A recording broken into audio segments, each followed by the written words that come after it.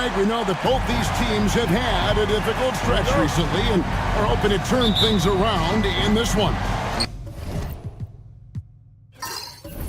It's a new opportunity. And Kevin, I expect each side to be hungry and motivated to get this win. And if not, the struggles will continue. And now the opening lineup for Detroit. They've got Bradley Beal, Murray out there with Emmanuel Quickly. Then it's Sabonis, and it's Holmes in at the 4. A sensational block that definitely deserves another look. Boy, I like the fact that's intimidation right away. Got to show those shooters you're going to be in their face all night long.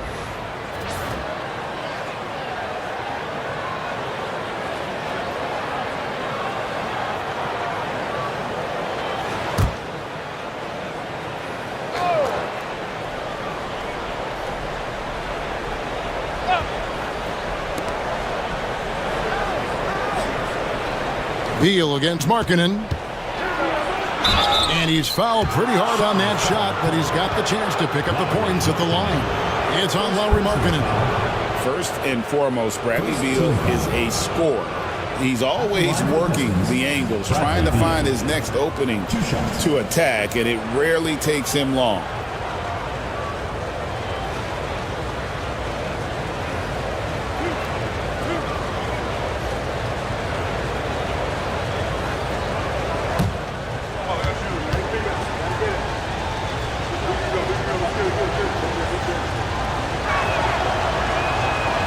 First free throw is good.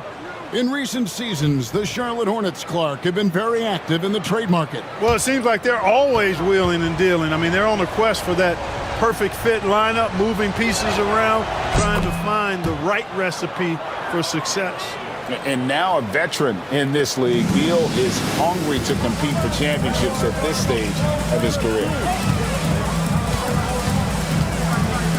Holiday, the pass to Tatum from the arc. Detroit with the rebound, getting their first look of the season at this Hornets team. And going back to last season, they really struggled for wins. And even against a team like this with comparable talent, they didn't manage one win in the season series. Yeah, and you know they wanted to have a better showing against them. Maybe they can take a step in the right direction tonight, guys. Here's Holiday following the bucket by the Pistons. They get it again. Williams. And finished off by Williams. Yeah, hard trying to keep Williams off the boards. He makes it a mission to keep possessions alive.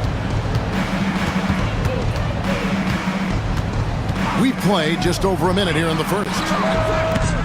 Murray, no good. I'm shocked that it didn't turn into 3 points. I mean, he makes you pay on those nearly every time. Holiday, the pass to Ivy. Back to Holiday. 6 to shoot. His three-pointers off the mark. And he didn't punish them for the weak coverage there, but they can't count on him to continue missing. Beal against Ivy.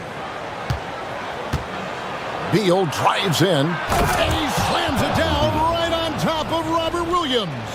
And there's that creativity from Beal. When he's in flight, boy, he's going to show you something special. And that's life above the rim, courtesy of our AT&T 5G Slam Cam. For Charlotte, they've gone just 1 of 4 to get this game started. Now, let's go to David Aldridge, who had a chance to talk with head coach Charles Lee. Now, when I asked Coach about his top priority of this game, he said, without hesitating, containing Sabonis. He added, he's a skilled low-post player who plays with a lot of power. And when he's not scoring, he's making plays for his teammates. So the defense has its work cut out for them, guys. All right, David, thanks. The Pistons have gone 2 for 4 from the field so far today. Quickly kicks to Murray. And it's Murray with the jam. How about the guard getting up? Jamal Murray flying to the rack. Looking at the last game for Charlotte, it was a loss to the Minnesota Timberwolves. Quickly against Holiday. Pass to Tatum. Just 5 on the clock.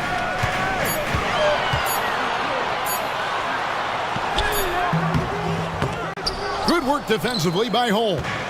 That's the kind of D you need when he's got the ball near the hoop. They were all over him. Murray, the pass to Beal. Floats it up for Murray. And stolen by Ivy. And here comes Holiday leading the fast break. You know, Holiday is deceptively tall and strong and has great point guard skills, and that makes it really hard to defend him.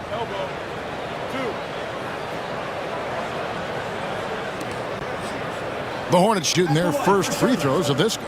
And look back a season ago. They did a solid job at the line, about 79% of their free throws.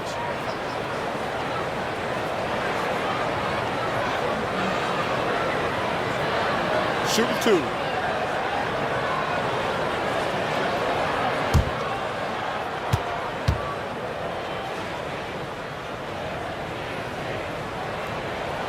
And the first one at the line is good. And with a few games in the books, Greg, what's the key for coaches during this part of the season? And Kevin, if I were a head coach, I'd be trying to nail down my best 5. NBA games are mostly decided in that final 3 or 4 minutes. So I want to know who I can trust when it matters most. Recent times have certainly been tough in Detroit. Greg, 14 wins last season, a franchise record low. And Kevin, if you look, Detroit's last 5 seasons, 23 wins is the most they've had. So their fan base hungry for a winner in the Motor City. Now here is Holiday, following the missed shot by Sabonis. Ivy against Murray. Back to Tatum. Shoots over Holmes. And there's the bucket from Tatum. It's all knotted up. We know Tatum's got a terrific jumper, but I like when he pounds that paint too. Quickly against Holiday. Outside Beal. From the line. Again, the miss by the Pistons. Well, they'll be happy with that look, even though it didn't fall. You know what? That's a confidence shaker for him, though. I mean, that's a shot he expects to make every time. Now, here's Ivy. 12 points his last outing. Here's Tatum. And the layup's good off the glass. Tatum's got 6. And it's going to take more than that to stop Tatum, a wing who can score in so many different ways. And timeout called by J.B. Bickerstaff. He's made the decision. He wants to huddle up with his guys.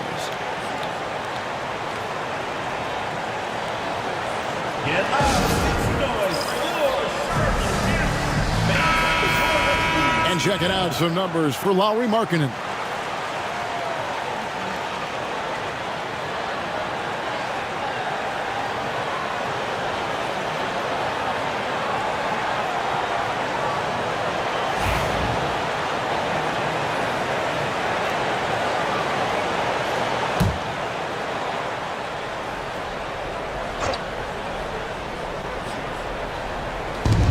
Defense, Charlotte. Murray kicks to Holmes. Nice ball movement by Detroit. Pass to quickly. Holmes with a screen on Holiday. And here's quickly for 3. Markkanen pulls it in. And so Markkanen will bring it up for Charlotte. Tatum finds Ivy. Good, and it's Tatum picking up the assist. And if Ivy can hit that shot with consistency, it really makes him a tough cover. Pass to Holmes.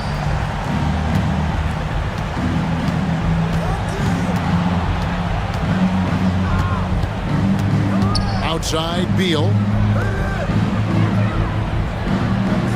Just 5 to shoot. Here's Murray, and he drops in the layup off the glass. You know, when Murray finishes like this, guys, it shows you how aggressive his mindset is in attacking the defense. Markkanen a screen on quickly. Right side, Markkanen.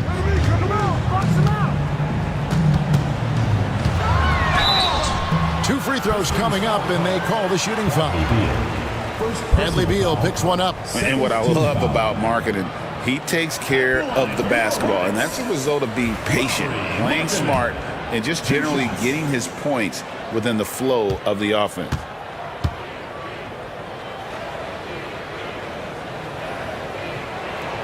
That free throw good for Markkanen. Clark with the Hornets, they were hit with injuries as hard as any team in the NBA in the 23-24 season. Kevin, I couldn't agree with you more. They were so unfortunate in that regard, and it's not anything you can control, and it made it almost impossible for them to have a productive season because of those injuries.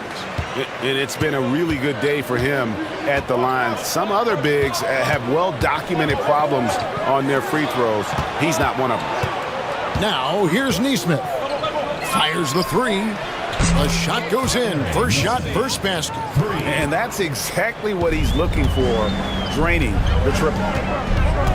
Outside Tatum. Bryant with a screen for Tatum.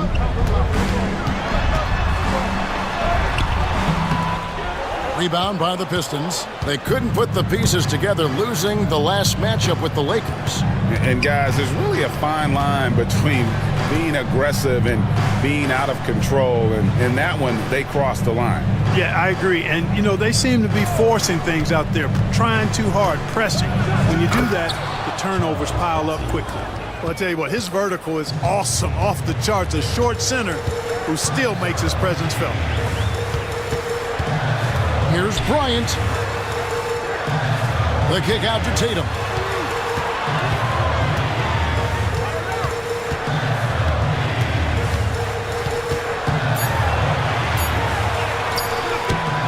Rebounded by Holmes.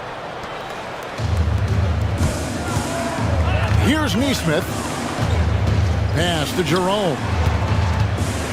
Here's the teardrop. So they take the lead.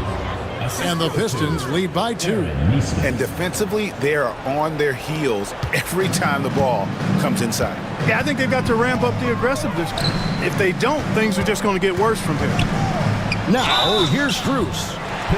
Nothing on the board. And for the rebounding numbers, not a strong suit. Top 20 in the league. And I think that's an area where they have to improve. In a moment to look at the scoring approach in terms of where the points are coming from for the Pistons. Everything working for them inside so far, guys. Tons of high-quality shots that they're knocking down inside. And another thing Coach will be thrilled with, the assist numbers, spreading the wealth and creating some offensive opportunities. That one misses. Detroit's gone 1 of 3 from beyond the arc so far in the game.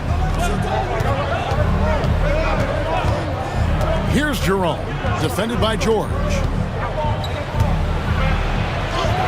Jerome, good. Jerome's got his second bucket of the night. Well, if it ain't broke, don't fix it. They keep getting it in the paint and continue to score consistently. Here's LaRavia. It's deflected. Here's Jerome. 14 points from him the last game against the Lakers. And if you look at his free throw numbers, you can see what kind of pressure he put on the defense. He was in attack mode all night long. Now, here's Strus. Pass to George. From 13. His first shot is a miss. 0 for 1 to start the contest. Here's Caldwell Pope. And contact on the shot, so he'll be shooting free throws here. Throughout his career, Clark, Kentavious Caldwell-Pope has proven himself to be a quality player. He certainly has, and I love the way he plays. He's locked in all the time at both ends. Really not only understands his role, Kevin, but embraces it. He's out there to space the floor with his shooting and then provide a lot of energy and versatility on defense.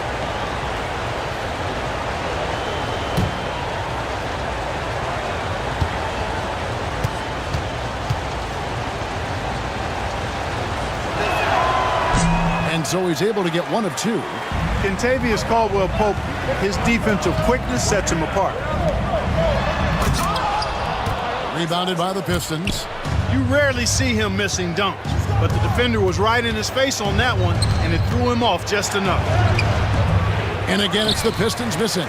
Tough miss, especially since the defense wasn't that strong. I mean, he needs to cash in from there. And while we've got a moment, let's send it over to our terrific reporter, David Aldridge. David? Kevin, thanks. Obviously, the Pistons in the midst of a long rebuild. 2 seasons in a row at the bottom of the league standings.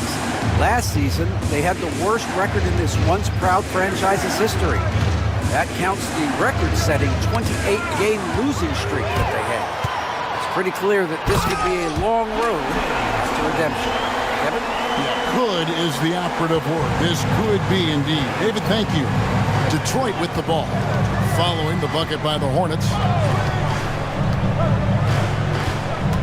Here's Jerome, defended by George. To the paint, here's Bassett. And he says, right back at you with a big dunk of his own. And he can time his passes so perfectly. Wow, what an assist. George looking over the floor. Pass to Bryant. Charlotte moving it around. Now, here is George. Screen by Bryant from the baseline. Not going to go that time. From deep three-point land. And no good on the last second attempt this time.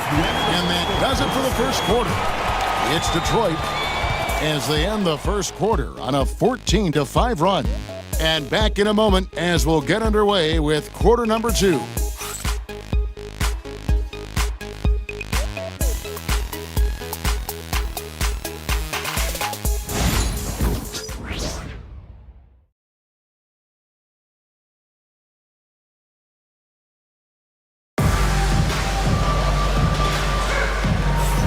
And hope you've enjoyed the broadcast so far. Halfway through the first half in this one. And before we move on, what do you guys think about what we've seen so far from Detroit? Showing a lot of confidence in their rotation. They went right to that bench when they needed points. And you know, when the bench is playing such a big role early, that certainly allows the starters to stay fresh throughout the game. Here are the 5 Detroit has to start the second quarter. Emmanuel quickly out there with Murray. Then it's Sabonis. Then there's Bradley Beal. And it's Neesmith in at the 4-man position. And the jam by Beal. Oh, impressive play by Beal. Man, his creativity is simply off the charts. Hornets trail by 3. Holiday with it. He's coming off a 13-point game against Minnesota. Tatum wide open. He fires one. And another 3 for Charlotte. Yeah, that's 2 straight 3-pointers they've allowed. And so quickly we'll bring it up for Detroit. Pass to Neesmith. It's Beal on the wing, defended by Strus. Strus against Beal. Detroit needs to get off a shot. The shot's good from Quickly. And an eye for an eye. Both teams working to stretch the floor. Nothing like answering back. One team gets 3, you fire 3 of your own. Boom. Now here's Tatum. 32 points for him last game against the Timberwolves in Minneapolis. And boy, did he have it going offensively. He lived at the line during that game as well, and that's where he got a lot of those points. Makes a big high bounce and goes in. Tatum's got 5 points in the quarter. Well, I like how Tatum had his hands up and ready to go on that catch and shoot. Well done. Pass to Quickly. Outside, Beal.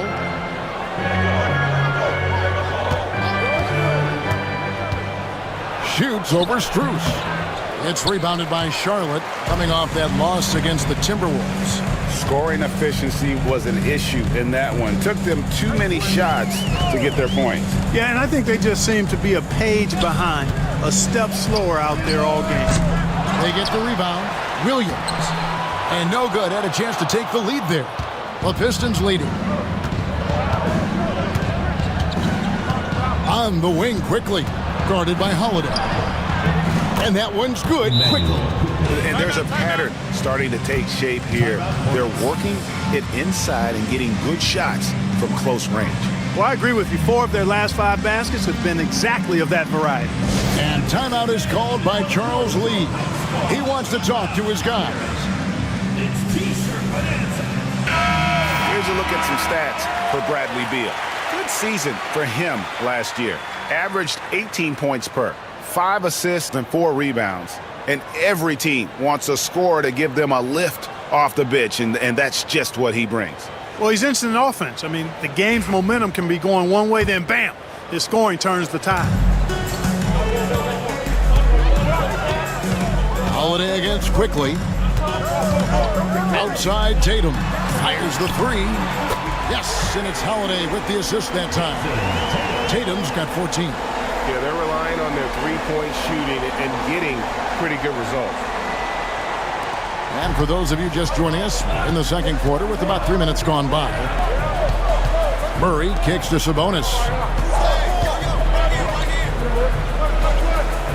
Murray looking around. Strus against Beal. And the jam by Beal. And people thought Beal was just a shooter out of college, but he rounded out his game when he learned how to finish through contact. Now here's Tatum. He's got 14.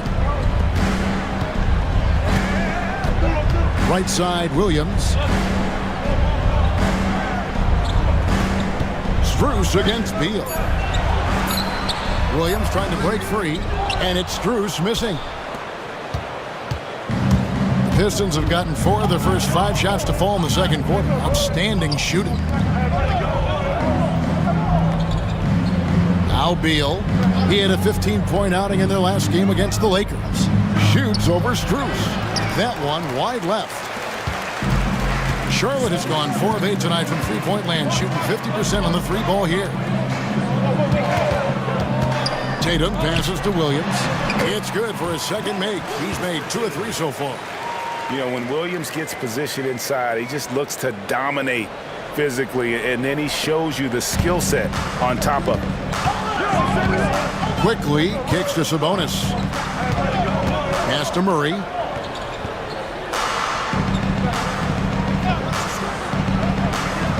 Here's Quickly. Over Holiday. And it's Quickly missing.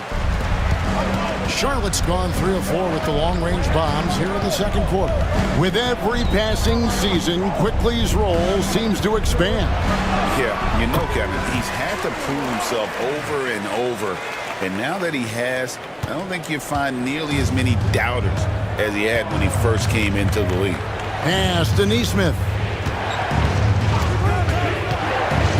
And here is Beal. Shoots over Strus. That one a little long. Hornets have gone 6 of 9 in the second quarter. Some good work from the field. Holiday, the pass to Tatum. Beal against Strus. Pass to Williams. From deep. Second shot opportunity. It's rebounded by Quickly. And so Quickly will bring it up for the Pistons. Trailing by 2. Beal with it. Down it goes. That's 4 made from the field. He's 4 of 8. Defense has Beal well covered inside, but he can get aggressive and fights his way through for that shot. And timeout is called by Charles Lee. He's ready to talk things through with the team. Both teams will make substitutions.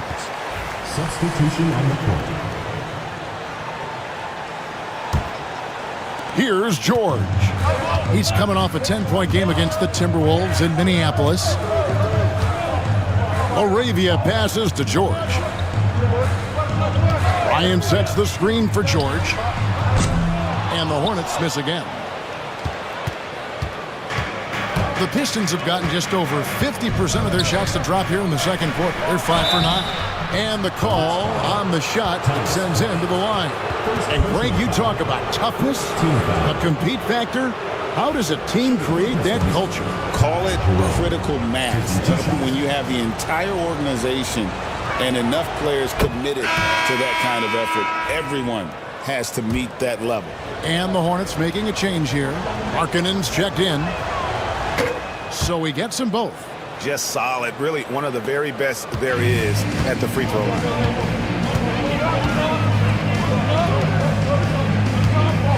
Pass to Bryant. Charlotte moving the ball around. Here's Krejci. He's now 1 for 2 with that bucket. Yeah, that's the third bucket in a row from the paint. This defense needs to clog those lanes in the middle. Jerome passes to Murray. Here's Jerome. He's got 6. To the inside. Here's Bassett. And it's sent back by Bryant. Here's Krejci. Screen by Bryant. Oh, good with the triple. And, well, Detroit shooting at an even 50% from the floor here in the second quarter. Bassey, the pass to Murray. It's good. And it's 6 points for Jamal Murray. Murray doing whatever it takes to find a shot. Dynamic play from Jamal. Murray against George.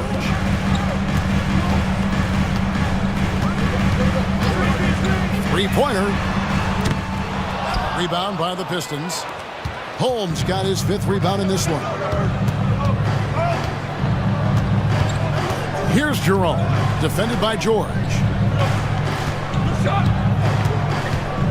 Murray outside. 2 minutes in the first half. 2 minutes. 5 to shoot.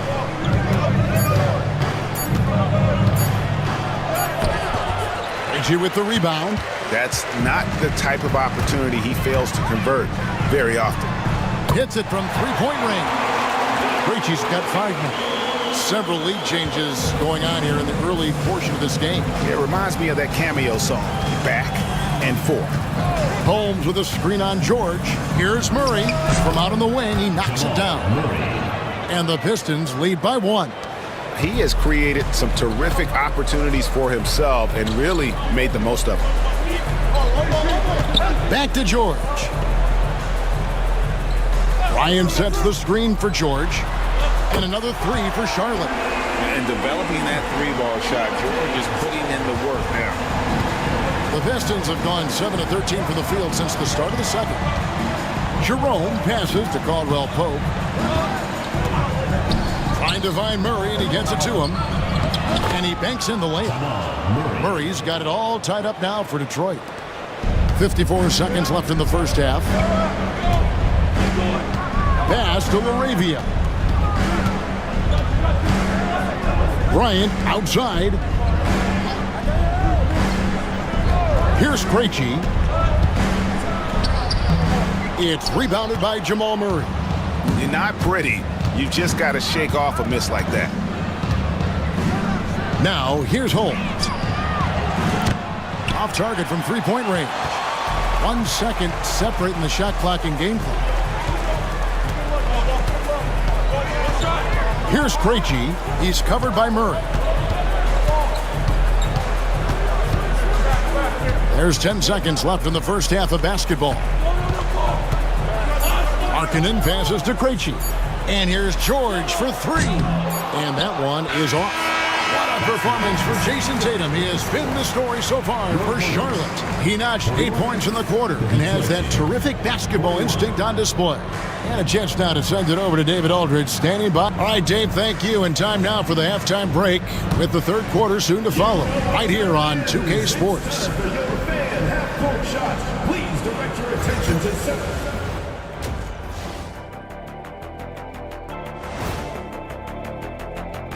Playing for one another. The phrase gets overused, but tonight it's right. Hey, we should try a harmony. Let's do it. Playing for. And moving on to some awards, these are the 2 players of the week in their respective conferences. In the Eastern Conference, Jason Tatum. Reminds me of the Swiss Army knife forward Jason Tatum. It's amazing how. And that'll do it for halftime. We send you back to Kevin Harlan, who has the second half call.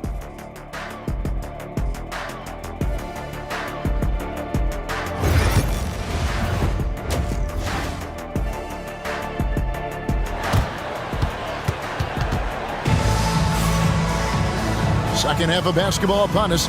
We may be in for an exciting finish based on how close of a game it's been so far. You know, guys, Jason Tatum has really been making it happen. The way he was able to finish on the block was incredible there in that first half. Yeah, you know what? I think he's doing exactly what he has to do.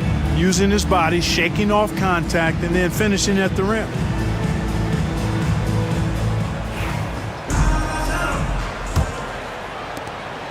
And here's Holiday, who will bring it up for the Hornets. Next up will be a home game matched up against the Pacers. And that game is the second of 2 straight at home. They've got Jason Tatum. Holiday out there with Ivy. Then it's Williams. And it's Markkanen in at the 3. So that's the Hornets 5. Quickly kicks to Beal. Stolen by Markkanen. Outside Holiday. Pulls up. Rebounded by Holmes. And for the Pistons, they're shooting an outstanding 53% for the game. Quickly the pass to Holmes. Sabonis' screen on Markkanen. There's Beal with the 3. He scores his 5th field goal. He's taken 9 shots to get those 5. We talk about guys with pure strokes. Beal's in that discussion. Hornets trail by 3. And with an update from the sidelines, let's check in with David Aldridge. Kevin, thanks. Domantas Sabonis set the longest double-double streak in over half a century last season with 61 straight double-doubles. He said, "It's awesome to be mentioned with the greats. It's my job as a big man to get rebounds and to finish. At the end of the day, just out there trying to win." Kevin? Thank you, David. That double-double streak was a blast to watch. Historic in so many ways. Ivy with the bucket. You know, after starting 0 for 3 this half, they finally get one down. Ivy's gotten 3 of his 4 shots to fall, hitting 75%. Beal deciding where to go with it. Now, here's Quickly. 3-second call. He has 5. And there's the 3-second call, this one on the defense. And he's got his first chance at the line here. Emmanuel Quickly. 1 shot. What's up?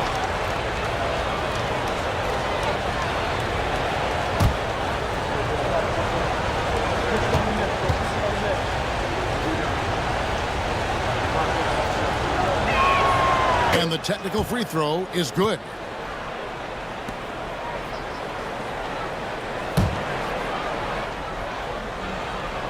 Here's Murray. He's got 10. Sinks the three-pointer. Murray's got the lead up to 5 now for Detroit. This is one of those nights where Murray was just determined to take over, and he's carried through with that determination. Outside Tatum. Lets it go with the 3. Yes, and it's Holiday with the assist that time. Tatum's got 17 now. The real come at us, and we're coming right back at you. A little back and forth from long range. I love it. That's a terrific answer there. Beal gets a wide open look. Trying to answer back, but that 3 is off the mark. Hornets have gone 2 of 5 shooting here in the 3rd quarter. Holiday with it. Holmes covering. Pass to Tatum for the lead. He can't get that one. You know, he looks a little off kilter to me this quarter, still trying to find his rhythm. Murray kicks to Quickly. Holmes with a screen on Holiday. A 3 from Quickly. The Hornets pull it in. Williams has got 9 rebounds in the game, getting it done. 3rd quarter here, and 3 minutes have come off the clock. Charlotte moving the ball around. Williams a screen on Holmes. Down to 5 on the shot clock. Here's Tatum. Can't tie it up as that one misses. All right, a chance to take a look at some stats for Murray. He's coming off an excellent season. And he also finished in the top 20 of the assist rankings, making plays for others and making his teammates better. And you know, back to his tremendous efficiency from 3 last year, top 10 in the league, he's truly a dead-eye shooter when he gets it going. And he knocks down the first one. Max Strus has checked in for Markkanen. Aaron Nesmith has checked in for the Pistons.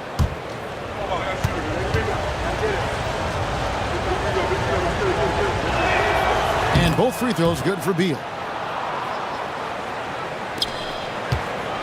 Third quarter of basketball here, and just a little under 3.5 minutes gone by. Timeout. And timeout is called by Charles Lee. He wants to regroup and go over the strategy. And they just can't seem to get going offensively. And I think this timeout, guys, is where you draw up some plays that are guaranteed to create some high percentage shots.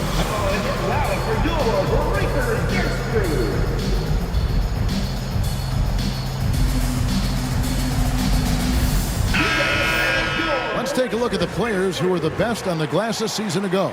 Domantas Sabonis is on top. And, you know, he took a lot of pride in being at the top of that rebounding list.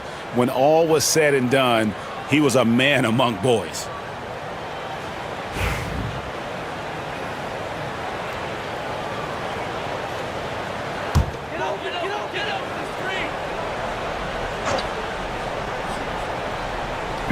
Third quarter action, and just under 3.5 minutes have gone. And here's Tatum for three. And the three ball is good. Tatum's got 6 points in the quarter. And with that three, his second of the half, he's equaled his total from before the break. Pass to Sabonis. Back to Beal. Shot clock at 5. Shooting foul as the whistle blows. He'll shoot 2 free throws. And the coaches want this from Beal. Play aggressive, force your way to the stripe. The Pistons have knocked down 8 of 9 free throw attempts. I'd say those numbers read pretty well.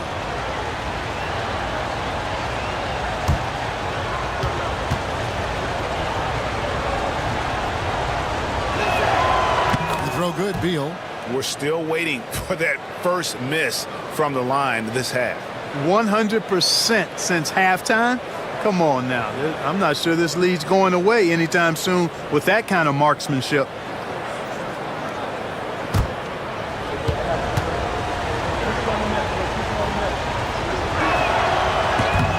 Both good from the line that time.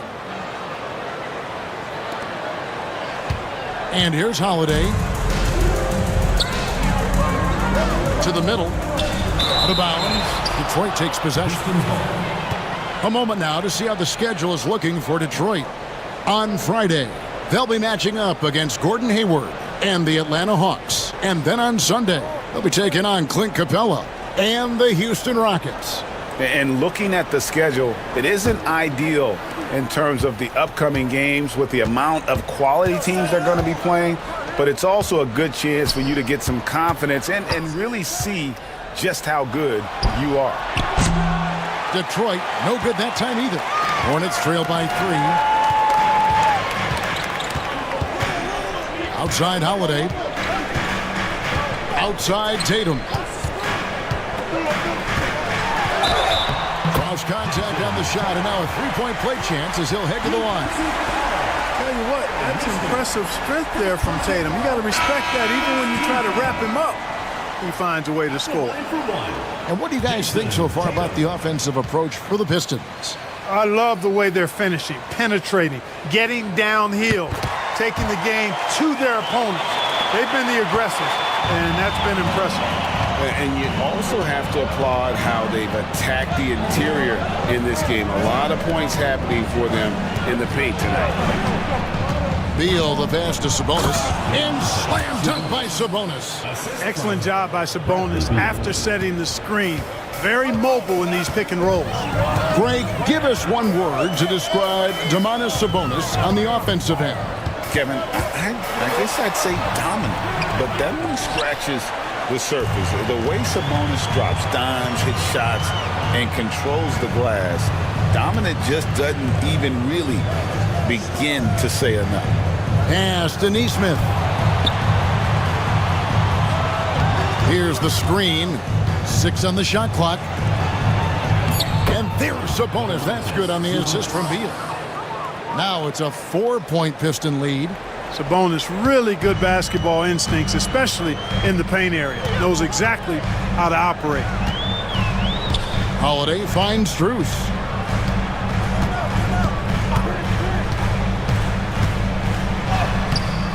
the glass to finish the layup. How about how he sets his man up there, runs him right into the screen, and then gets the basket. Pass to Neesmith. The Pistons working the ball around now. That one falls. Neesmith has got 5 now. And they've had assists now in their last 3 baskets. And so it's Charles Lee calling timeout. He wants to make some adjustments to the game plan, clearly.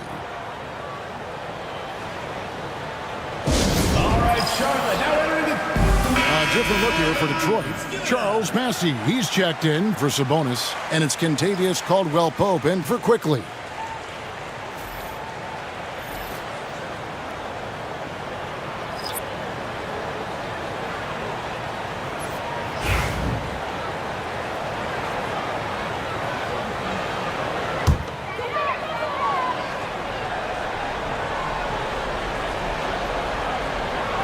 And the Hornets with possession here. Pass to LaRavia. Back to Strus. Now George. Takes the 3. It's rebounded by Neesmith. The game has been very close in a lot of areas, but rebounding has been the one differentiator thus far. We've seen it time and time again in games. Effort and determination on the glass can make up for a lot of other weaknesses. And so George will bring it up for the Charlotte Hornets. Trailing by 4. A pass to Bryant. And the dunk by Bryant. And how about the incredible timing on that alley-oop? He absolutely hammered it down. Well, I tell you what, that's the play we'll remember if they can put together a little surge to break this game open. Passy, the pass to Neesmith. Outside, Beal. And the layup falls. Beal's got 19 points. Beal is always a scoring threat, but right now we're seeing what happens when he's in the zone. Outside Bryant. Pass to Strus for the 3. Jerome with the rebound. Pistons leading by 4. It's Beal on the wing. Over Bryant. Beal can't get that one to fall. Boy, that's got to be terribly frustrating there. I mean, with the defense not hustling and he still misses, boy, he wishes he had that one back. And as far as the three-point shooting goes, a weakness, no doubt. They're in the bottom third of the league, and really a disappointing season for them from beyond. The Hornets have shot 6 of 7 at the line.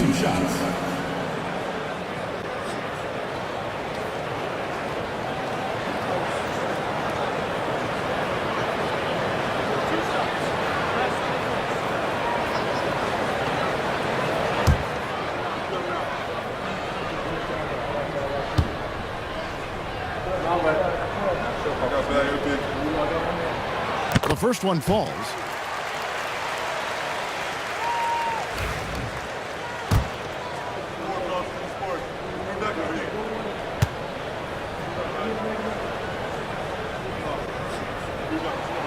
And so he makes both from the line. Detroit's gone a less than productive 2 of 6 from three-point land in the second half. Inside. Here's Bassey. It's good. Bassey's got his 3rd basket of the night right there. I don't know what's happening defensively, but they're not putting up any resistance. I tell you what, it reminds me of one of my college coaches who used to say, that ain't gonna get it done. That's 5 straight baskets in the paint now. Caldwell-Pope feeling it out a bit.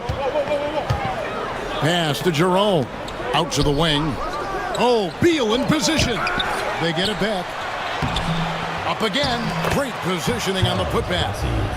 Bassey's got the lead up to 6 now for Detroit. Another rebound hauled in. They're hitting the glass with a lot of passion. Guys, that's been the key to their lead. I mean, simply put, the effort they've displayed on the glass has been the difference. 3rd team foul. He'll take his 3rd and 4th free throw shots of the game right here. 2nd personal foul. 3rd team foul. At the line for your Hornets, Vic Krejci. shots.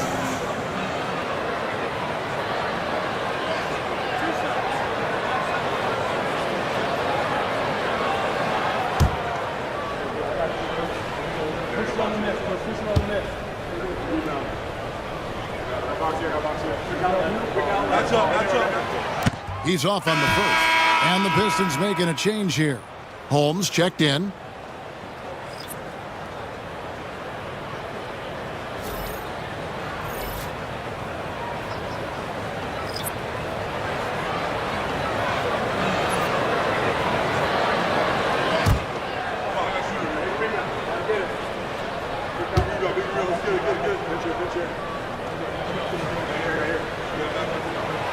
And he ends up missing both free throws.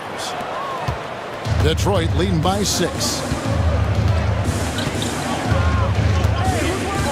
We've got 1:13 left in the third quarter. There's a screen. Neesmith, the pass to Caldwell Pope. Clock at 6. Here's Jerome. Bessie controls the rebound and puts it back up and in. That's the 10th straight point they've given up in the paint. And, you know, it doesn't matter how good your defense is on the perimeter if you're going to allow easy ones inside like that. Right side, George. Rebounded by the Pistons.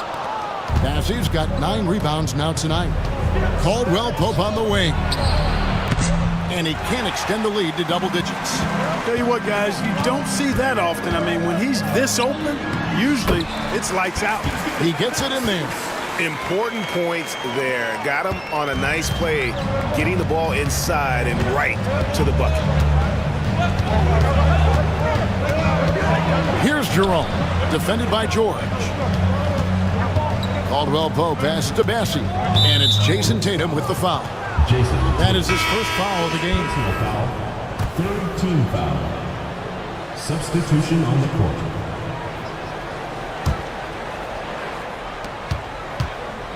For 3, Murray. Jason Tatum grabs the board. Tatum's got his 4th rebound with that last one here tonight. 1 second left. And he got that one up in time, but doesn't go in. The third quarter comes to a close. Pistons lead by 6. And we're coming right back. Be sure to stay with us as we get started. And it's time to bring up the State Farm assist of the game. And the definition of teamwork right there, guys. I mean, what great communication between them, and what a beautiful feed. For me, next to the big-time alley-oops and monster throwdowns, passes like that are probably the next best thing when it comes to sweet-looking NBA highlights. And I know I speak for all of us when I say I can't wait to see what kind of finish awaits us here in the fourth quarter. On the court for the Pistons, Murray out there with Emmanuel quickly. Then it's Neesmith. Then it's Sabonis. And it's Holmes in at the 4 slot. Holiday against Quickly. Tatum setting the pick for Holiday.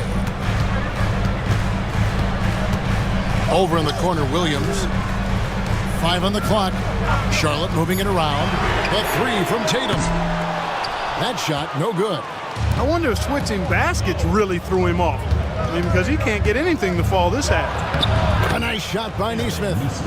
And despite the size disadvantage, attacking the heart of that defense. You know what, guys, honestly, I didn't think he'd win that battle. I mean, that's a lot of height to give up.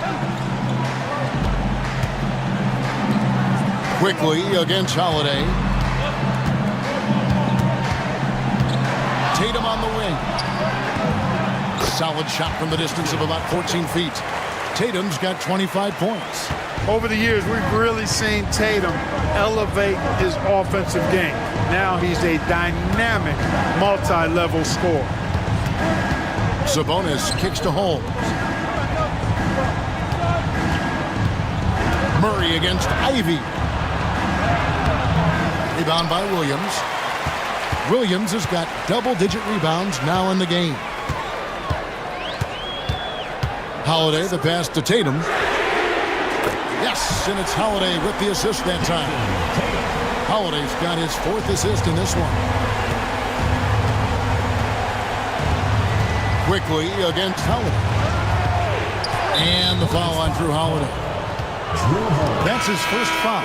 Bradley Beal's checked in for Aaron Nesmith. Now into the lineup for the Pistons, number 17, Bradley Beal.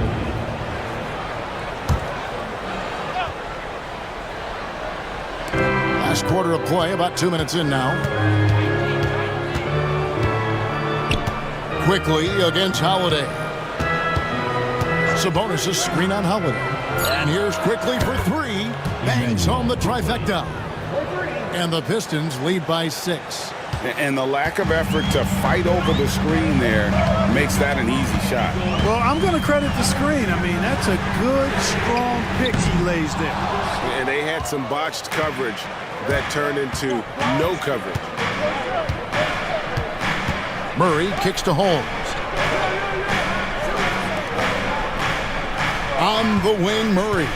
Ivy defending. Murray, no good. Charlotte's gone 1 of 3 from outside the arc since we've reached the fourth quarter. Tatum dishes to Ivy.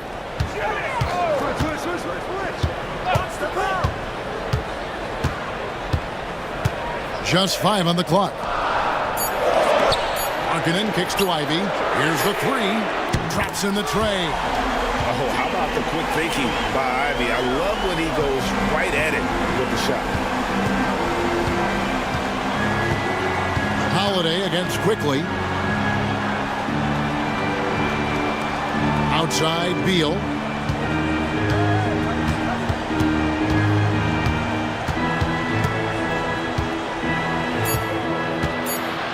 And that one clearly a foul. Gets the whistle and 2 shots coming up. And this is what Beal does. He puts pressure on the defenders and makes them compromise when he does. At the line for 2.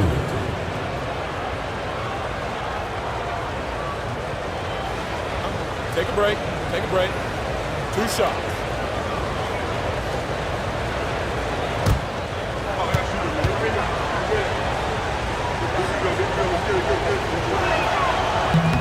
No good on that one.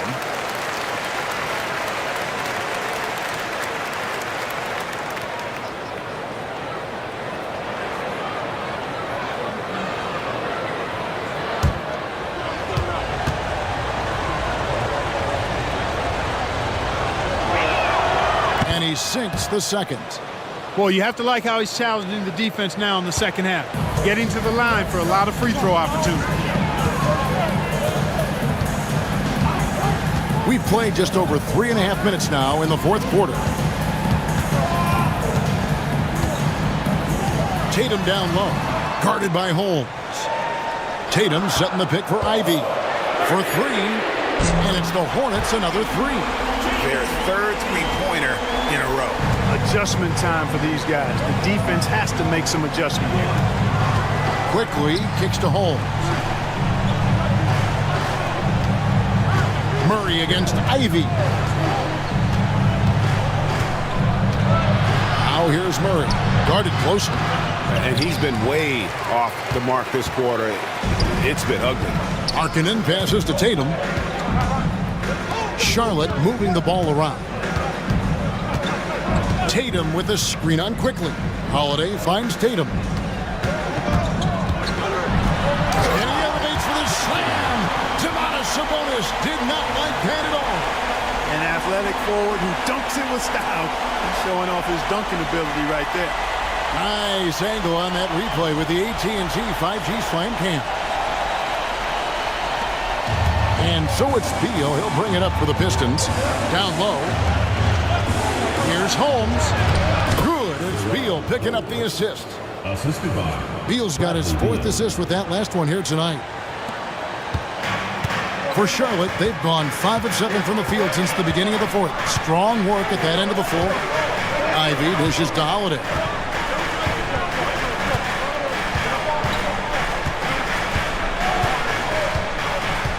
Back to Ivy.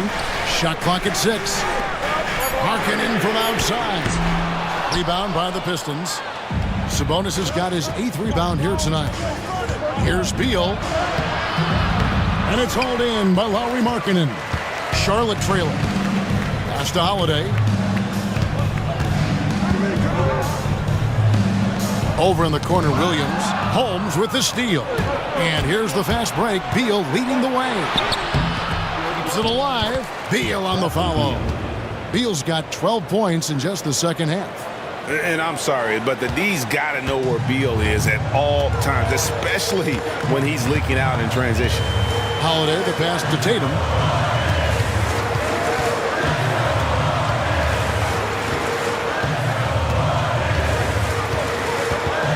At 6. That shot is off. Good work defensively by Holmes. To the inside. Outside, Beal.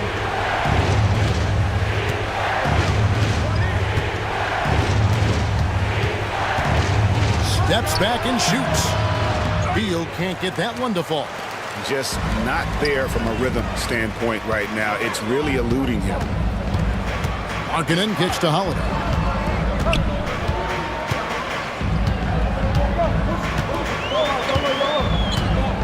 Tatum with a screen on Sabonis. Tatum passes to Holiday. Charlotte again missing. And the great shooters know when they've got enough opening to go for the three. I didn't think it was a bad choice on that possession. Here's Holmes, and that'll be 2 free throws coming up. Officials on the call with the foul. Fourth personal foul. Third team foul. At the line for the Pistons, Deron Holmes. 2 shots.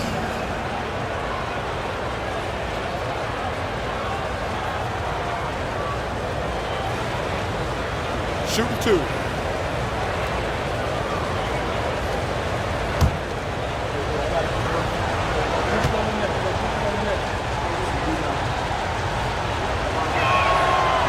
And that one misses.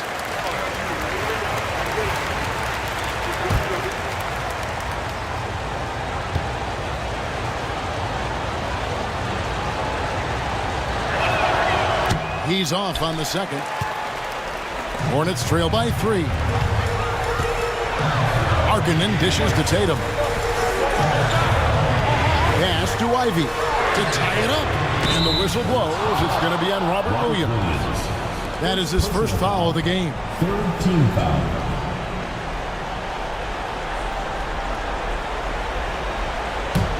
Pistons leading by 3. Quickly looking it over. Here's Murray. That will fall for his 7th bucket. 7 for 15 in this game. And that bucket adds to what has been a big difference in points in the paint between the two teams. Yeah, it's really been quite a contrast. I like the way they're attacking the middle at their offensive end. And timeout is called by Charles Lee. Wants to make sure everybody's coordinated and intent. Let's check in with our reporter, David Aldridge. Hey guys, during the break, listen in with Charles Lee and his team. Now, he talked about keeping confidence. He said this game is close, but we know we're the better team. Now it's time to go out there and prove it. We'll see if they can come back in this one, guys. Thanks, David.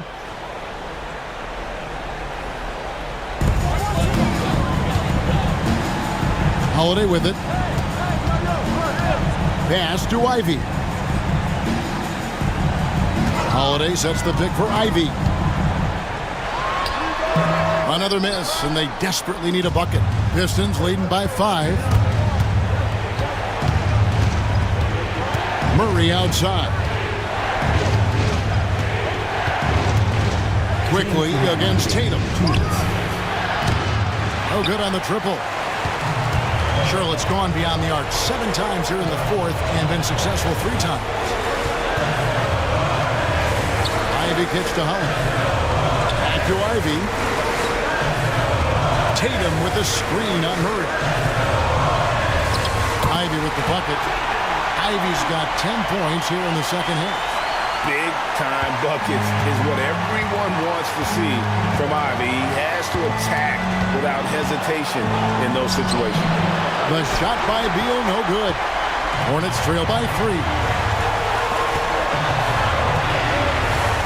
Outside Holiday. And slam dunk by Ivy. Man, they really needed that from Ivy. How about that basket? Beal. And off the left side of the rim, and it swirls in for him. Beal's got 24.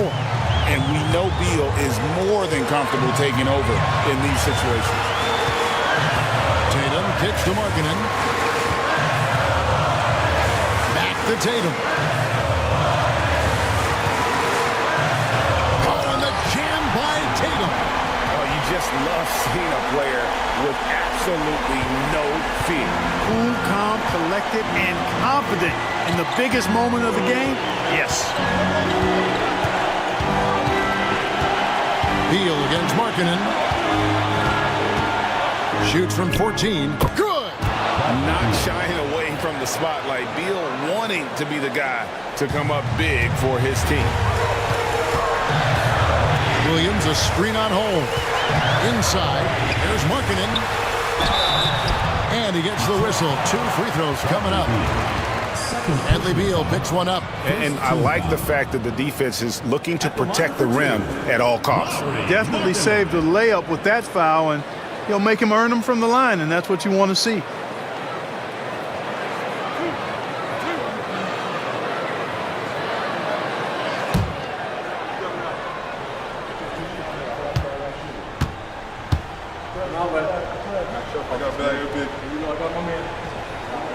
He drops the first one, and that brings them within 2 here.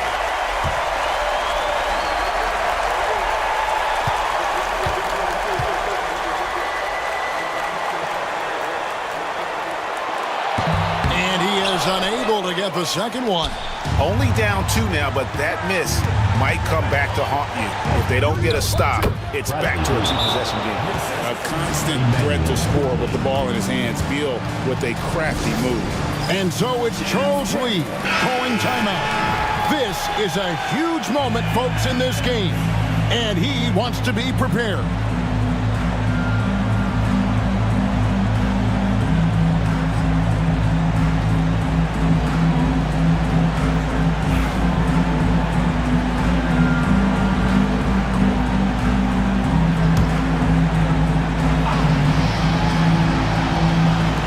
.24 seconds left in the fourth quarter. Charlotte no good that time either. And they commit an intentional foul. We'll see another one of those so they can get into the penalty. You had to foul, and on that occasion to stop the clock. That's the enemy in this situation. And you know what? Who knows? A few misses at the stripe, and they're right there within range. You know, late game free throws are a lot different than early game free throws in terms of making. Obviously upset to have to take a seat here, but at this point, I don't think it'll have an impact. The game's probably out of reach anyway.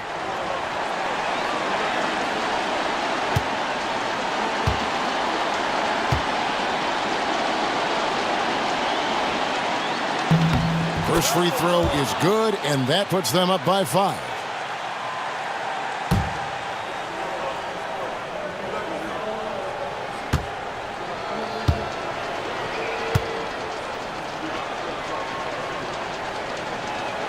And so both free throws are good, and it's a 6-point ball game. Job well done at the line on that possession. They'll make things a little easier on themselves if they can convert those. Preachy, no good. And so they foul intentionally. No choice but to foul there, but he's probably the last guy you want to see on the line. But there was no time really to be selective. Stopping the clock was the priority. Taking 2 shots.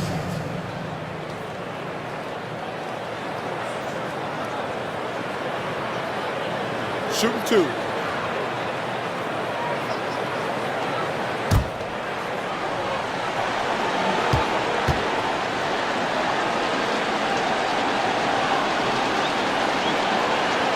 It's the first, and that makes it a 7-point lead.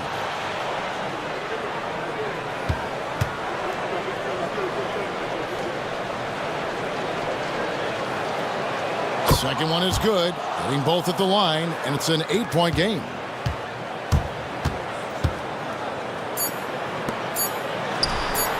A nice shot by Tatum.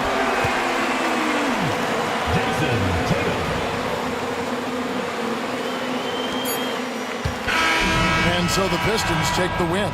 This was a hard-fought, well-earned victory for them, Greg. They really had to work for this win. That's a good point. I mean, weaker teams might have buckled at the end with the crowd amped up, everyone in the building kind of rooting against you, but they stood tall and pulled it out. Well said.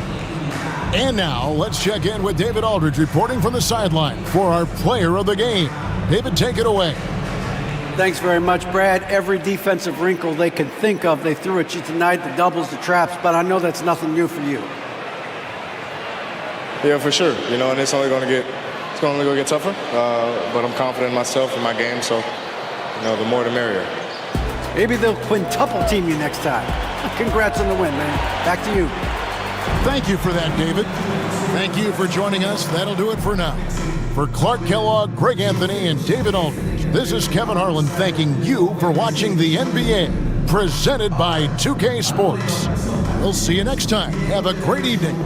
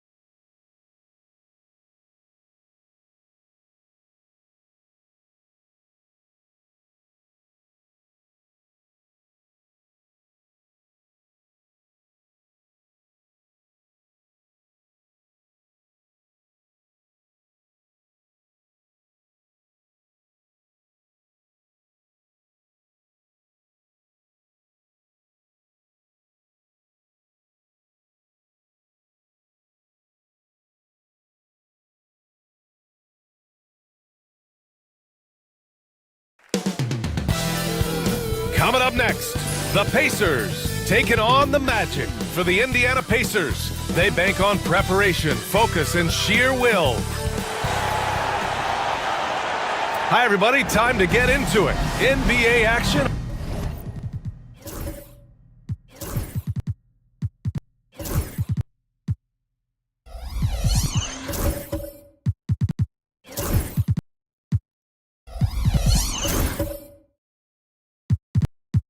On 2K Sports, Brian Anderson. And already, Coach, some teams have found their rhythm, while some others seem to be way off to start. Well, Brian, that can be for a lot of different reasons. Maybe you've changed your system from the year before. Maybe you've changed your roster significantly. Maybe you have some guys who didn't come in as ready as they could be due to conditioning or injury. Every situation, every team has a different set of challenges. So a look at our starters for Orlando. We've got Zion Williamson. He's out there with Moses Moody. Klingon out there with Edwards. And it's Shed in at the point guard position. Yeah, it just seems like every year Edwards gets more comfortable running the pick and roll. Wiggins outside.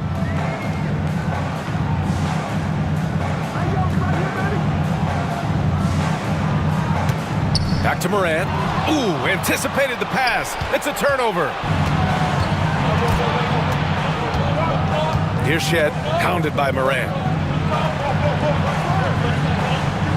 Pass to Klingon.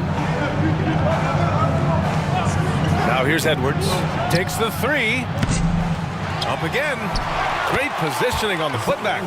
Yeah, you got to love the hustle there by Zion, extending that possession. Smart with the ball. Back to Morant.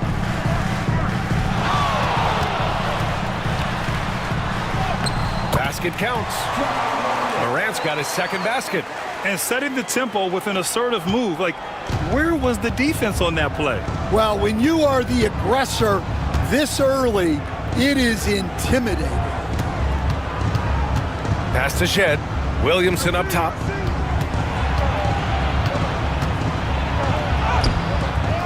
Rebound by Wiggins. That's a defender doing just enough to cause a miss on the layup. To the right side. And here's Morant outside. Sinks it from distance. Morant's got 7. Well, normally Morant is scoring off the dribble. It's good to see him being effective off the ball. Well, Coach, one of the more electric players in the NBA, Ja Morant. Yeah, that's for sure, Brian. High-flying, acrobatic at the rim. Just a supreme athlete, and he is without a doubt one of the most exciting players this league has to offer.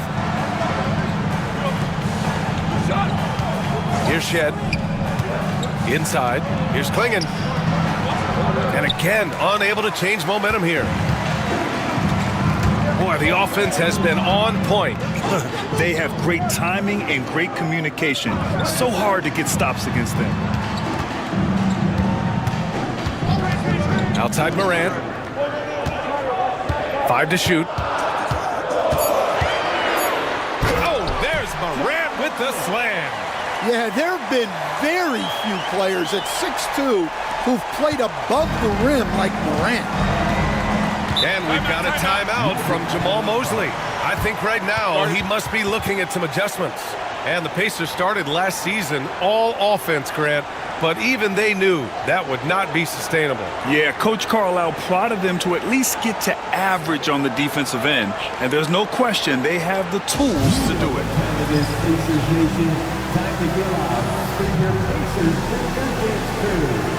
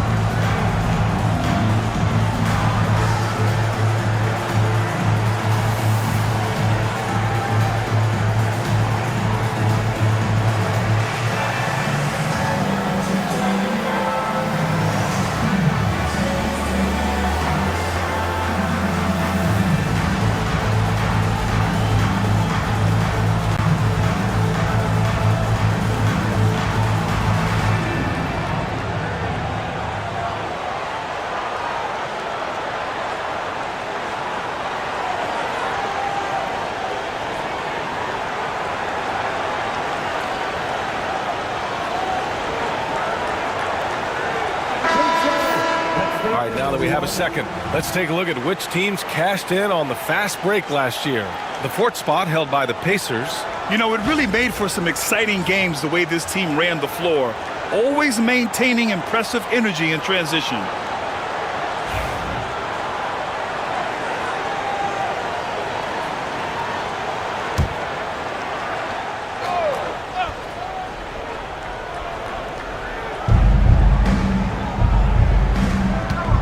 Here's Shed, hounded by Moran.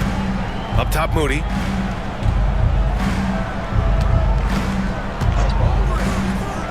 Williamson outside. Will it go? Nails it from three. Williamson's got his second basket on the night. Well, the three ball hasn't been a featured component of Zion's game, but with work, he can become capable from there. Now here's Moran. 11 points in the game. And a missed layup. Magic trail by 4. Moody on the wing. Allen defending. And the ball out of play. The Pacers will have it. And let's send it over to Allie LaForce. Just a bit ago, Rick Carlisle and I were able to chat. He said when Zion is healthy and right, you can't really stop him, but you can try to contain him. Stop his dribble drive, force him to hit shots over the top of you. Sounds like they're going to try to make him a jump shooter tonight. Thank you for that, Allie. Morant with the slam! Well, on a scale of 1 to 10, what do you say? You give Morant about an 11 there? Just an awesome display of athleticism on our AT&T 5G Slam Cam.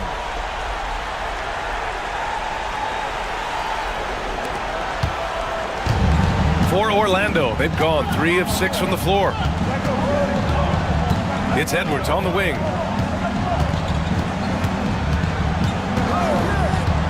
To the inside. And there's Williamson on the assist from Edwards. Williamson's got 7 points in the game. Well, there's nothing you can do when Zion is at the rim like that.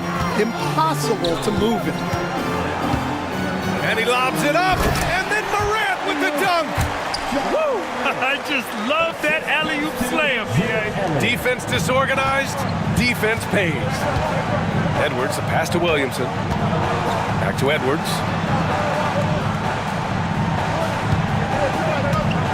There's a screen to the middle. Here's Klingon. Second chance shot. And the layup is up and in. And this is where you feed the big man Klingon. He knows how to execute from this close. Smart outside. From deep, Morant. It's hauled in by the Magic. Their last encounter in Orlando. Oh my, it was a great game. It went down to the wire. Both teams gave all they had, but only one could come away satisfied. Yeah, this is the kind of game you come away thinking coulda, woulda, shoulda. Sometimes it just doesn't go your way. Allen a screen. Puts up a 3. And Klingon pulls it down. Klingon's got his 4th rebound in this one.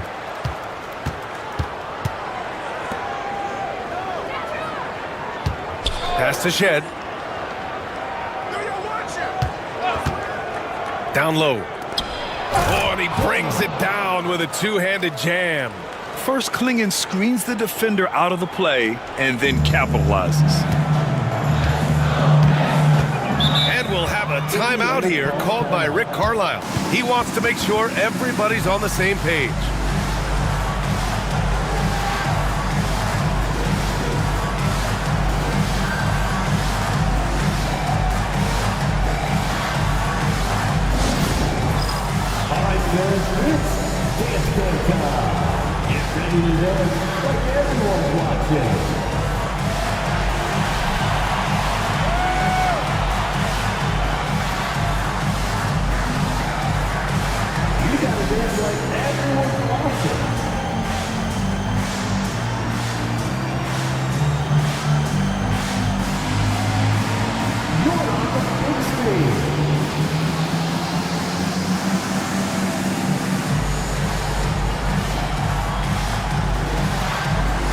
We have a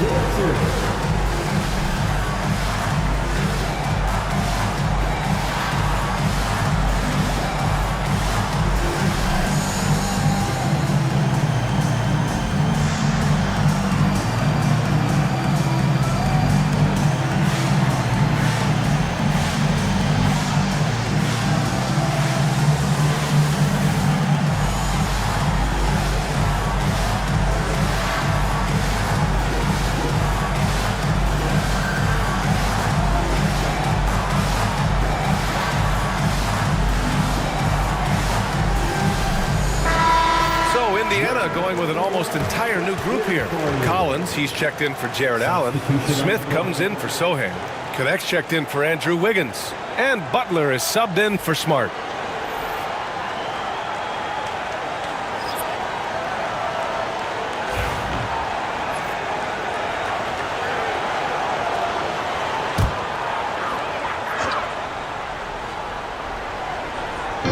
Orlando on D. Pass to Morant.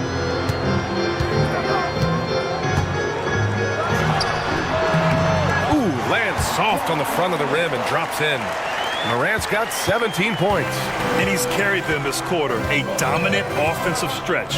You know, Coach, when you watch Ja Morant play, it's hard to think of anyone else as explosive as he is. Yeah, Brian, he can make a defender look like he's standing still. The burst that Morant has with his first step is unrivaled. Probably the best burst in the entire league. Truly is a human highlight reel in this modern day. Well, this is one of those nights where Morant just decided to take over. Butler against Jackson. Outside Edwards. Washington left side. And Edwards the bucket on the assist by Washington. Edwards has gotten his second bucket of the game. And it's Morant with the ball for the Indiana Pacers. You know, last game they matched up with the Mavs. A tough loss there. Oh my, it was a great game. It went down to the wire. Both teams gave all they had, but only one could come away satisfied. Yeah, this is the kind of game you come away thinking coulda, woulda, shoulda. Sometimes it just doesn't go your way. And Stan, while Edwards has pushed back, it hasn't stopped others from comparing him to his heiress, Michael Jordan. And that talk is more about how his game reminds one of MJ and less about greatness. Edwards' career is just getting started.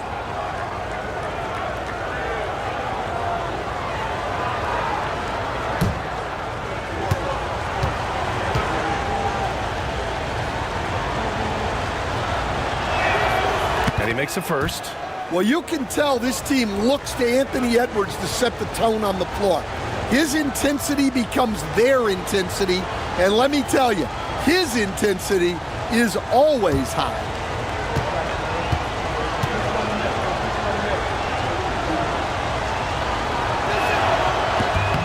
Both good from the line that time. This Magic squad, Stan, has a great young core.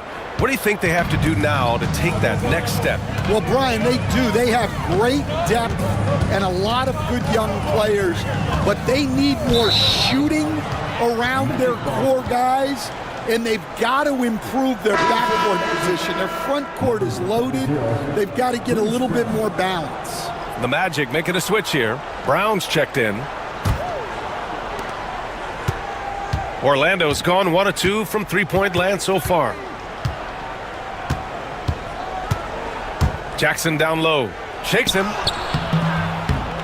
No luck on that one. 2 minutes remaining in the first. 2 minutes. To the paint. Here's Smith.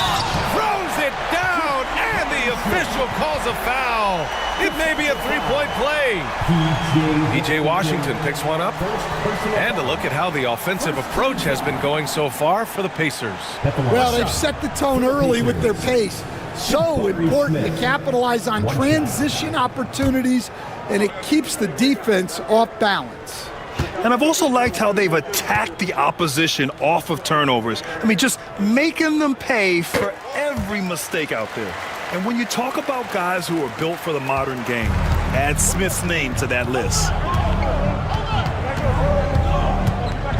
Jackson against Butler. Pass to Grimes. Washington a screen. The three. Counted from distance. Rock solid screen right there. The defender got completely lost. Yeah, you've got to lock and trail hard. You can't allow him a clean look from that. Shot's good by Morant. Well, they have leaned on him offensively with good reason.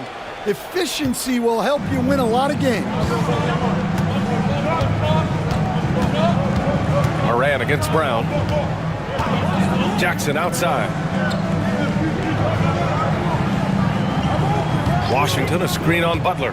Jackson, pass to Washington. And Washington powers it through. I know it's early, but you have to wonder if these offenses can keep this up. Well, you expect there to be peaks and valleys, but you've got some excellent scores on both sides. And it's Rick Carlisle calling timeout here. He wants to review the game plan. I hear that music. Here they come. Your Pacers might clearly.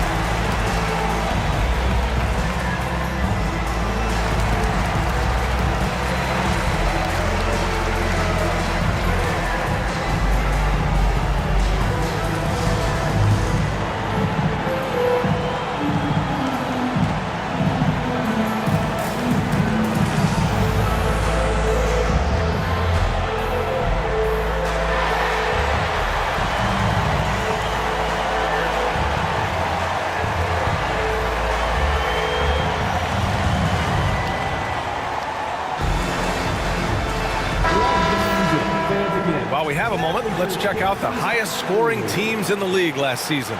Indiana, number 1. The way this team played on the offensive end last year was remarkable.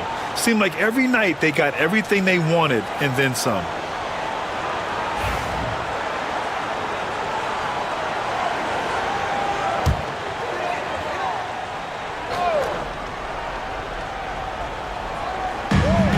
"56 seconds left in the first. Outside Morant. Smith outside.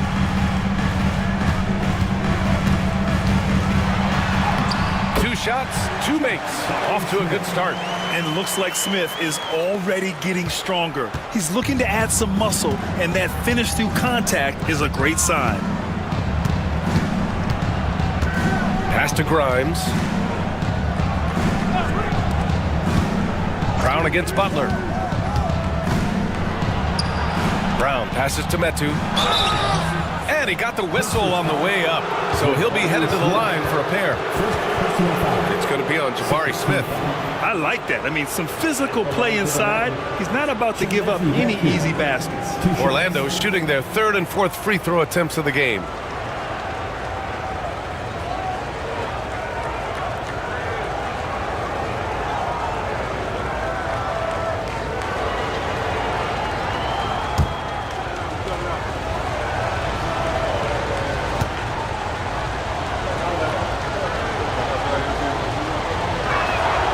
And the first one at the line is good.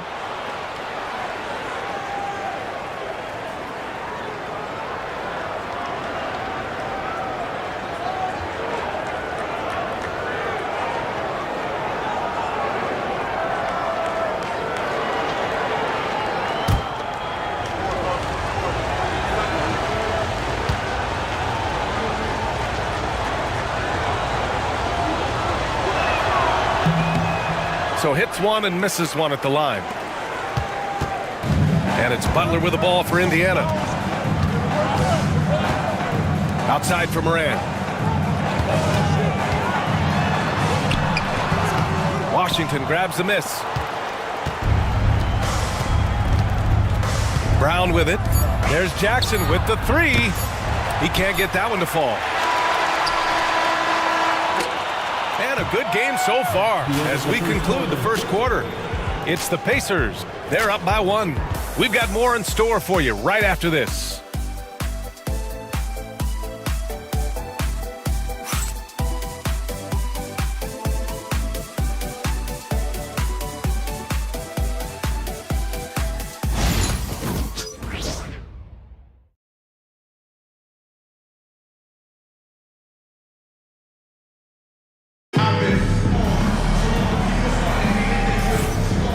if you're just joining us, it's been a pretty even game through the first quarter. And guys, what's your take on Indiana so far? You know, they've been relentless in how they attack the paint. Well, if they're going to be that ferocious inside, this defense is in for a long night. All right, Stan, if you had it your way, who would you want to see in the dunk contest? Well, Brian, look, I want to go back to the glory days when the most recognizable guys in the game were the ones that participated. Michael Jordan, Dominique Wilkins. I think if we could get guys like Zion Williamson, Ja Morant, that would be fantastic. But it's got to be the names out there that people know. Connect is out there with Butler. Then it's Andrew Wiggins. Then it's Jeremy Sohan. And it's Allen in at the 5. That's the 5 to begin the second quarter for the Pacers. Outside Butler. Pass to Wiggins. Nice D from Moody. Orlando trailing here. Edwards finds Washington. Here's Shed. Williamson looking around. 6 on the shot clock. Here's Shed. And no good. Had a chance to take the lead. Butler passes to Allen. Here's Connect. Guarded by Edwards. Pass to Wiggins. Another shot. Wiggins with the inside bucket. Nice. And guys, the way this defense is getting manhandled down low, you have to wonder if they're at 100% right now. Allen against Williamson. Over Allen. Indiana with a rebound. Throws it up high. And it's Allen who slams it home.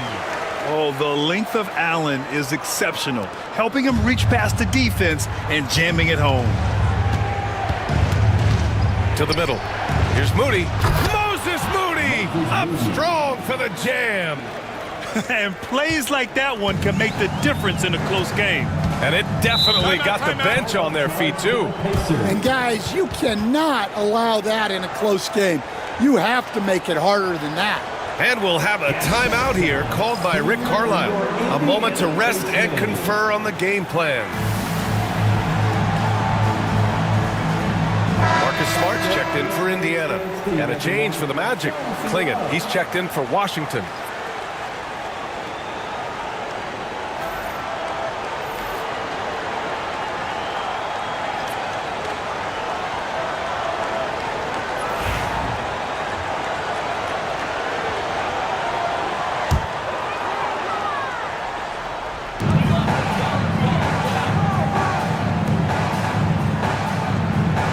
To Smart. And here's Butler outside. That's good. And it's Smart with the assist. And the Pacers lead by 6. Well, this is part of why guys love playing with Smart. He will reward you for getting open if you can. And the only question for the Magic, figuring out who will initiate the offense, Stan. Yeah, Brian, they have great players who can finish plays. But the issue they ran into last playoffs was finding someone to set them up. That's something you know they need to address. Smart finds Butler. Allen a screen. And it's Butler off the drive. Misses from short range. Magic trail by 4. And count that. 2 points and a chance for one more at the line. Well, Edwards is so strong. He'll complete the play unless you wrap him up.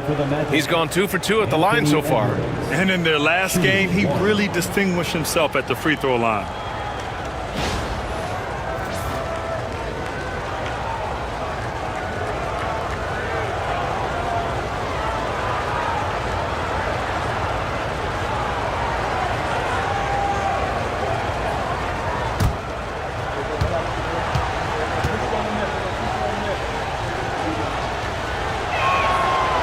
Good, Edwards. Well, we know Edwards has an outstanding skill set, But what makes him truly special is his competitive will and ability to handle high-pressure moments. Butler's shot is good. Credit their discipline. They've been working for high percentage shots.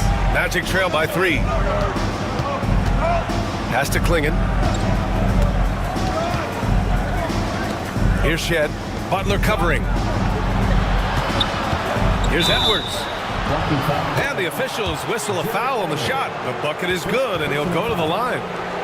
Well, this could be one of those nights where there's just nothing you can do to slow him down. Stan, back in your early coaching days, what was the dynamic working with the front office? Well, I was in good situations, and so you need the coach and the front office in sync, where you're all working toward the same goals and you understand what the process is going to look like. And how in sync were you when Stan was the coach and Stan was the front office? We had problems then because the coach didn't like the front office very often, and the front office was always unhappy with the coach. Nice. Allen with a screen on Edwards. Good work by Wiggins going right into the coverage. Now, he knows how to get himself to the line and get the shot off. He's getting his first free throw attempts of the night now. Andrew Wiggins, 2 shots. Shoot 2.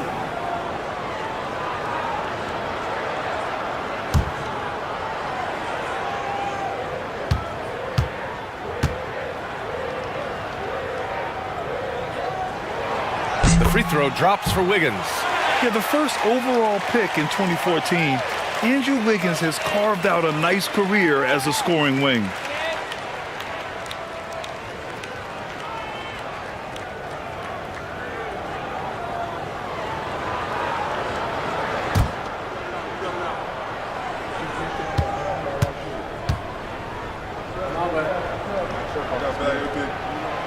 He's off on the second.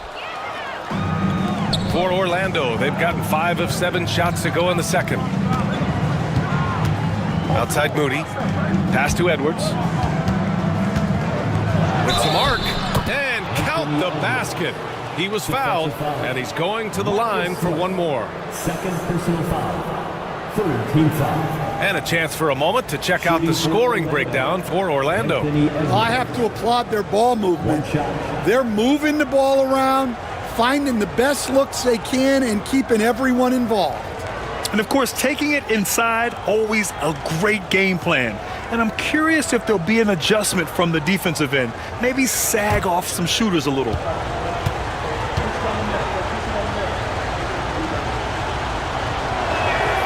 Free throw good, Edwards. Yeah, just knocking down every free throw. I mean, I love to see this kind of efficiency.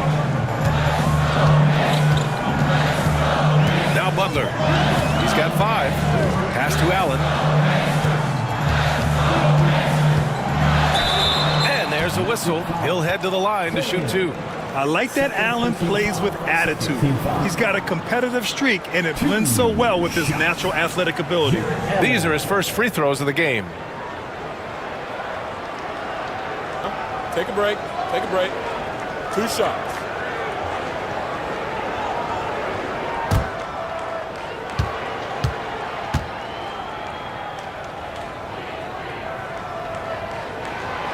No good on that one.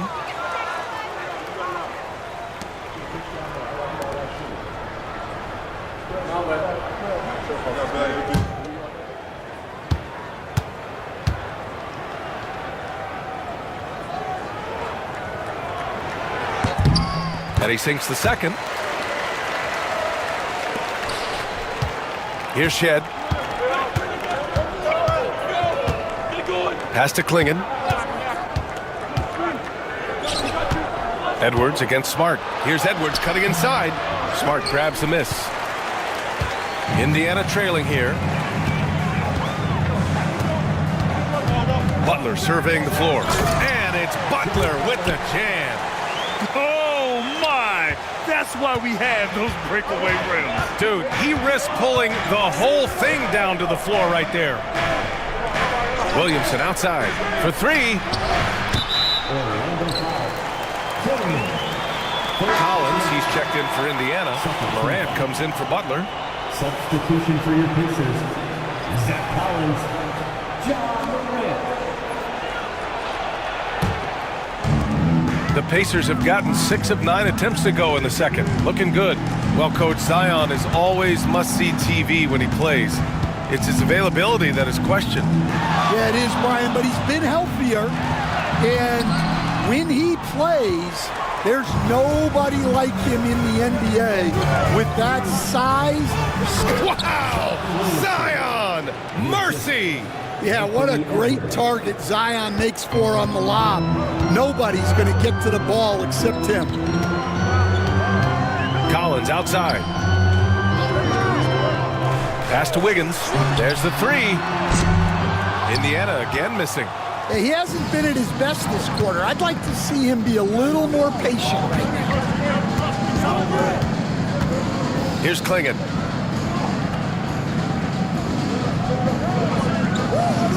And here's Williamson. 4 on the clock. Launches it. Collins with the rebound. And so it's Morant who brings up the ball for Indiana. Pass to Collins.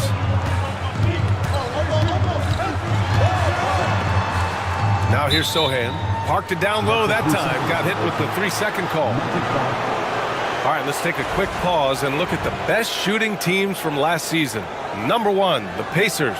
Tremendous efficiency on offense. They were willing to put in their work to get great looks. Indiana making a switch here. Smith's checked in. Metu, he's checked in for Orlando. Grimes comes in for Moody. Orlando leading. And so Jamal Mosley calls for the timeout. He'll take the opportunity to regroup. And we all know about Stan the analyst and Stan the coach. But when you played in college, what was your game like, Stan? Hey, Brian, I had the game that would get you beat as a coach. I will say my greatest strength was this. I was never once accused of overpassing. The black hole. That is Stan Van Gundy.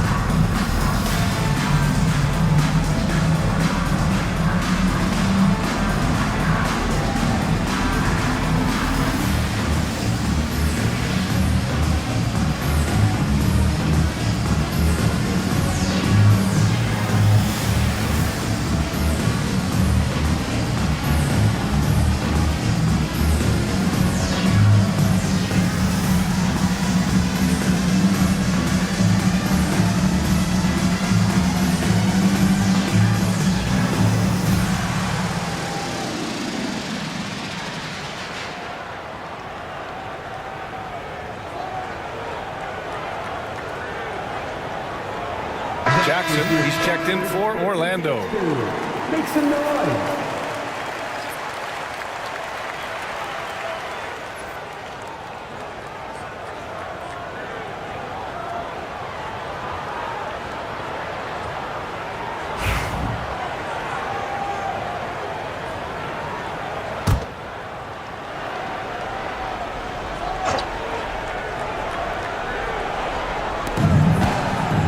Here's Grimes. Goes up and lays it in nice and easy. Grimes has got 5 points. And force feeding the ball inside. I mean, no reason to go away from what's working. Morant, pass to Collins. Lays it up and banks it in. Yeah, that's a great find by Morant. He draws so much attention, there's usually someone open. Morant against Jackson. Pass to Metu. Jackson surveying the D. And here's a look at what's coming up for the Orlando Magic. On Friday, they'll go up against Stephen Curry and the New Orleans Pelicans. And then Sunday, they'll go up against Klay Thompson and the Washington Wizards. And for their matchup with the Hornets, that's a contest that I'm keeping my eyes on. Early on, you love to see games like that one. Should be a game full of interesting matchups.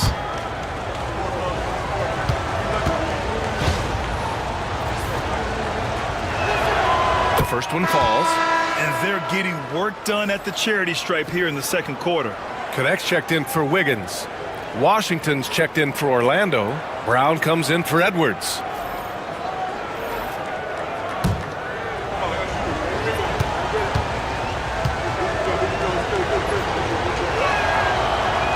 That misses, so he splits the free throws.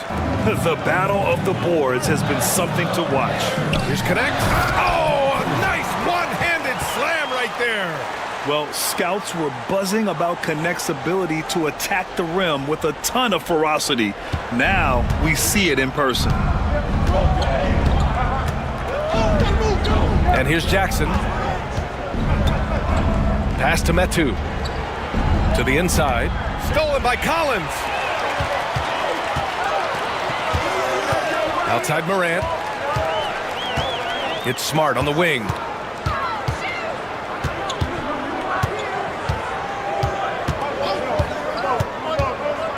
Smith outside. Just 3 to shoot. Here's Morant. And he misses the go-ahead basket. He expects to make every one of those, and we expect him to make them too. Morant against Jackson.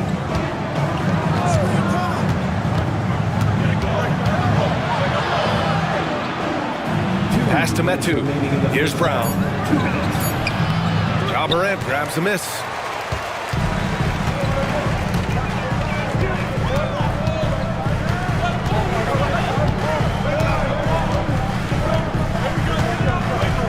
And there's a minute 45. Oh, my goodness! What a dunk! Oh, putting on a show for the fans. Morant's skills making it look like a circus in here. Jackson, pass to Grimes. Launches a 3. 3 shots, 3 baskets. Great efficiency so far. And boy, has this been a competitive matchup thus far. These teams have swapped leads 7 times already, and we're not even in the second half. Collins with a screen on Jackson with the step back. And Collins with the slam. Well, Morant just puts so much pressure on the defense to make a choice on that pick and roll. Pass to Jackson.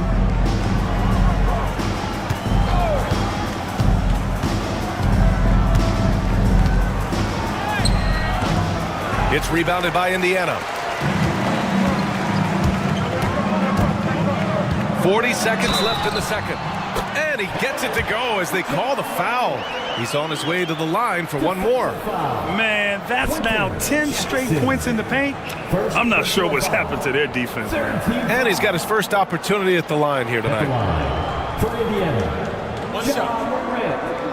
One shot.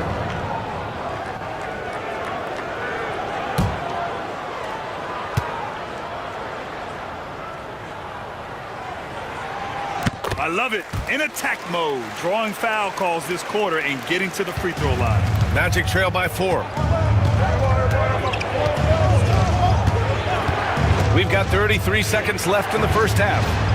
Here's Grimes. That basket is good. Off the assist from Jackson. Grimes has got 8 here in this quarter. Yeah, that's his second made 3 of the quarter, 3rd of the game so far. Here's Morant. Look at Morant working the paint. Nice. He's been in total control offensively, and the defense has had no answers. Washington against Collins. Washington outside. 3-pointer. The shot off that time. And the first half comes to an end. We've got a close game going here. It's the Pacers up by 3. Well, now a minute to check in with Allie LaForce. She's courtside. Hey, Allie. Well, I'm here with Coach Rick Carlisle. A hot start. Coach, what did you like about this team's execution offensively? We were making some shots. We moved the ball well at times. We've got to be careful about having the ball stick when they're doing their switching. Good luck with the ball movement in the second half. Thanks, Coach. Thanks very much, Allie. We'll be back soon to start the second half of basketball.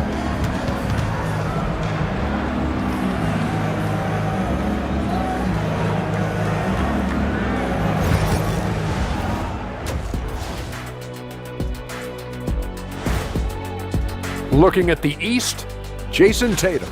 Well, Tatum, one of the premier scorers in the league.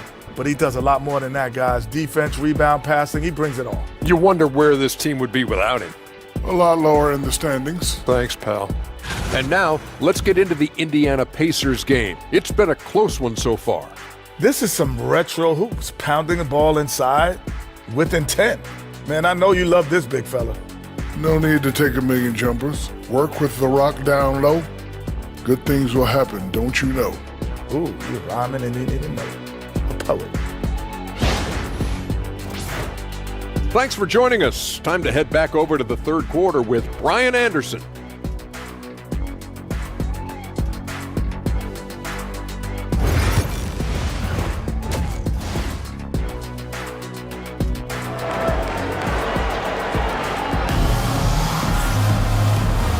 Second half of basketball is upon us, and we may be in for an exciting finish based on how close of a game we've seen so far.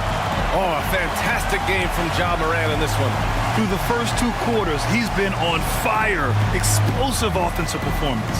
Yeah, and in terms of slowing him down, I think they're going to have to change things up. Give him some different looks.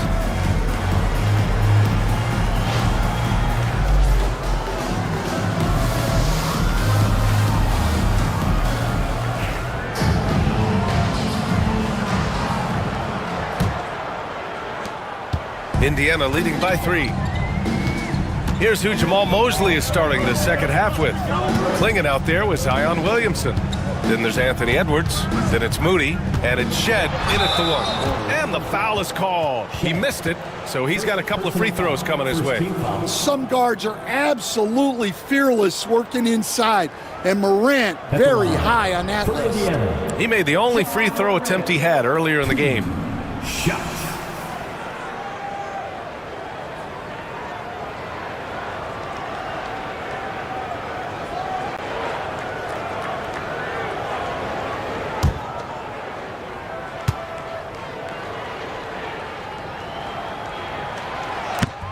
The free throw drops for Morant.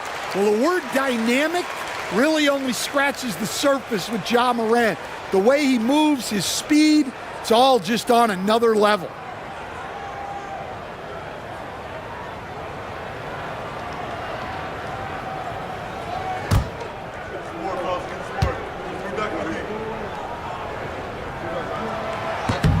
That one falls, so he hits both of them.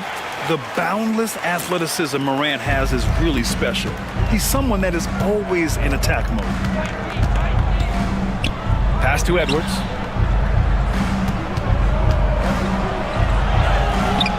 Oh, Edwards just bullying his way inside.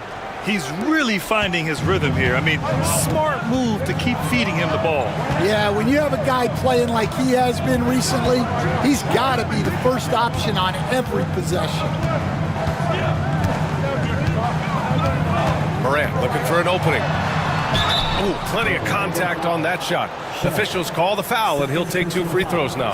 Well, with his quickness and physicality, it's not easy to guard Morant without fouling. He's 3 for 3 from the free throw line. 2 shots.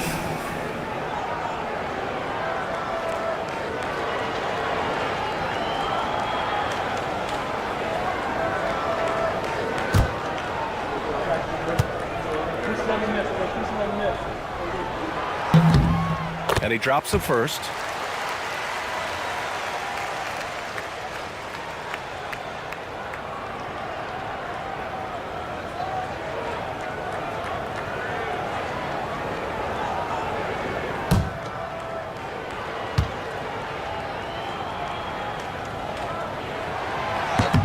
And Morant drops them both. Magic trail by 5. Pass to Klingon. The kick out to Edwards. Fires from deep. Kept alive. Klingen's shot is off. And here's Indiana now.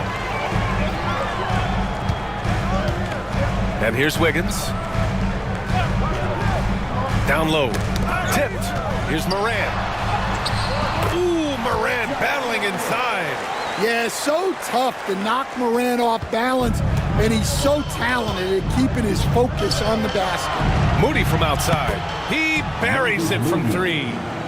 Moody's got 5 now. That's inexcusable defense right there. You gotta contest the shot better than that. Allen finds Smart. Sohan with the ball. Covered by Williamson. And that one is hammered home.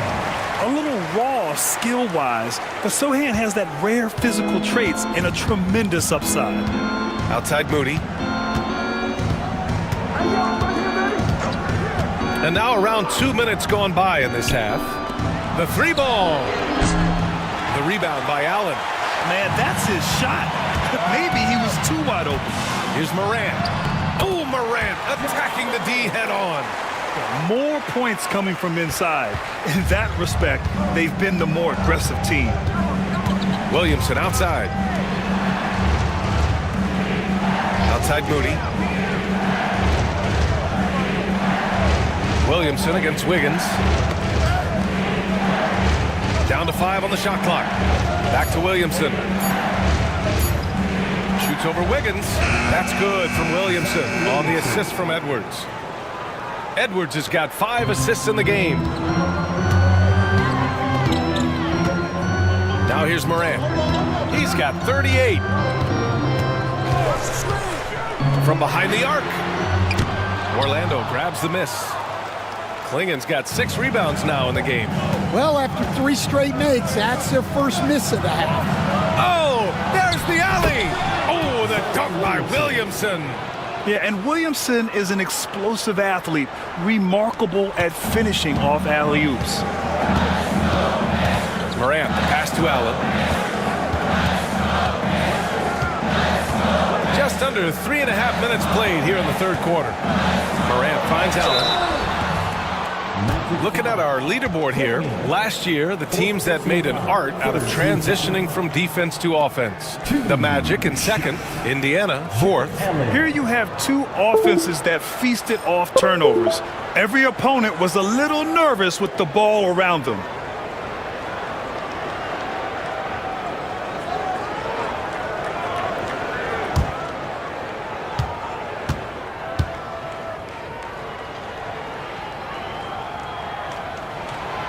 That one's off. Butler's checked in for Indiana.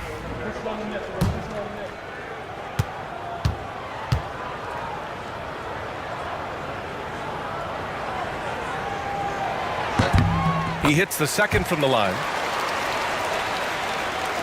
Third quarter of basketball here. A little under 3.5 minutes gone by. Pass to Klingen. Outside Edwards. All sorts of time. The rebound by Wiggins. Wiggins got 4 rebounds in the game.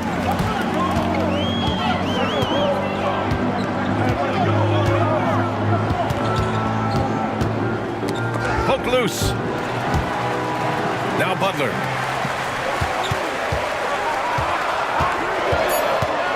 Indiana needs to get a shot off. And Allen gets it to go. We've seen that more than once today. An effortless basket inside. Magic trail by 7. Pass to Klingen.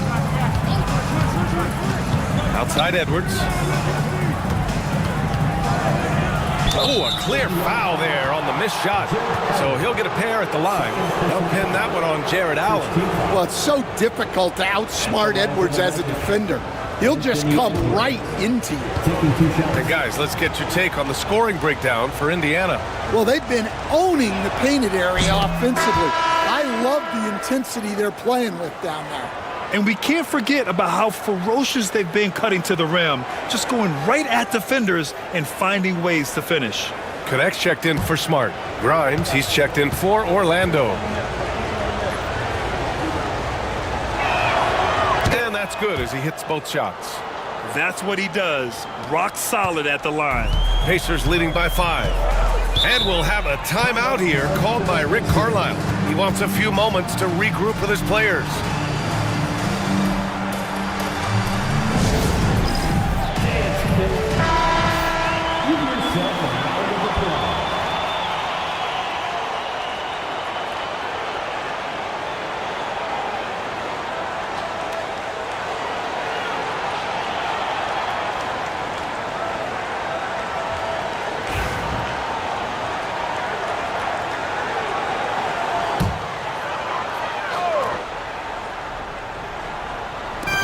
Outside Butler.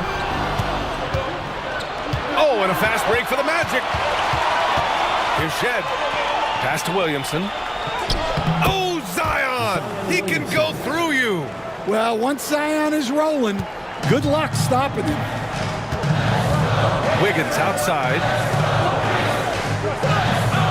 Here's Connect.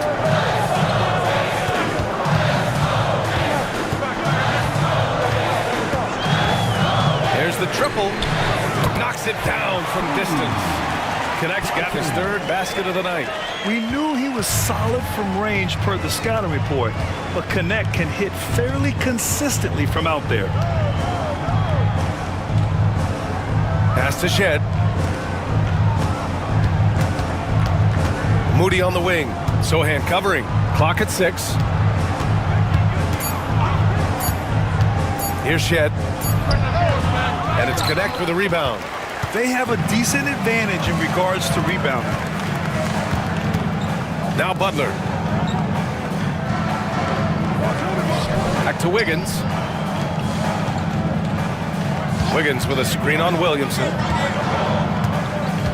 Allen, the pass to Wiggins. Here's Butler. And it comes off the front of the rim. Yeah, well, that's a shot the defense is probably going to let him keep taking.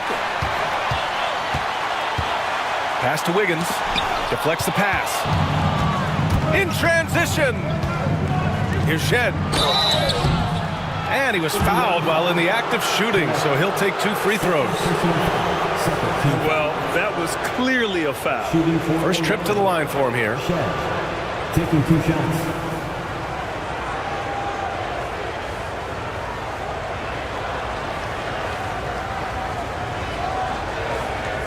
Take a break.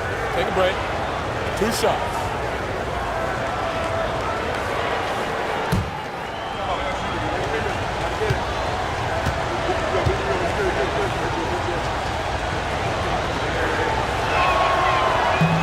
That free throw, no good. And some changes here for the Pacers. Collins comes in for Allen. And it's Jabari Smith in for Sohan. The Magic making a switch here.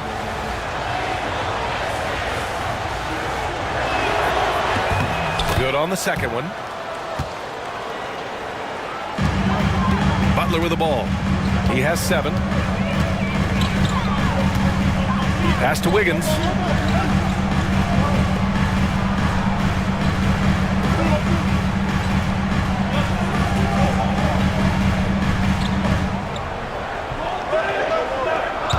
Smith with a screen on Brown. Wiggins from long range. And it's Orlando with a rebound. They'll be playing host to New Orleans for their next one. It'll be the first of 5 games in a row at home. Deflected! And putting his length to good work. Smith gets aggressive and finds the block. It's Metu, high post.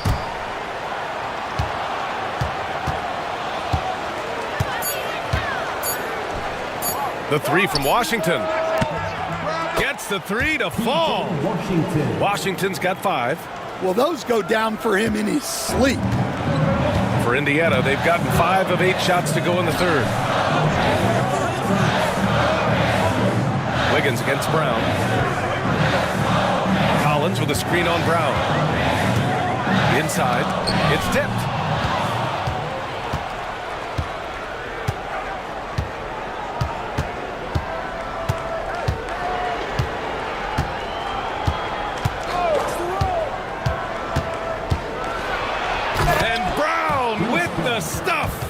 And that's gotta hurt. A turnover for a free run at the rim. And now we know who has the momentum. A sequence like that really does sting. I'll tell you that much. Pass to connect. Shot clock at 5. Collins with it. Now Wiggins, defended by Brown. And Indiana misses again. Here's Shed. Now Washington. Here's Brown. And the go-ahead bucket, no good. Indiana's gone 1 of 4 here in the third from range. Pass to Butler. Now here's Smith. He's guarded by Washington. Back to Butler. To stop the drought. It's not going to go for him. Orlando's gotten 6 of 13 shots to go from outside the arc. Washington with the ball. 1:11 left in the third quarter here. Outside, Brown. For the lead. Again, Brown missing. And it's Butler with the ball for the Indiana Pacers.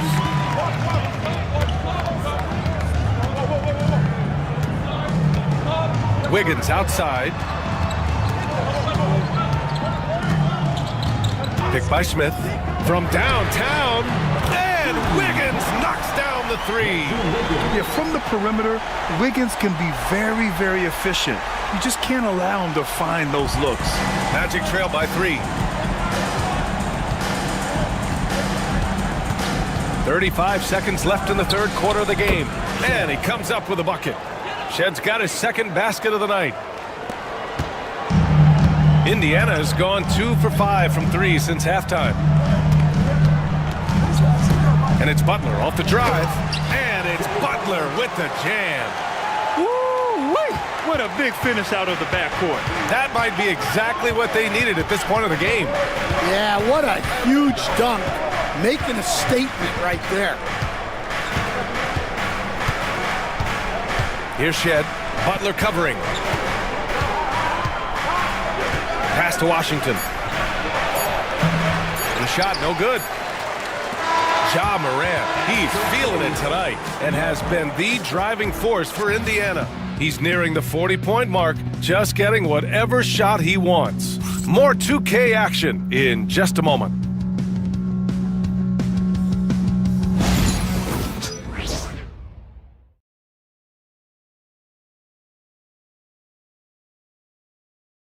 And while we have a chance, let's go to our State Farm assist of the game. And I'll tell you what, this was a no-brainer tonight. Take a look at the precision on this feed. Couldn't place it any better. Yeah, that's high-level playmaking. He makes it look easy, but it's not. And with 3 quarters behind us, we'll start the fourth in what is still anybody's ball game. Smith out there with Jeremy Sohan. Then there's Ja Morant. Then get up, Anthony Edwards. Yeah, Edwards has some big bounce in his step. Impressive looks on the AT&T 5G Slam Cam.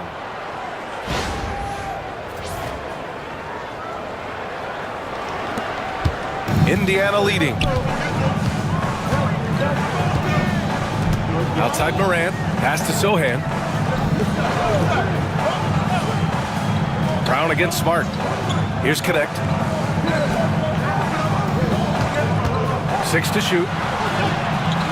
Morant, no good. Orlando has gone 6 of 14 from the perimeter tonight. Here's Brown, defended by Smart. Williamson outside.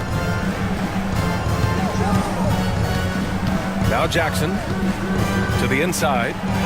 And he caught that pass in full stride on his way to the big slam.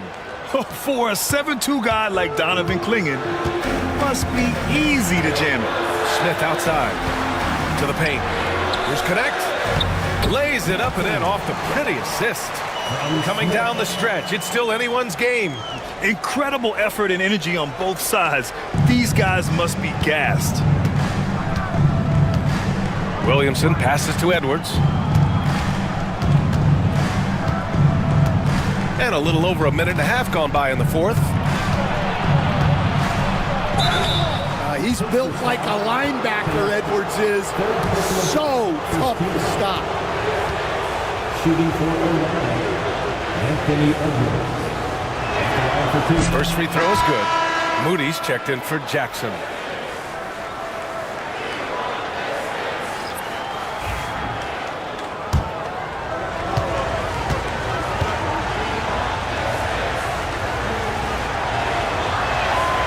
Good on both. And we've made our way through just over a minute and a half of this fourth quarter. Smart passes to Sohan. And here's Morant, defended by Brown. And then Morant with the jam! Yeah, and Morant just makes it look so easy pulling off a move like that. Unreal. Pass to Moody. Here's Klingon. Driving inside, and he's going to the line for two. The official saw contact while he was going up. It's going to go on Jeremy Sohan. And one look at Donovan Klingon, and you see why scouts were excited about him. 7'2" with a great build. You can only imagine the intimidating presence he could become on the floor. Indiana making a switch here. Allen's checked in.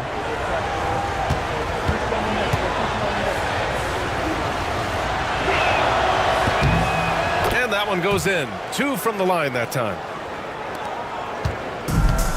For Indiana, they've gone 2 of 3 to open the fourth quarter. Morant, the pass to Allen. Smart outside. Pass to Morant. Shot clock at 6. Shoots over Brown. Morant, no good. And it's Edwards with the ball for Orlando. They lead by 1. Brown passes to Edwards. It's stolen by Smart. Oh, and a fast break for the Pacers. Up the floor. What determination from Morant in the paint, getting his shot off despite being fouled. And some stats here, guys. The scoring breakdown for the Magic. Well, their passing has been just exceptional, and it's opened up the floor for them on numerous occasions.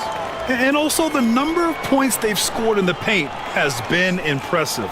This coaching staff encouraging them to keep going inside. He's off on the first.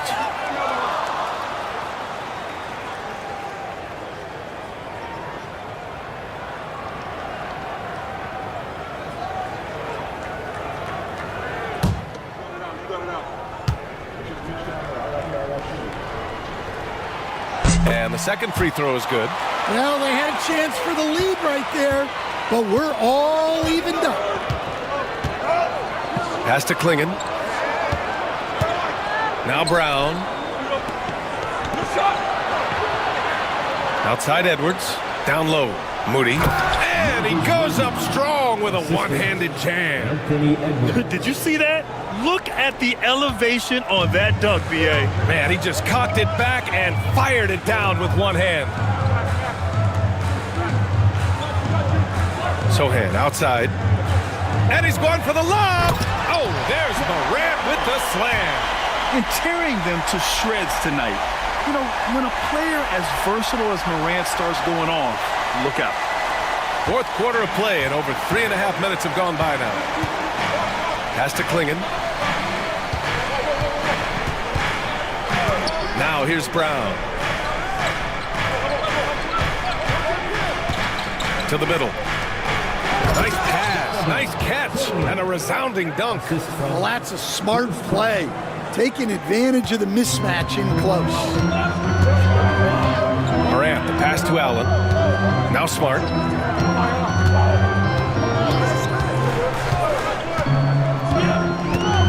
Pass to Morant.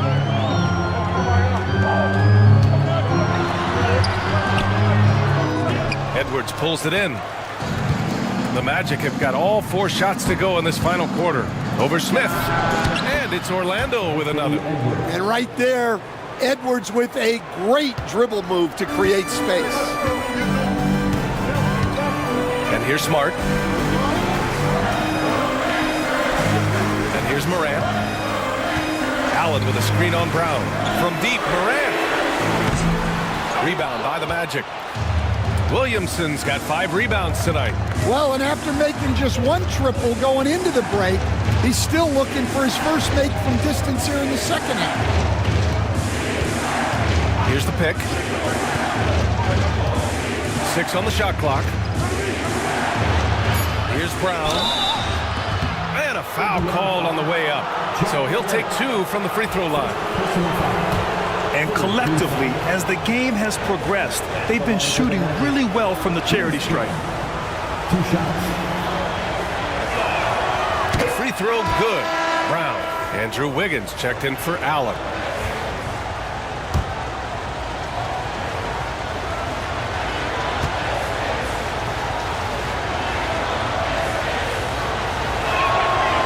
And both free throws good for Brown. They're cashing in on their chances at the line this half. That's helping them big time. Now here's Morant. Smith with a screen on Brown. Oh, the dunk by Smith. And look at Smith making the heads-up play, rolling into open position right on cue. Orlando leading by 4. And so Jamal Mosley calls for the timeout. He's decided it's time to clarify the situation, leaving little room for error.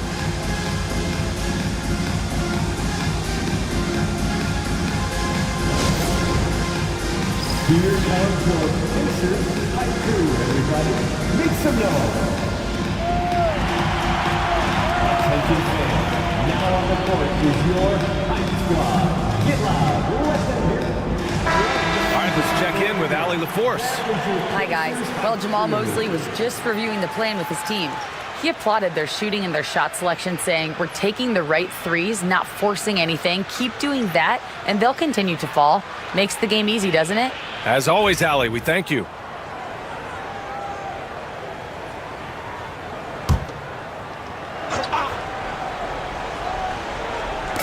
Orlando with the ball.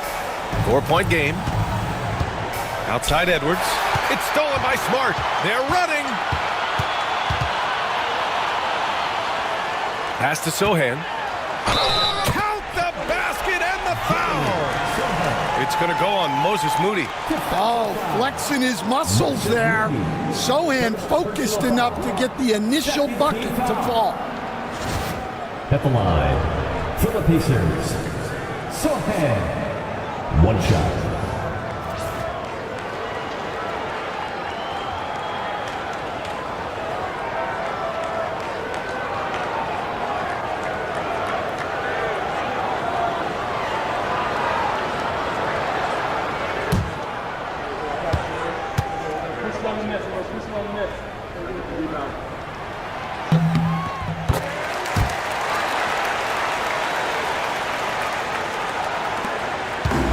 The Magic have gotten off to a perfect 5 for 5 so far in the 4th. Outside Moody. Pass to Shed. To the paint. Here's Edwards. Oh, a dunk and a foul! A powerhouse move! He's got a chance for one more at the line. That one belongs to Wiggins. At the line for the Magic, Anthony Edwards. At the line for 1.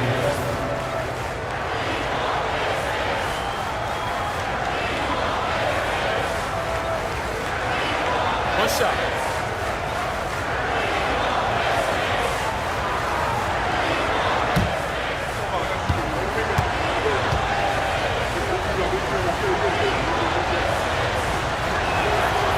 And that one misses.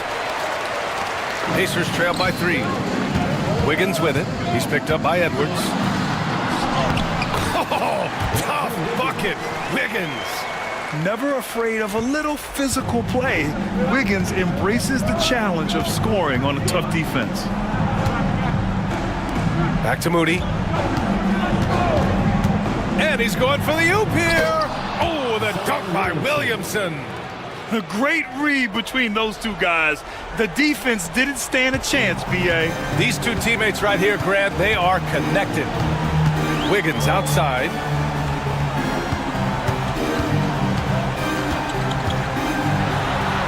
Uses the glass to finish the layup. Yeah, that's on the defense there. Now, you can't let Wiggins get this kind of positioning inside. Edwards looking it over.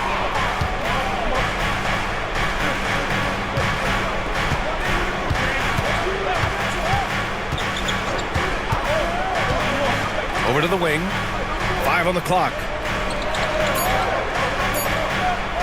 Here's Shed. Offensive rebound. Good on the shot. Klingen's got 8 here in this quarter. Yeah, you have to give him a lot of credit here. He's turned things around after a disappointing first half.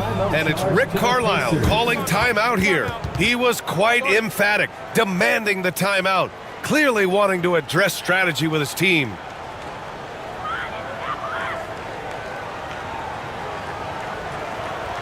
Here are your Indiana Pacemates. Your Indiana Pacemates dance team, they're amazing. Thanks, everybody.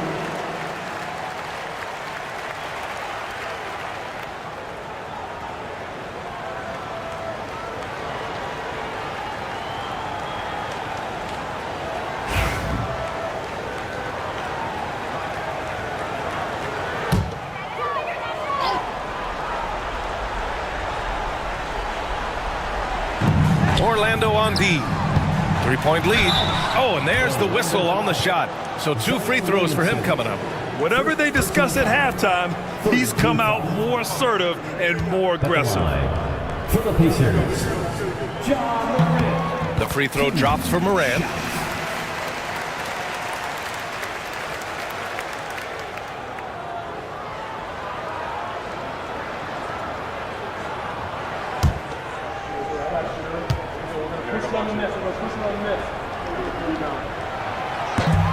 And Morant drops them both. The Magic have gone 8 of 9 here in the fourth quarter. Williamson outside.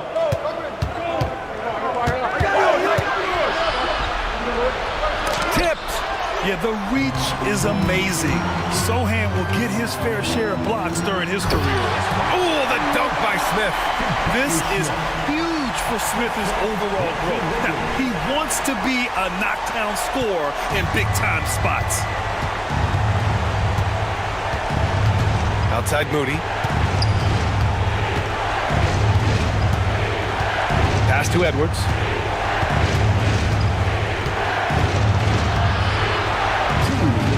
Six to shoot. Over Smart. Anthony Edwards takes the contact. Well, you need a bucket? Give it to Edwards. He's got that clutch gene. Outside Morant. Puts it up from 12. And it's Indiana scoring again.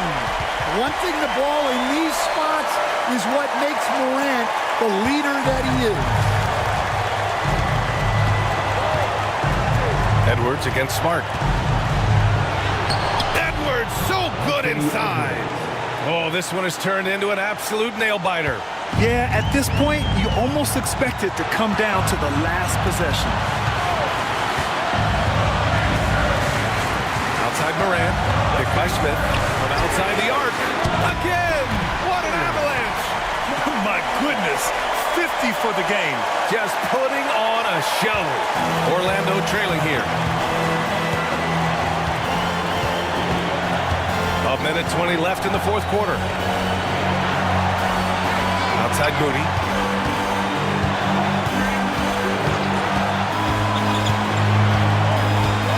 Pass to Klingen.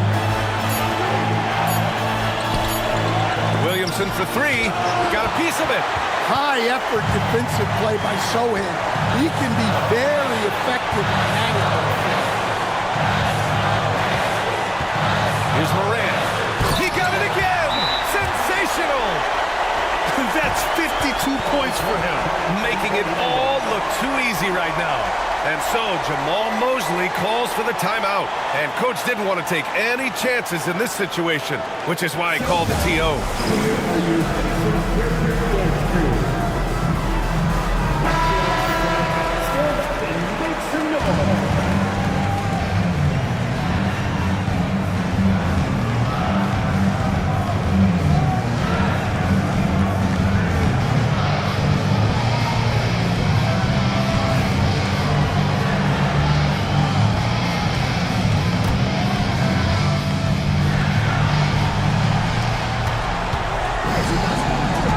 Here's Edwards. Pacers with a rebound. And now we've got an intentional foul. First personal foul. Fourth team foul. 43 seconds left in the fourth quarter. And Morant gets double teamed. Smart for three. And he can't get that one. First clean look they have. I mean, they've got to take it. Yeah, and it basically all comes down to this. If they come away empty here, this one's pretty much over. And we've seen Edwards grow a lot in the past few years. He has a great understanding of how to put defenders in tough spots.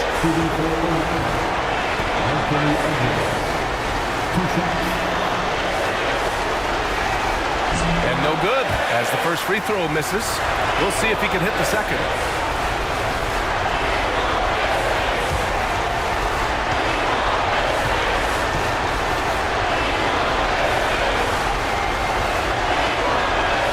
He's able to hit the second one, and that narrows the lead down to just three.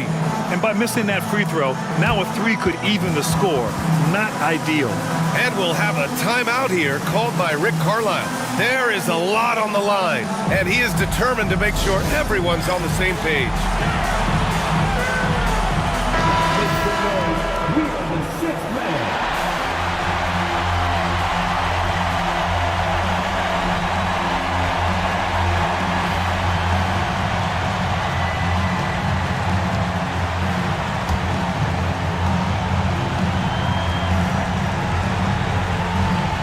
There's 25 seconds left in the fourth. And an intentional foul right there. Second personal foul. Fifth team foul. 2 shots. Marcus Smart. So the first one drops, and that gives him a 4-point cushion.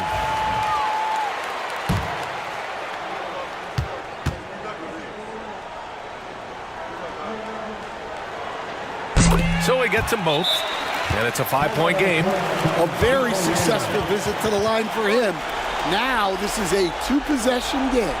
Orlando calls timeout. 24 seconds left to play in the fourth. Turning here to our analyst. What elements become the primary keys at this point? Searching for a fast bucket. Then a way to stretch things out. Yeah, and then they have to foul quickly and hope for some misses at the line.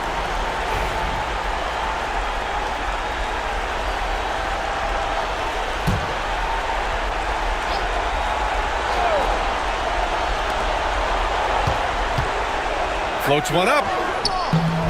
Here's Klingon. And it's in. What a beautiful shot. Brings them within 3. What an important hoop for Klingon. And they're going to prolong the game with an intentional foul. Getting a little desperate at this stage. I mean, the clock's the big factor. Marcus Smart. 2 shots.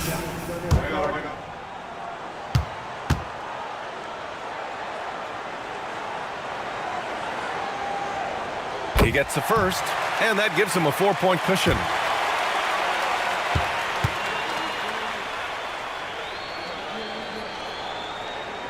And so he drops them both, and it's a 5-point game.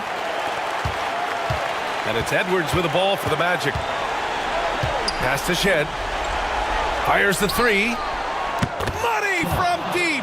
Well, for someone who is mostly an off guard, Edwards puts up great assists. And they stop the clock as soon as they can with the intentional foul. At the line, for Indiana, Marcus Smart. 2 shots. He hits the first one, and that makes it a 3-point lead.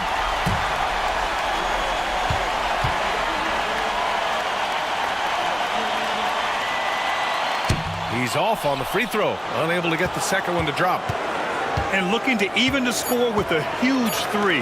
Absolutely need a three here. And so it's the Pacers who come out on top here. What a performance they had here at home today. I'll tell you what, these are the ones that are so nice to win and so tough to lose. I love being on the edge of my seat, never knowing what would happen next. And that'll do it, folks. For Stan Van Gundy, Grant Hill, and Allie LaForce, I'm Brian Anderson, thanking you for watching the NBA, presented by 2K Sports. And now let's take a look at our player of the game, Ja Morant.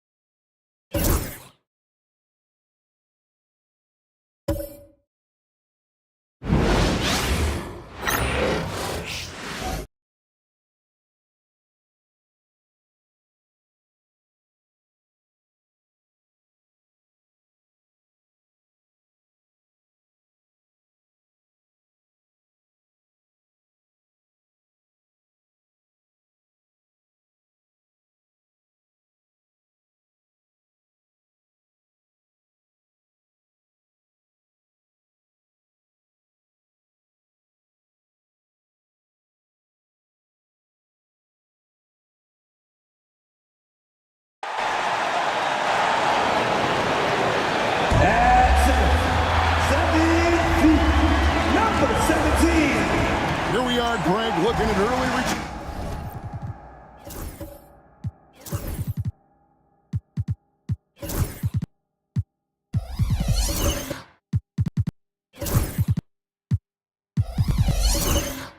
Turns from these teams, it's pretty revealing. Yeah, the first few games of the season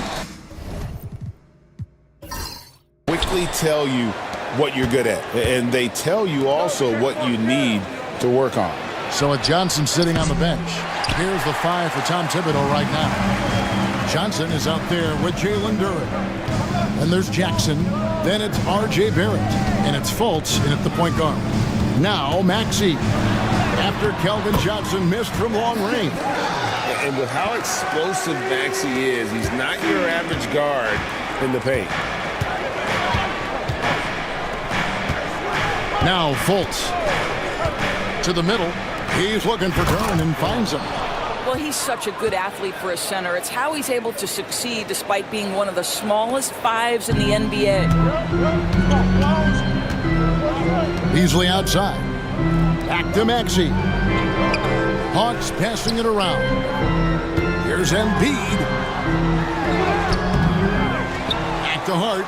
Beyond the arc. It's another look. And they had their chances. 2 offensive rebounds. But they still come up empty. Pass to Barrett. And Barrett slams it in. Wow, the hammer by R.J. Barrett. How about that athleticism? Hawks have gone just 1 of 4 to get this game started.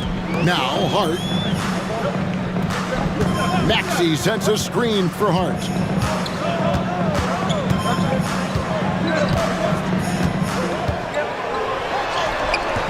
And so just over a minute and a half played.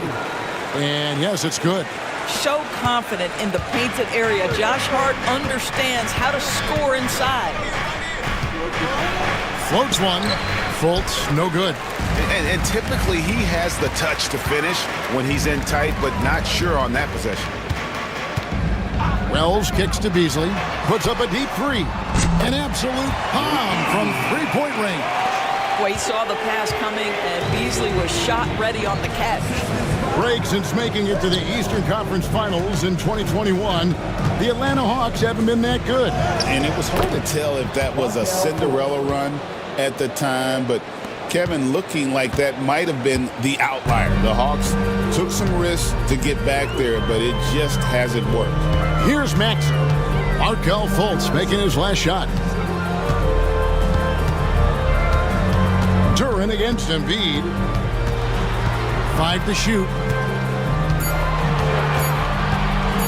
Here's Hart. And he hits it just before the shot clock expires. And I like to see this. They're calling his number early, and he's delivering. They know that if this guy goes off, their chances of winning rise exponentially. Now here's Jackson. Johnson, a wide open look. It's good. The assist this time from Jackson. When Johnson's feeling it from range, he can be lethal. And so it's Maxey who brings up the ball for Atlanta. They couldn't put the pieces together, losing that last matchup with Boston. And that was a tough one. They expected to play well and did, just not well enough. You know what? At the end of the day, it wasn't as close as it should have been. There were lapses all night that led to the deficit they couldn't overcome. And stolen by Maxey. Pass to Wells. Just over 3.5 minutes gone here in the first. And that one's good. Maxey's got his second basket of the game. And they've scored several times already here in the first quarter on the inside. And Tom Thibodeau decides to call timeout. He wants to check in with his team and regroup.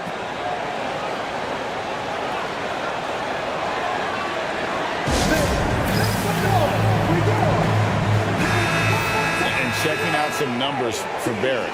A very nice season for him last year. Last season, he averaged 20 points a game, 5 rebounds, and 3 assists. Well, fans of this team will take this kind of production from him without hesitation. I tell you, he has been a solid contributor. They have called his number, and he has delivered for them.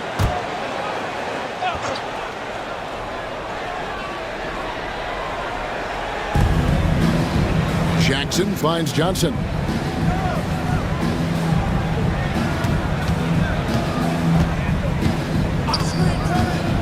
Pass to Barrett. 6 to shoot.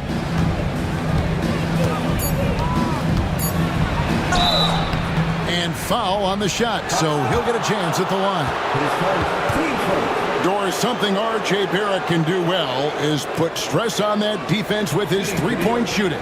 Well, he's a little bit of a streaky shooter, Kevin, but it never affects his confidence. This guy just keeps coming at you and keeps believing in himself. Historically, his shooting gets better over the course of a season. And that one falls for Barrett. I think one of the things I most admire about R.J. Barrett's game, he can do a little bit of everything. He can score it, board it, pass it at a high level.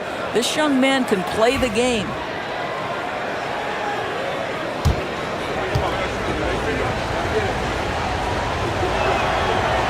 So after making the first, he goes 1 for 2. And talking about the Knicks, GA, do you feel they took a step forward last season? I do. I mean, losing in 7 in the conference semis with all the injuries they had, that really kind of set them back. They ended that game 7 with the Pacers missing 4 of their starting 5. So no doubt expectations will be high.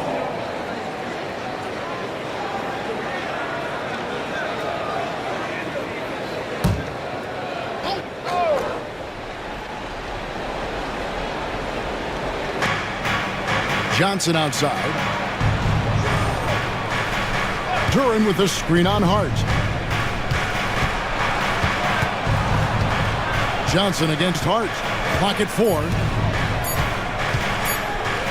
Takes a 3. Rebound by the Hawks. First chance of the season for them to go up against this Knicks team. Beasley, the pass to Maxey.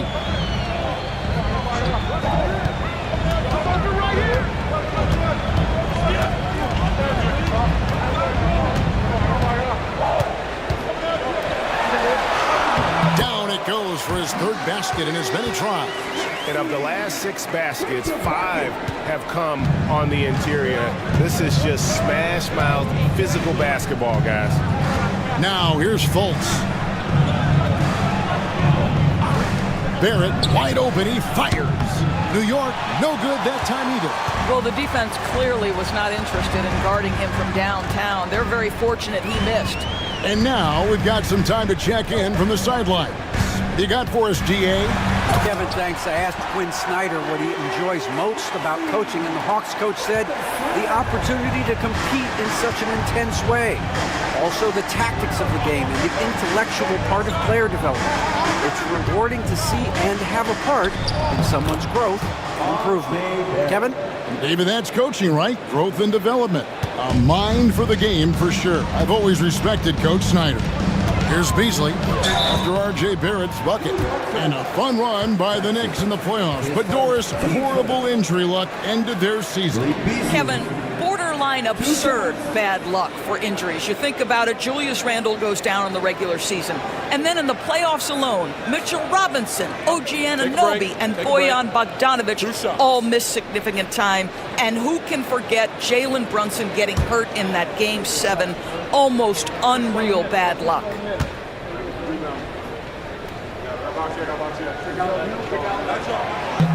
First free throw is good. And with this era of the Atlanta Hawks, Greg, they've gone as far as their defense has let them. You look back at their conference finals run in 21, that was the last time they had a top 10 defense. So scoring's never been the issue with this core, but defense has been non-existent. Here's what Atlanta's going with right now. Olynyk, he's checked in for Embiid. Hachimura comes in for Josh Hart. Brogdon, he's checked in for Wells. And it's Isaiah Joe in for Maxey. Well, what you love about Malik Beasley is his willingness to always hunt for opportunities to score it. He understands what the strength of his game is, and he goes out and tries to execute. And he's got his first free throw of the game.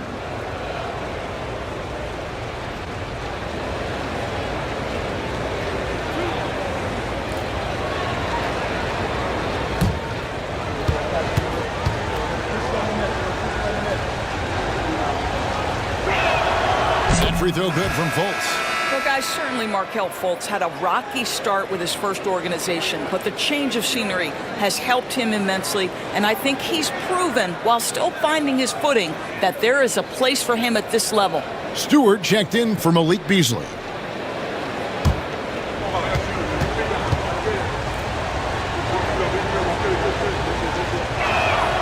And so Fultz nails them both. And the explosiveness of Fultz really is incredible. Just he's effortless in terms of getting where he wants on the court. Joe, and he floats in for the easy 2. Credit the assist on that one. And they've repeatedly probed inside in the first half, guys, and it's paid off. Here's Dillingham, covered by Joe. Back to Richards, and he takes that one up and powers it through. How good a playmaker are we watching? Always leading, always trying to create for others. Joe with it. Brogdon outside. Olynyk sets a screen for Brogdon. And it's off from three-point range.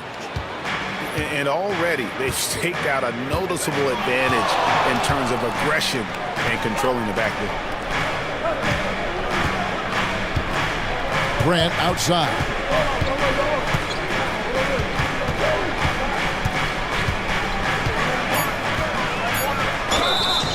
And foul on the shot. He'll shoot 2 at the free throw line. Rui Hachimura picks one up.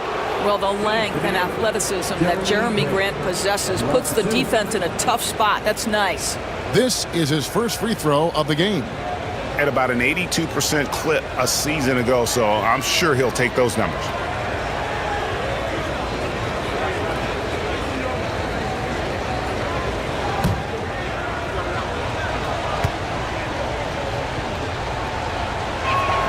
And he makes the first.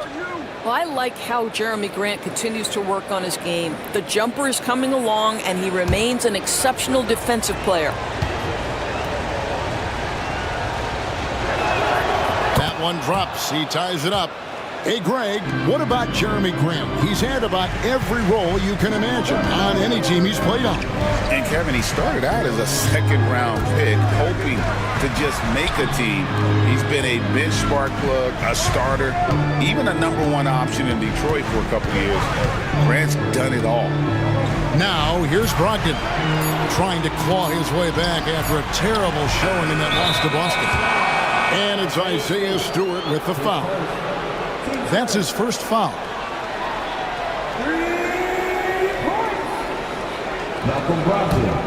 Knicks trail by 3. Here's Dillingham. Still without a basket.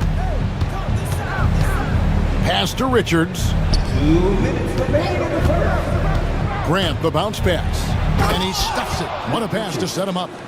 And Grant's such a versatile player. It can do a little bit of everything, including setting up his teammates.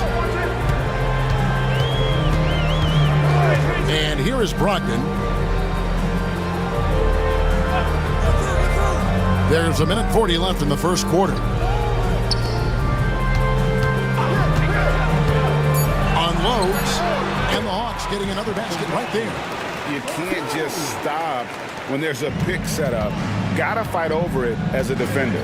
You know exactly what that takes. It takes energy, it takes activity, it takes intensity. Team sport.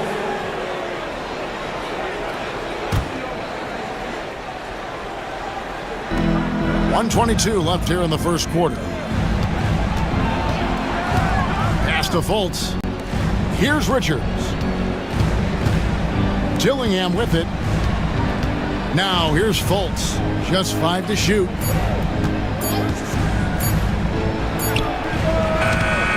Hachimura grabs the miss.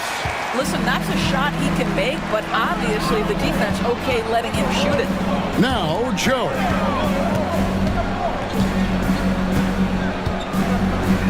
There's 49 seconds left in the first quarter. Here's Brogdon. Does not score with that shot. It's his second miss against 2 made shots. Pass to Fultz. Johnson up top. Here's Dillingham. Covered by Joe. Here's Richards. Banked in off the glass. Richards got 6. They are just killing them on the interior. Fultz against Brogdon.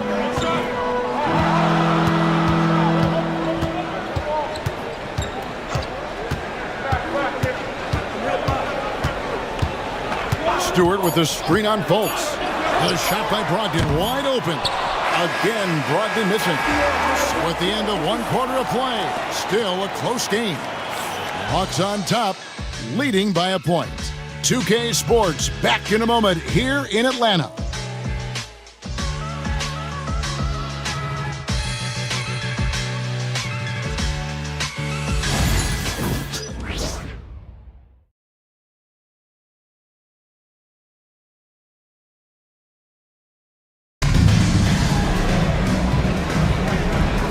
we hope you're enjoying the game. Both teams tonight keeping things pretty even so far in the scoreboard. And for the Hawks guys, what stands out to you stats-wise? I know it's early, but all those three-pointers, boy, do they add up. And that's what has them ahead in this game. Their floor spacing has been just tremendous.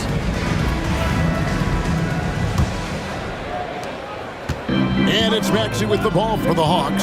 Here are the 5 New York has to start here in the second. You've got Nick Richards. Cameron Johnson is out there with Grant. Then it's Dillingham, and it's Jackson in at the 2-guard spot. Now here's Embiid. The rebound by Richards. New York trailing. Now Dillingham. That doesn't go in. Had a chance, though, to take the lead. Now here's Wells. He's covered by Grant. Outside, Maxey. 6 on the shot clock. Now here's Embiid. He's tightly guarded. Good. Embiid's got his first points of the night.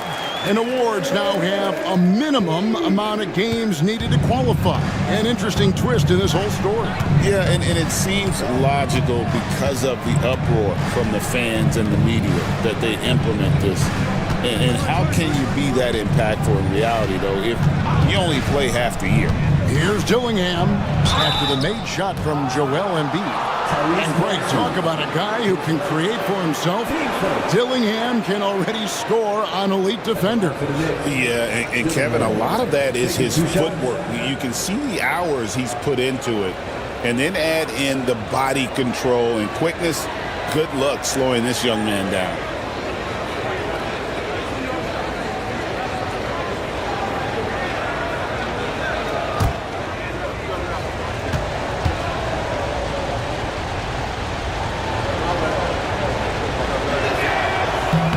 First one falls for him.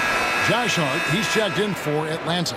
Then for the Knicks, Duren comes in for Nick Richards. And it's Johnson in for Johnson.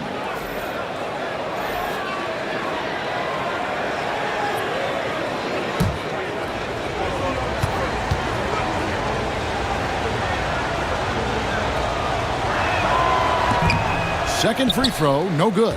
And you know, guys, with Embiid on the floor, it's not just about his individual play. He changes everything for everyone on that team. That's how dominant he is. It's not just statistics. His presence alone propels him. This team has handed a lot of responsibility to Tyrese Maxey, but Greg, he's lived up to it. And has grown very well into his role with the team. Shown that he can be a scorer all over the floor. Amazing to think how far he's come in such a short amount of time. And the first one drops. And the Hawks making a change here. Beasley's checked in, and a switcher also for New York. R.J. Barrett's checked in for Jeremy Grant.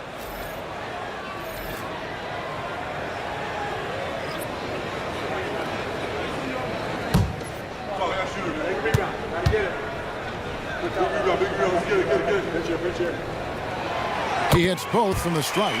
Well, this guy has multiple ways to get to the free throw line, and boy, has his stroke been on the money. Pass to Dillingham. Second quarter, we're a little over a minute and a half in. Duren sets the screen for Barrett. Nailed from three-point land. Barrett's got 8 points. Well, it's all about how do you get the best players on your team, the shots they want in the offense. Put RJ in pick and roll and let him go to work. Now, here's Maxey. 10 points for him. And that'll be 2 free throws coming up. Officials on the call with the foul. Atlanta shooting their 5th and 6th free throws of the game. 2 shots. Take a break. Take a break. 2 shots.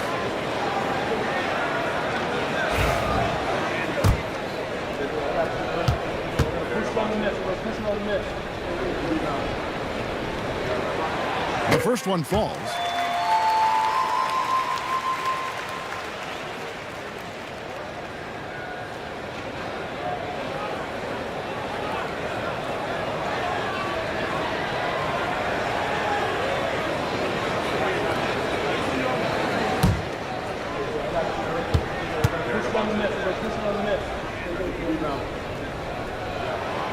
Maxey hits them both. And they're really getting more points at the free throw line here in the second quarter. And the timeout called here by Tom Thibodeau. He wants a minute here to get things straightened out with his team.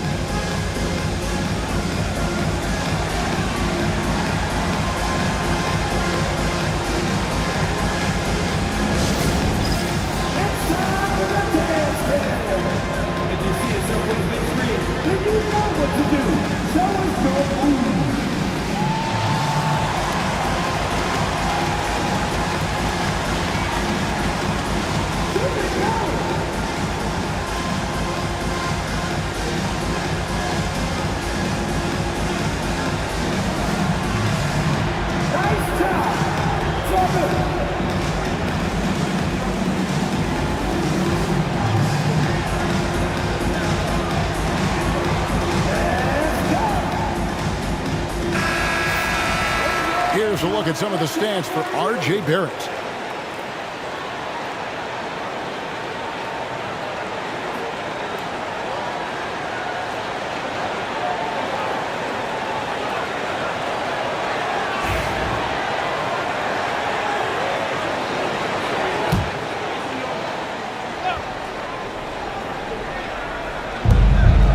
Jackson kicks to Johnson. It's Barrett on the wing. Pass to Dillingham. Can't tie it up as that one's no good. And on an open look like that, he's very gifted at making the weak coverage pay. Embiid with it. Embiid just overpowers the defense inside. And showcasing that overwhelming strength, Embiid is so skilled at finishing over the aggressive defense. Now Dillingham. He's covered by Maxey. Pass to Johnson. There's the triple. And Joel Embiid pulls it down. Embiid's got rebound number 9 now. What an effort here tonight. Outside, Maxey.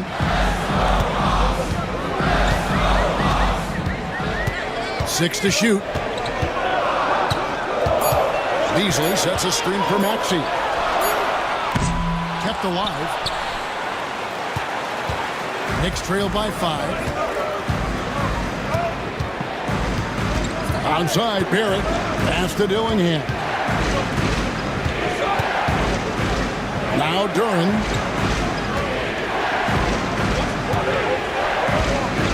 And here is Johnson. Jacks up a 3. Good on the three-point shot. Johnson's got his second basket of the night. They're having more success from three-point range here in the second after a rough first quarter from deep. Beasley outside. Embiid against Duran. Now here's Embiid. D right on him. 2 free throws coming up, and they call the shooting foul. That's on Jalen Duran. And who draws more fouls than Embiid? Very few players, if any. Too much size and really too much skill to defend.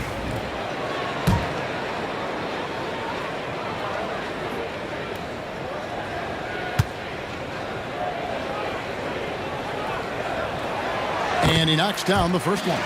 I really don't think there's a more impactful player in the league. Even on nights when his stats don't show it, Embiid changes everything when he's on the floor.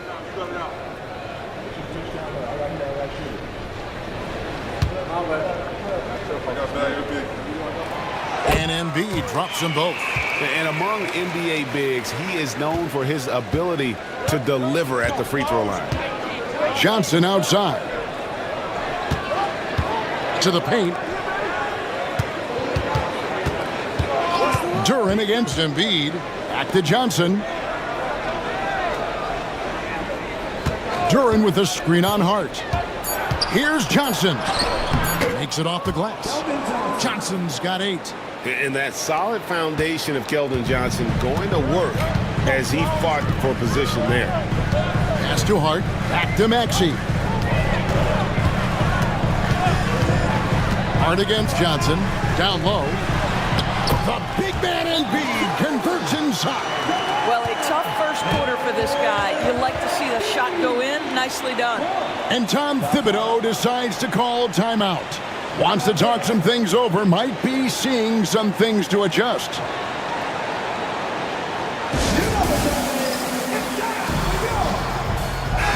And taking a look here at the numbers for Keldon Johnson. Last year, getting it done. Put up about 15 points per, 5 rebounds, and 3 assists. And what a luxury for them to have someone like him who can absolutely fill it up coming off the bench. I love it. He knows they're looking for him to bring immediate offense, and he very rarely disappoints.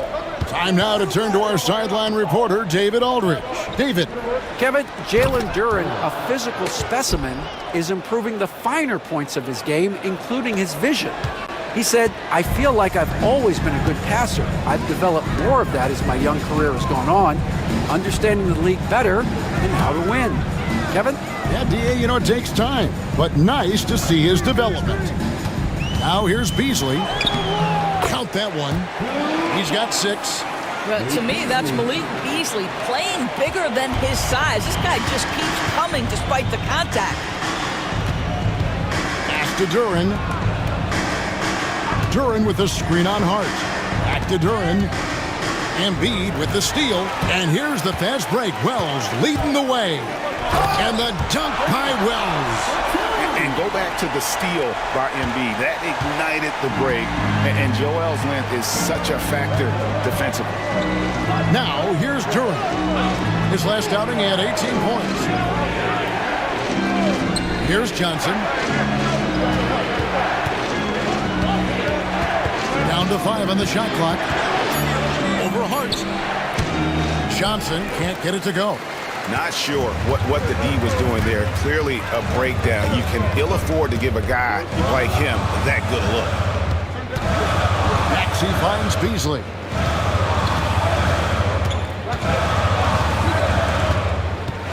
There's the drive, and it's Beasley finishing it off. Well, Malik Beasley's such a threat from deep. You've got to be near him, and that opens up this dribble drive game. That's pretty. Johnson outside. Pass to Dillingham.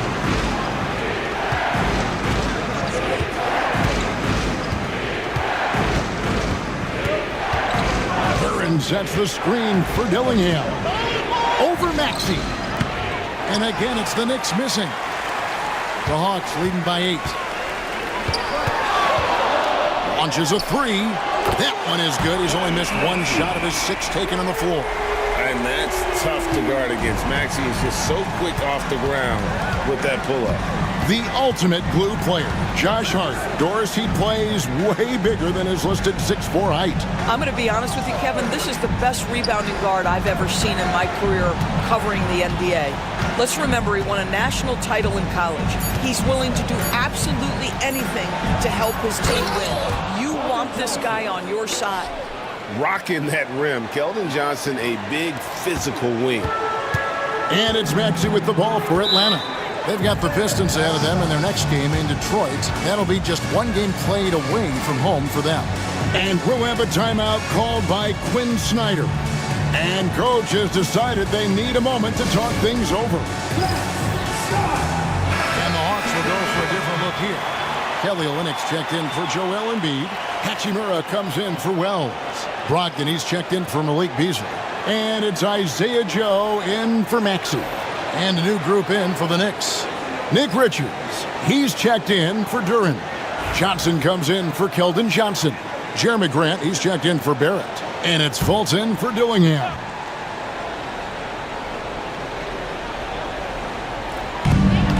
Off the inbound pass, and the dunk by Olynyk. That is Kelly Olynyk using his size to his advantage right at the rim. Nice finish. Knicks trail by 11. Now here's Fultz. To the inside.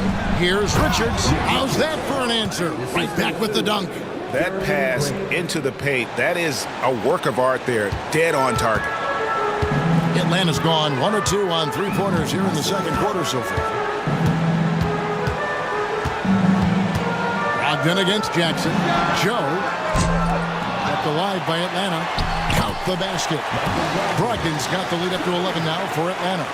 And with the success they've had rebounding the basketball, they're right where you'd expect them to be, firmly in the driver's seat. New York moving it around. Now here's Fultz, covered by Joe, up high to stuff the alley-oop. Well, you can see Markelle Fultz starting to get comfortable, understanding how to thread the pass through the defense. Brogdon looking around, and he throws it down hard with one hand. And he can do a lot more damage to the rim than that when he wants to. Oh, you're right. And with the lead they're enjoying, I'm surprised he didn't put a little something extra on that one. And they call the foul, so he's got the and one chance here to make it a three-point play. And the energy of Fultz, impressive. Has an ability to nail difficult shots over an aggressive defense. And let's take a moment, guys, to get your take on the scoring so far for Atlanta. A lot of high motor play from them in this one, allowing them to kind of charge through the defense and find good looks. And they've also shown dominance in the paint so far tonight, really putting the work in down low. Atlanta leading by 8. It's Brogdon on the wing, guarded by Jackson. Olynyk sets a screen for Brogdon. It's rebounded by Fultz. The Knicks have gone 8 of 13 in the second quarter, well above the 50% mark from the field. Back to Grant. Rebounded by the Hawks. I always like to hold for the last shot right here. Well, that's great execution if you can do that, because it takes any chance at momentum away from your opponent. Intercepted. They push it up 4 on 3. And a wide open look for Hachimura. And he's good on the 3 ball. And the defense scattered all over the place on the break. Nice job finding the wide open 3. And so it's the Atlanta Hawks. Their lead at 11 points to end the quarter. They're playing a bruising game inside, and it's working for them. And now let's catch up with David Aldridge, who's standing by from the sideline. All right, Dave. Thanks very much. Alongside Coach Thibodeau. Tibbs, some stuff to clean up. What will the points of emphasis be going into the second half? Better defense. We keep allowing them to get second shots, defensive transition, not challenging their shots properly. So we don't play defense, we can't win. And we'll see if your guys can stick to the script better in the second half, Coach. Thanks. Back to you guys. Thank you, David, for that interview. And we'll see you back here after the break for third quarter basketball.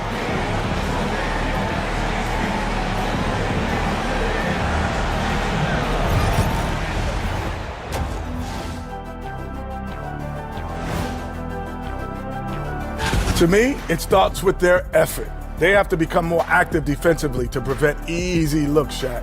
Yeah, the only way to slow down a team with good scores is to disrupt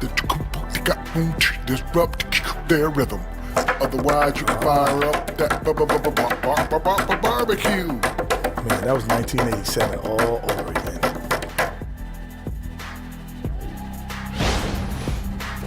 All right, fellas, time to acknowledge the players of the week. In the East, Jason Tatum. Reminds me of the Swiss Army knife forward Jason Tatum.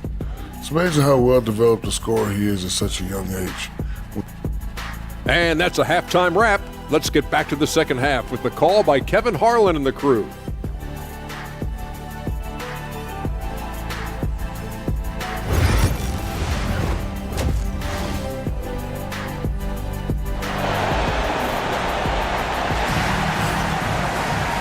Well, we've got a second half of basketball for you. We think it's going to be pretty good. A big comeback, though, is needed for this game to be competitive, and it probably has to happen quickly.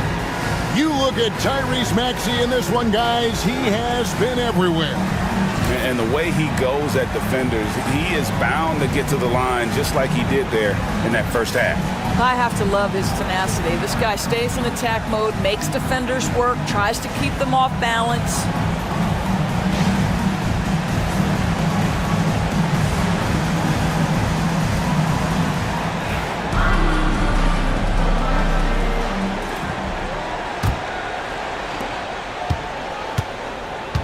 We've got Maxey. Joel Embiid out there with Hart. Then it's Malik Beasley. And it's Wells in at the 3 spot. So that's the lineup for Atlanta. Now here's Beasley. Maxey, no good.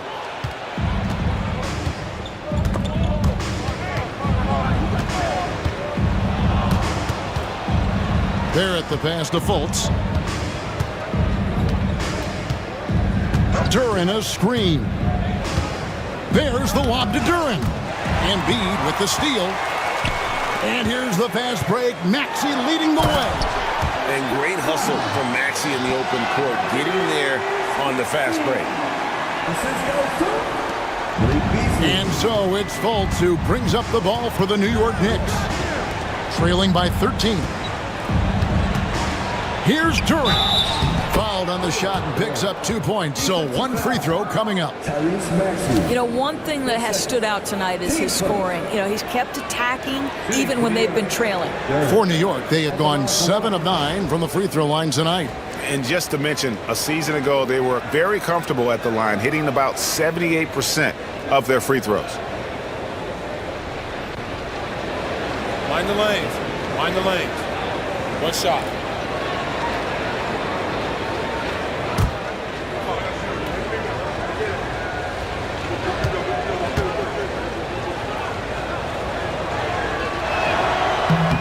That's good from Duran. And when you take a look at Jalen Duran, a big man, Greg, who seems to get better each and every season. Well, you know, he averaged a double-double in his second season. I especially like how hard he goes after rebounds. This guy has a bright future in this league. Now here's Embiid, and it's blocked. And it's Barrett penetrated. That's tipped. Such a fantastic, competitive defender. Josh Hart send it back. Fouled in the act of shooting. Gets the bucket anyway, so a 3-point play chance for him. So it'll be R.J. Barrett shooting. That one on Embiid. This is his second trip to the line in this one. And he finished last season right around 71% from the line, so not exactly his best percentage. 1 shot.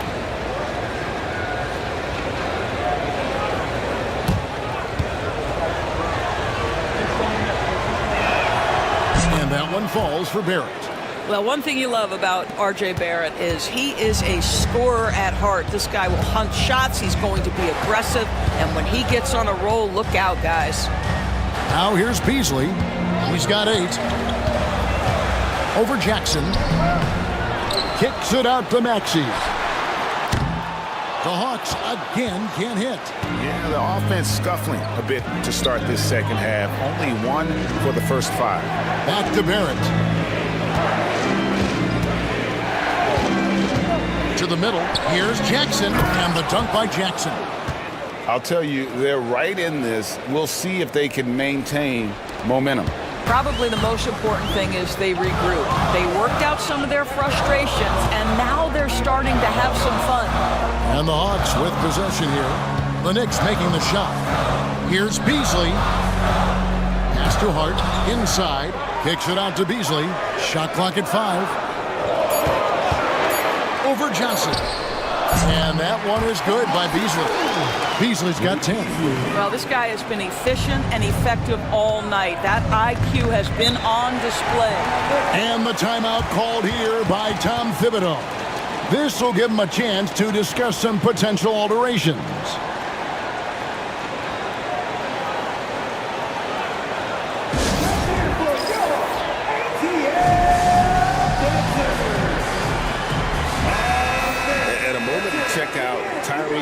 Here, coming off a terrific season.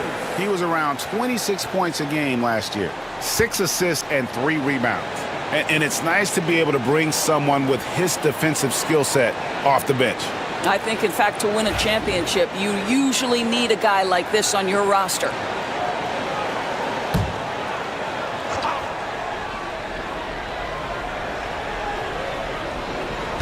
Well, we're into the third quarter, just over 2.5 minutes played. Outside, Barrett. To the middle. Here's Duran. And Duran slams it in. Yeah, this offense is rolling. They've been assertive but they're also playing under control. I think the communication on offense is working at every level right now. What a run for this group. Beasley outside. Hart with a screen on Jackson. Tries from 10. Beasley can't get that one to fall. Now the Knicks with it. They've gone on a 10-2 run, not allowing much. Here's Barrett. And it's off the back rim. No good. The Hawks leading by 5. Wells passes to Beasley. Here's what the Hawks have lined up on their schedule. On Friday, they'll go up against Bradley Beal and the Detroit Pistons. And then on Saturday, they'll be facing Kyrie Irving and the Chicago Bulls. And for that matchup with the Wizards, it's one that should be a fun contest. The way the teams stack up against each other makes for some good basketball.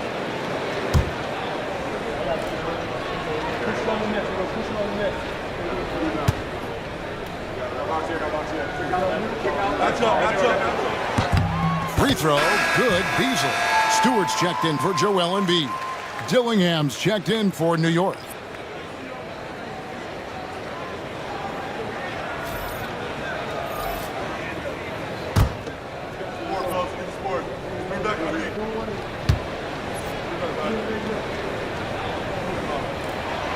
And both free throws good for Beasley. Just under 3.5 minutes played here in the third quarter. Dillingham with it.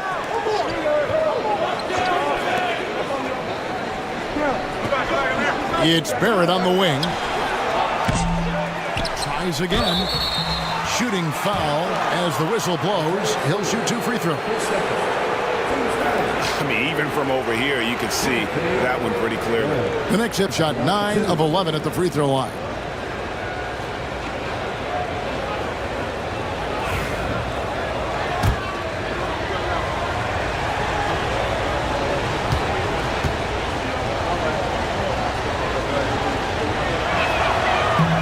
And he makes the first.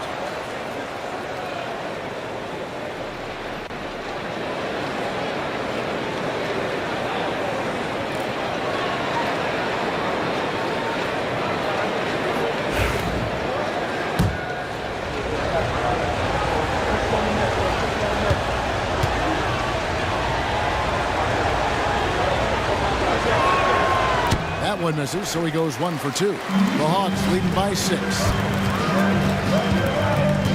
Wells with it. Duran picks him up. Now here's Wells. Not a lot of room. Releases from 15.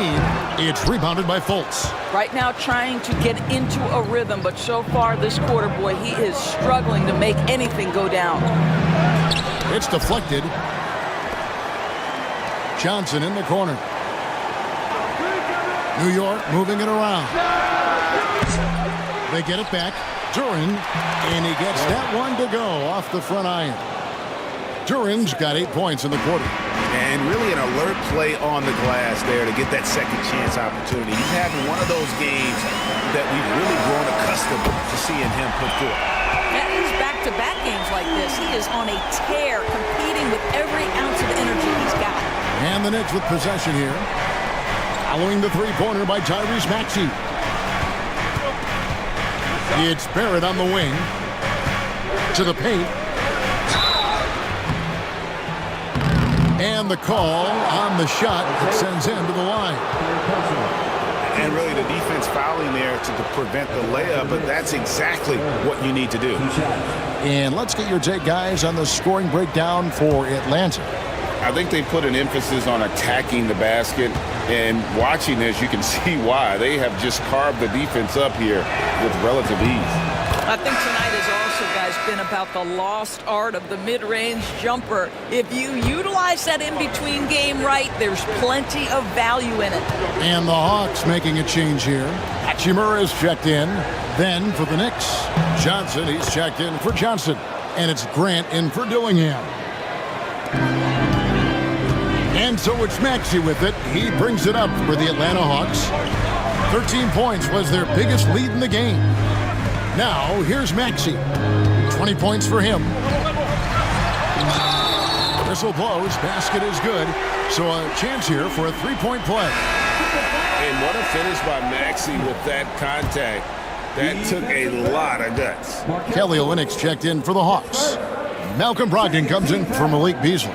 Nick Richards, he's checked in for New York. On the free throw, no good. And you talk about complementary pieces, Doris. Cam Johnson could fit on any team in the NBA. And that is because, Kevin, he has got one of the most valuable skills in the game today. That's range shooting. He's got size and a quick release, and he just continues to grow on the defensive end. Now Maxey, following the miss by Jeremy Grant from deep. From past the arc, Maxey, no good. Knicks trail by 7. To the inside. Johnson down low. Olynyk is covering. And the basket by Johnson. I'll tell you, you allow him to get to a spot, and it's over, right? Defense unable to even challenge the shot. Here's Maxey. And too long on the shot. For New York, they've gone at a pretty good shooting pace. They're 6 of 13 from the field here in the third. Fultz the pass to Richards. Hachimura against Grant. This one for 3. Good on the triple. And now just a 2-point Atlanta lead. Well, Grant is going to have to expand his range. And how about the confidence on that jumper? Pass to Olynyk.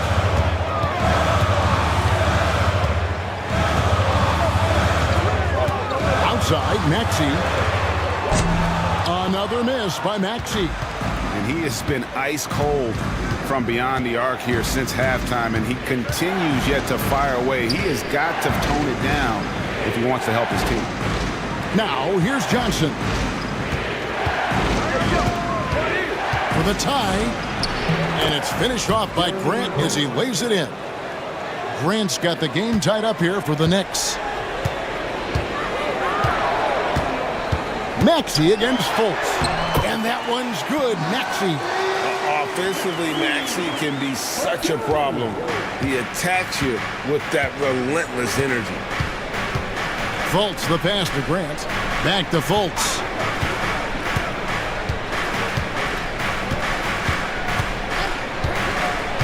Down low, here's Richards. And he jams it with authority.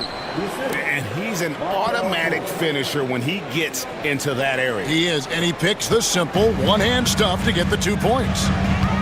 Now, here's Maxey. 24 points for him. And he could not get that one to go. A lot of contact, and he'll go to the line for 2. And give credit to Maxey for just being aggressive inside, earning that whistle in the process.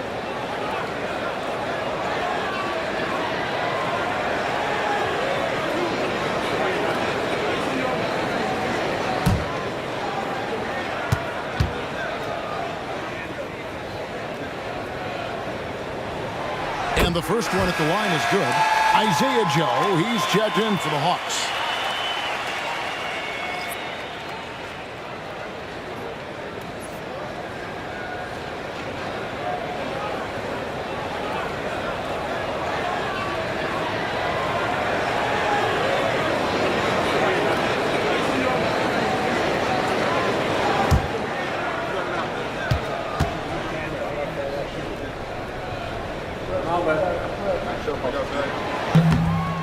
Maxey hits them both.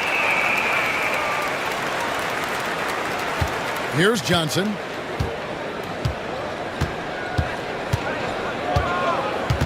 There's the screen.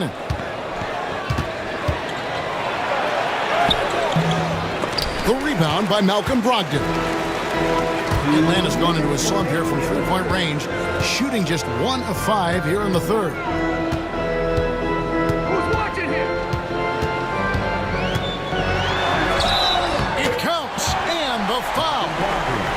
On R.J. Barrett. Wow, how about the balance and strength of Malcolm Brogdon? Give him the end one. And this is his first trip to the line tonight.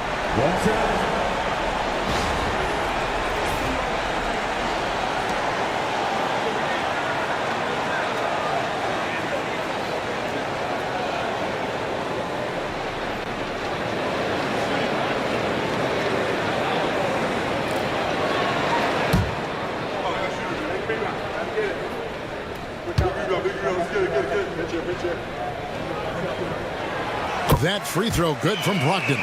What you love about Malcolm Brogdon is his consistency. This guy not gifted with incredible athleticism, but he's a knockdown shooter. He competes on the defensive end, one of the smartest players between the lines of an NBA basketball floor. Now, here's Grant. He has 7. Plays it up and banks it in. Grant's got 7 now in this quarter. And there's a pattern starting to take shape here. They're working it inside and getting good shots from close range. Fultz against Maxey. The shot's good. Maxey's got 13 points here in the second half alone. This guy a tough cover for any defender. Creative and assertive scoring the ball. Fultz dishes to Grant.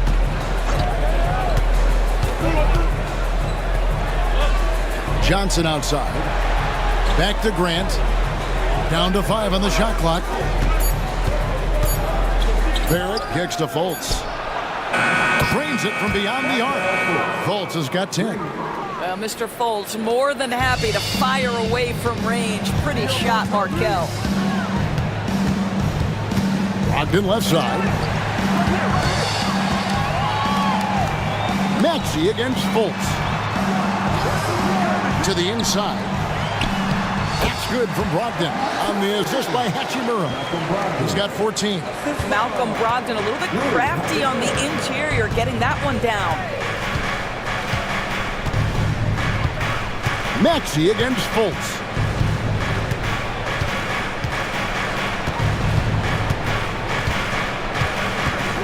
Pass to Grant.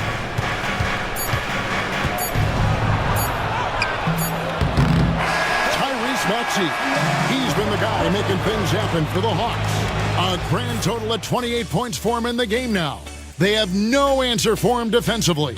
And we'll be back with you shortly.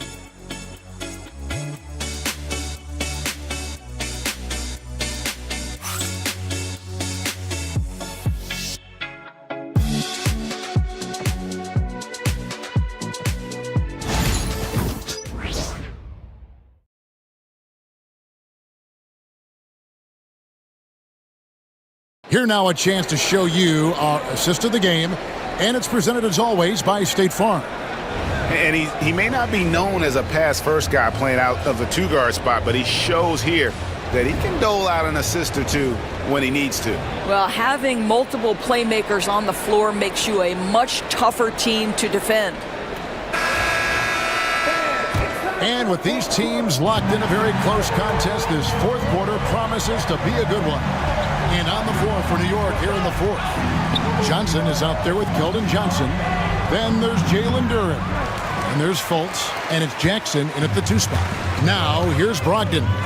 Markel Fultz unable to get his last shot to go.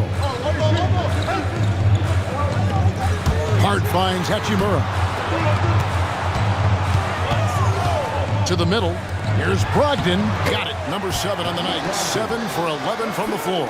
They're finding lanes to the hoop now with consistency. 5 buckets in a row from the paint. Johnson outside. Inside. Here's Duren. I love that Cam Johnson is looking for the best shot available. What a pretty pass. The Hawks leading by 4. Brogdon the pass to Beasley.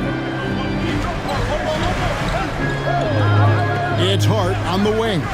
Covered by Johnson. Lets it go from 11. Johnson with the rebound.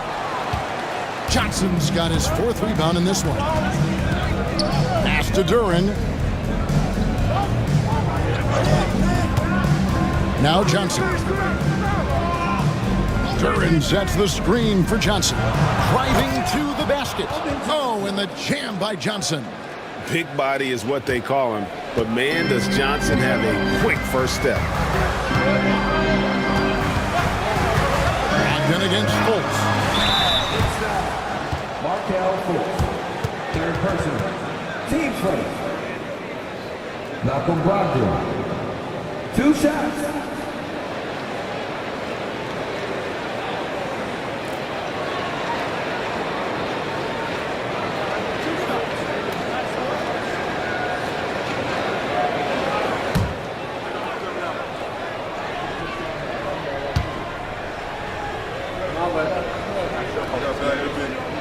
First free throw is good.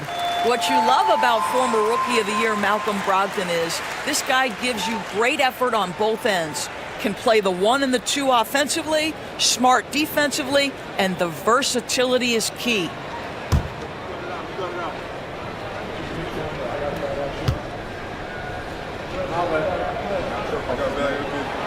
And so he hits both. And so it's Fultz who brings up the ball for the New York Knicks. 4-point game. Duran the pass to Jackson. Johnson with it. Pass to Johnson. It's good with the assist that time from Johnson. 14 points for Johnson. And that's about the worst defense I can imagine a team playing coming down the stretch. You know, we talk about execution offensively coming down the stretch. To me, it's as important defensively, and they didn't have it. Now, here's Brogdon. Hachimura with a screen on Jackson. 5 to shoot. No good from Beasley. The Knicks have gone 3 of 4 in field goal attempts since getting things started here in the fourth. Jackson misses. The Hawks have gone 1 of 3 from the field to start the fourth quarter. Pass to Hart. Jackson against Brogdon. Beasley sets a screen for Brogdon. Over Jackson. That shot is good. He has made 8 while missing only 4. That's 67% shooting. Well, Malcolm Brogdon's starting to percolate a little bit, folks. Look out. Fultz kicks to Jackson. Now Johnson. Duran with a screen on Hart. There's the lob to Duran. Beasley with it. Guarded now by Jackson. Pass to Hart. Brogdon outside. Down it drops through the net for his 9th bucket. He is 9 for 13 so far. You can see Malcolm Brogdon has the ability to score from all 3 levels. In the paint, from 3, or right there going to the mid-range game. Now, here's Johnson.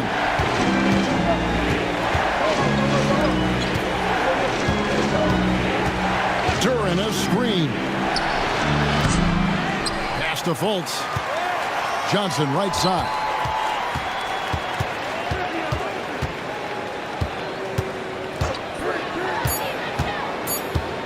Goes back up. And he lays it up and in.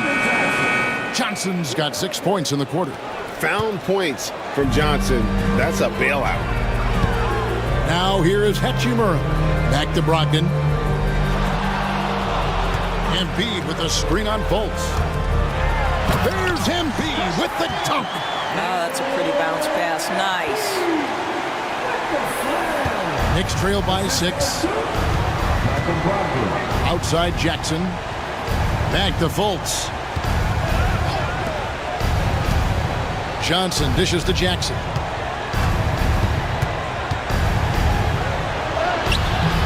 Misses from short range. The Hawks have gotten 4 of their 6 shots to fall so far here in the fourth. A pretty nice efficiency there. And it goes out of bounds. That one off Hart. And the Hawks making a change here. Maxi's checked in. And the Knicks making a change here as well. Barrett's checked in. The Knicks shooting has been just great so far, up at 56%. Jackson kicks to Barrett. Duran sets the screen for Barrett. Pass to Duran. Out of bounds. It'll go to the Hawks.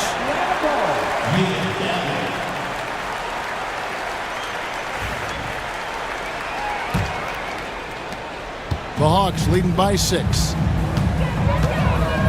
Maxey passes to Hart. Back to Maxey. Hawks passing it around. Beasley against Jackson. 5 on the clock. Beasley outside. A shot that time, not on target. Well, after hitting 1 triple in the first half, it's been all radio silence since. Duran The basket good off the assist from Fultz. Fultz has got 4 assists in the game. You know, I like that recognition. He knows he's in rhythm, knows this is the time to give his team some punch. Now, here's Maxey. And we'll have a timeout called by Quinn Snyder. There was no hesitating. He wants to talk to the team right now.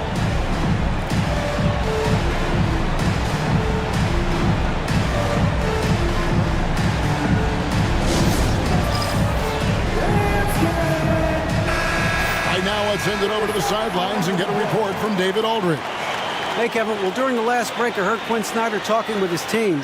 He demanded something of his guys. He said, I'm not satisfied yet. Are you? You've worked hard, but we need to keep piling it on. Don't give them any hope. Guys? Thanks so much, David.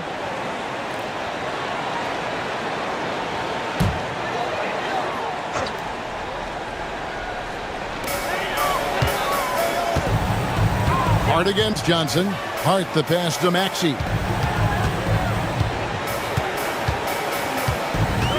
Back to Hart. Shot clock at 6. Lets it go from deep. Sinks the triple. And the Hawks lead by 7. Josh Hart, an improving three-point shooter. If he gets consistent from here, look out.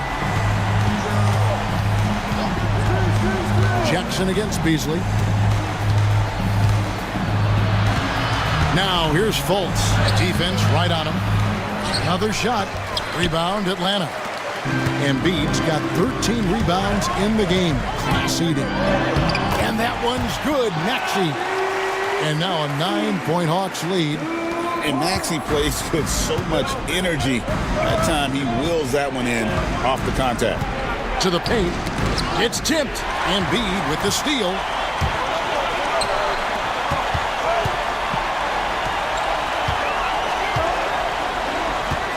Hart against Jackson. Hachimura kicks to Maxey. Embiid sets the pick for Maxey. Another 3 for Atlanta. And he's finally getting the feel from beyond. His second 3 of the half right there. And the timeout called here by Tom Thibodeau. And he wants to see some changes out there right away and right now.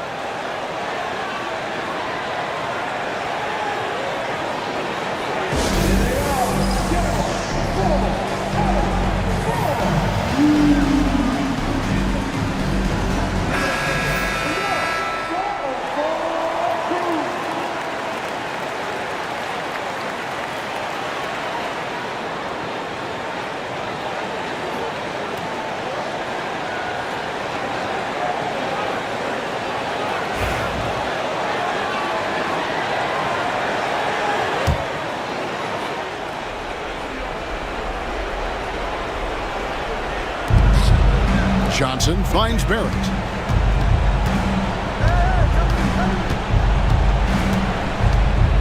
Shoots over Hachimura.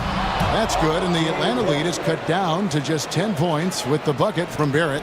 For a good offensive player, you've got to take what the defense gives you. RJ does just that, settles into the mid-range. And Barrett has got the ball here for the New York Knicks. Here's Fultz. No good off the back of the rim. The Hawks leading by 10. Beasley, the pass to Embiid. Hart with a screen on Duran. Three-pointer by Embiid. Embiid knocks it home from distance. Heavy incoming from beyond the arc, a key part of their initiative this entire fourth quarter. It feels like they have worked their perimeter game to perfection, swinging the ball, cashing in from the outside. What a performance. Now here's Beasley after R.J. Barrett's miss. Pass to Embiid. Over Barrett. Embiid, no good. Outside Jackson. To the inside. And here's Maxey. We've got 1:18 left in the fourth. Embiid inside. Garrett covering. Beasley with a clean look.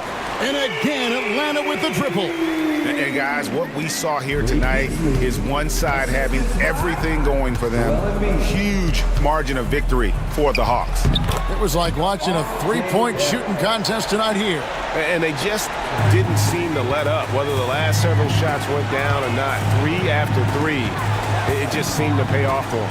And it'll mark their 4th win on the year, actually their 5th win on the year. And against a conference opponent, always good to take that first win of the season series to establish a psychological edge. And what a tremendous standout performance it was for Tyrese Maxey. There wasn't much they could do to slow him down as he was converting every good chance he got. Maxey passes to Hart. Back to Maxey. Good ball movement here by the Hawks. And the dunk by Embiid. Saw the opportunity to put this away and did not turn it down. Yeah, playing with great energy and great effort. And as a coach, you'd love to see this from your team every single night. There at the pass to Duren. And Duren slams it in. R.J. Barrett with excellent vision. And it's not just the vision, it's the ability to put it on time and on target. Nicely done.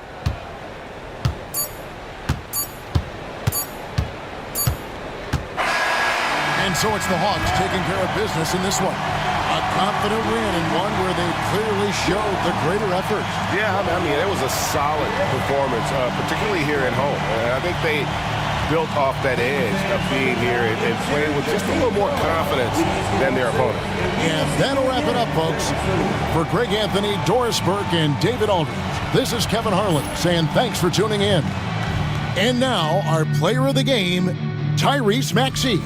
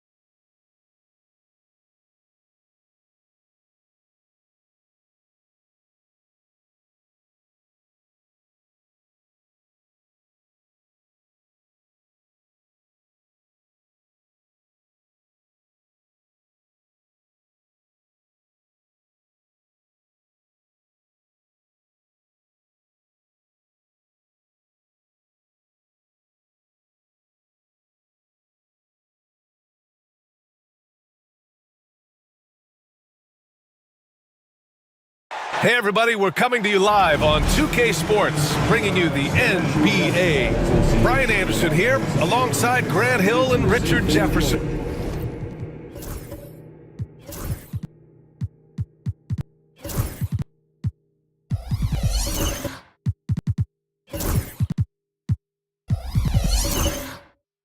With Ali LaForce joining us from the floor. And for an idea of how the league is shaping up right now, take a look at these latest power rankings. They have to be frustrated right now, falling down into the bottom of the rankings. Well, right now for the Warriors, they're happy with how they've played as of late. This is the time of year for optimism. This early in the season, anything is possible. The starters for the Golden State Warriors. Gary Trent is out there with Jordan Poole. Then there's Alperen Şengün. Then it's Herb Jones. And it's Brown in at the small forward position. And for Boston, Al Horford out there with Naz Reid. Then there's Butler. Then there's Colin Sexton. And it's Herder in at the 2. And Grant, having a lengthy bench, so important in the NBA. It really is. I mean, there's always the risk of guys getting hurt throughout the season. So the teams know the value of having a very deep rotation. And they make the most of their bench, which is smart. Şengün beat you with finesse and physicality. Pass to Reed. Back to Butler. Rebounded by Trent. Now the Warriors with it. Here's Brown. Fires for 3. Reed with the rebound. Here's Butler. Ooh, and he took a hard foul on the shot. So he'll head to the line to shoot a pair.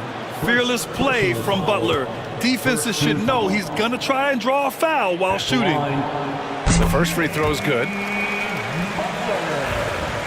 At the line for 2 shots.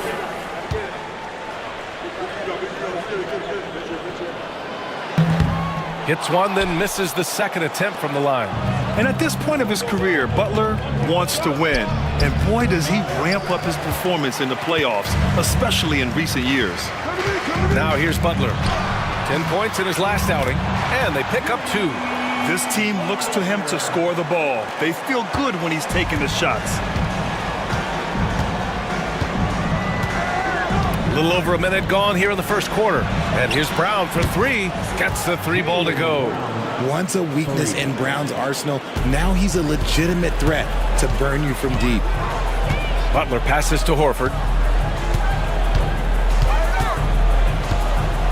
Pass to Sexton.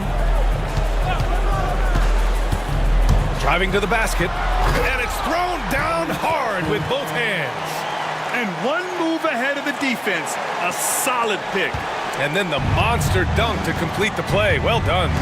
Well, great chemistry on display. He understood where to put the screen in order to free up his teammate. Here's Trent following the bucket by Boston. From the arc. And the Warriors with another 3. Don't want to let him get into a rhythm from out there. The Celtics have gone 2 of 3 from the floor. And when you talk about the Boston Celtics last year, they were historically good, Richard. Yeah, they had the 4th best net rating ever in the history of the game. That's Magic Johnson, Larry Bird, the MJ Bulls, shattered the NBA record for offensive rating at 123.1. They were unreal. Now here's Butler, and the whistle blows. It's going to be on Jordan Poole. That's his first foul of the game. And Joe Mazzulla has called timeout, and we might see some changes. Coach potentially looking to adjust.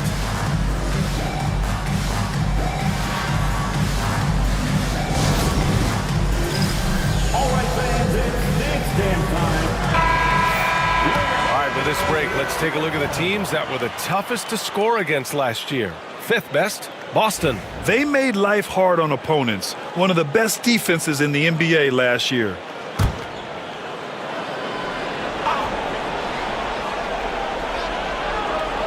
Here in the first, just under 2.5 minutes played so far. Butler finds Herder. Reed to screen on Trent. There's Herder with the 3. It's rebounded by Şengün. Yeah, that's a shame because I'm not sure the defense will let him get a shot that good again very soon.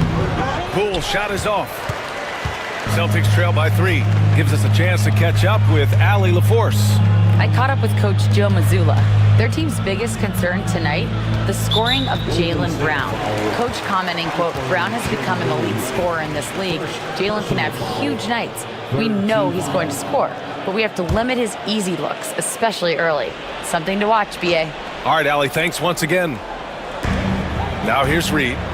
Against Atlanta, he was really on his game. Hits the three-pointer. And Herder knows he has the green light to take these shots, which is why he fires away. And it's Poole with the ball for the Warriors. Pass to Şengün. Trent outside. Şengün, the screen. Takes a 3. Trent's shot is off. And he almost made them regret defending him so loosely. Herder against Şengün. Oh, and he got fouled on his way up. He'll head to the line to shoot 2. And Richard, in a league where shooting has never been more valuable, it's great to have a player like Kevin Herder. And he doesn't need the ball in his hands to be effective. Matter of fact, he's probably best when he's moving off the ball and causing confusion. He puts a lot of pressure on the defense.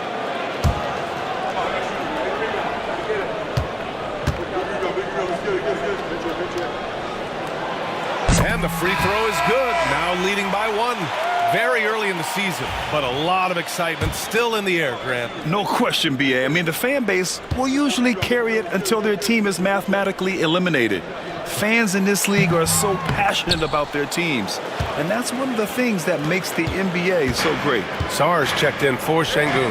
You have to appreciate Kevin Herder's mindset on the floor. He always ready to put up a shot or help his team wherever he can. And finding his teammate in stride, he led his guy perfectly. Now here's Sexton. Here's Reed. And the rebound goes to the Warriors. And this is their first time matched up with the Celtics this year. Poole for 3. Good. And Brown gets the assist. Poole's got 5. Really no surprise to see it go in. Poole has a terrific accuracy from deep. Sexton with it, and it's Trent picking him up. Reed against Jones. Left side Herder. The 3. And the three-pointer goes. He has 7. You had to know that was coming. You just don't drain one on Herder's team without him coming for revenge. Poole, the pass to Trent. To the inside. And it's out of bounds. Last touch by Sar. Number 2, Jonathan. Here's Butler. And Joe Mazzulla has called timeout. Coach wants to speak to his guys, maybe alter some of the game plan.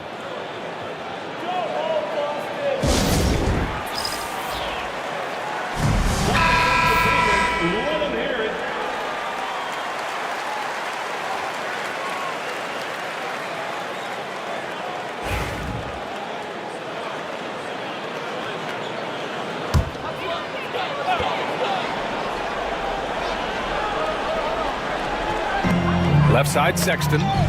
It's stolen by Poole. Over Herder. The bank shot, no good. Boston has gone 2 for 4 from range to start things off. Butler taking his time here. Reed to screen on Brown. Clock at 6. Outside for Butler. Lets it go from deep. Sar pulls it in. The Warriors leading. Poole finds Brown.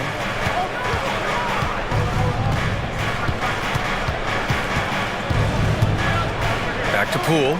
The 3 is up. Horford pulls it in. Horford's got 4 rebounds now. Brown against Sexton.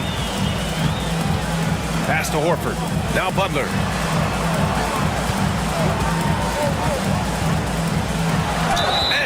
called a foul. He'll head to the line for 2. And how many times have we seen this from Butler?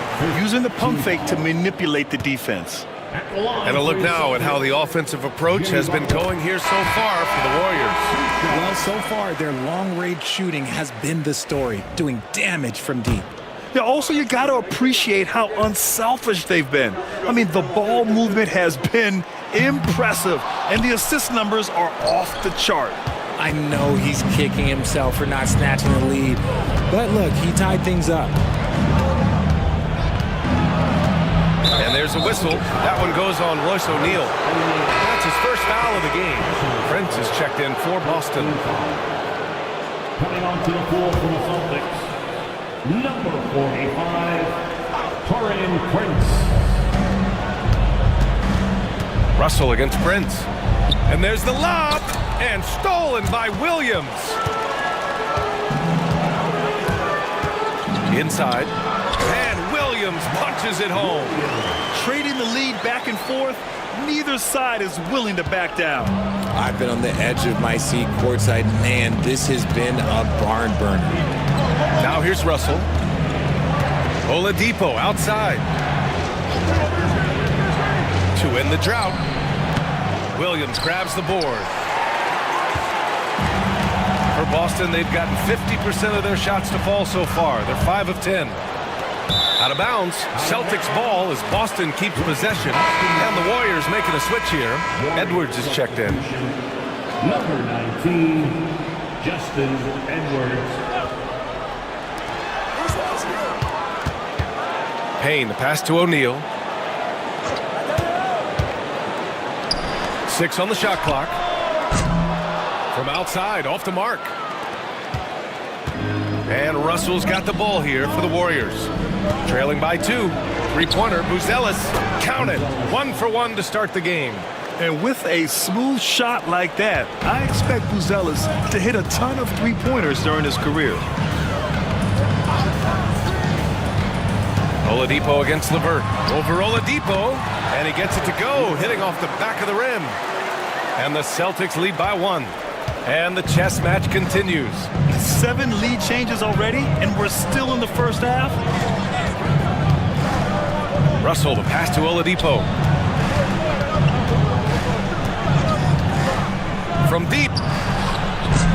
Williams grabs the board. The Celtics have gone 6 of 13 so far in this one. LeVert goes against Edwards.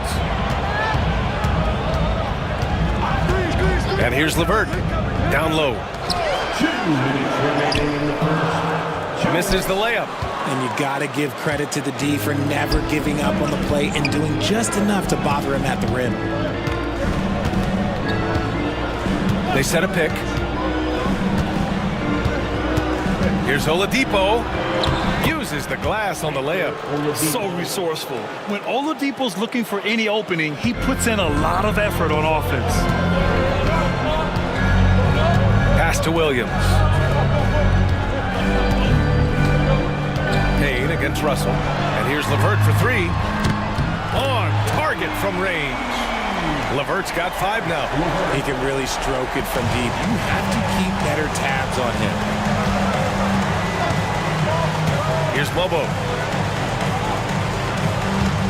Now Russell. To the paint. And he throws it down with one hand. Love the selfless approach from Russell. His teammates appreciate when he finds them uncovered. To the middle. It's picked off. 51 seconds left in the first quarter here. The 3 is up. Drills it from deep. And now a 3-point Warrior lead. This is Russell's game. He is an active and ready shooter off the catch. Now Payne. No points yet.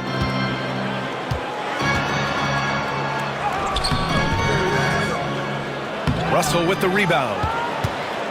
The Warriors lead by 3. Now 5 seconds separating the shot clock and the game clock.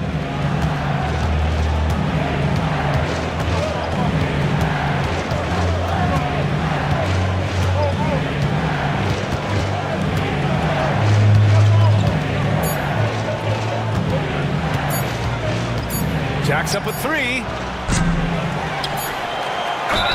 And the foul is called. He missed it, so he's got a couple of free throws coming his way.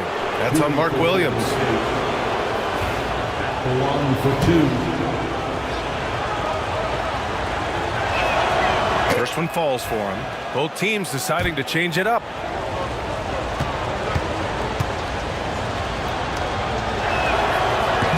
Second free throw, no good. And we've reached the end of the first quarter. The Warriors on top, up by 4. And quarter number 2 will get underway just after this short break.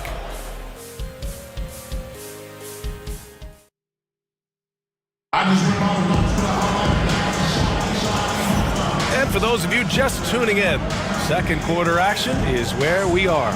And what do you guys think about the Warriors here in this one? Well, it's simple. I mean, they started off strong, and they've been hot from beyond the arc since the get-go. And as long as the threes are dropping, you've got to keep launching them. Celtics trail by 4. We've got Colin Sexton. Naz Reid out there with Al Horford. Then there's Kevin Huerter, and it's Mitchell in at the 2 spot. That's the 5 to begin the second quarter for the Celtics. Now here's Mitchell. In his last outing, 8 points for him.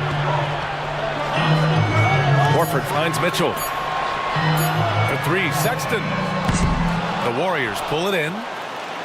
Since being drafted in 2021, Alperen Şengün has really grown his game, Richard. Particularly his assist numbers. That's what impresses me. You can run the offense through the 6'11" Şengün. It's so impressive. Now here's Sexton. Inside, here's Reid. A slam dunk by Reid. You know, Sexton can be just so clever with the ball, disrupting the defense to create for his team. Brown against Mitchell. Pass to Sarr. To the inside. Horford with the block. Mitchell deciding where to go with it. Inside. Sexton misses. And so it's Russell who brings up the ball for Golden State. Defeated by Washington in their last game. They'll try to put that one behind them. Yeah, we know that on the road, you're already a little out of your element. Then the misses from the line become contagious. Yeah, they weren't doing themselves any favors missing all those free throws. You could sense the frustration mounting as the game went on. Now here's Brown. 26 points for him last game against the Wizards in Washington.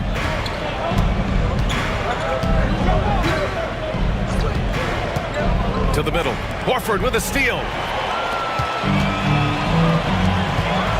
Huerter against Brown. All right, let's take a second to view the 2K leaderboard and look at last season's top scoring squads. The Celtics in second.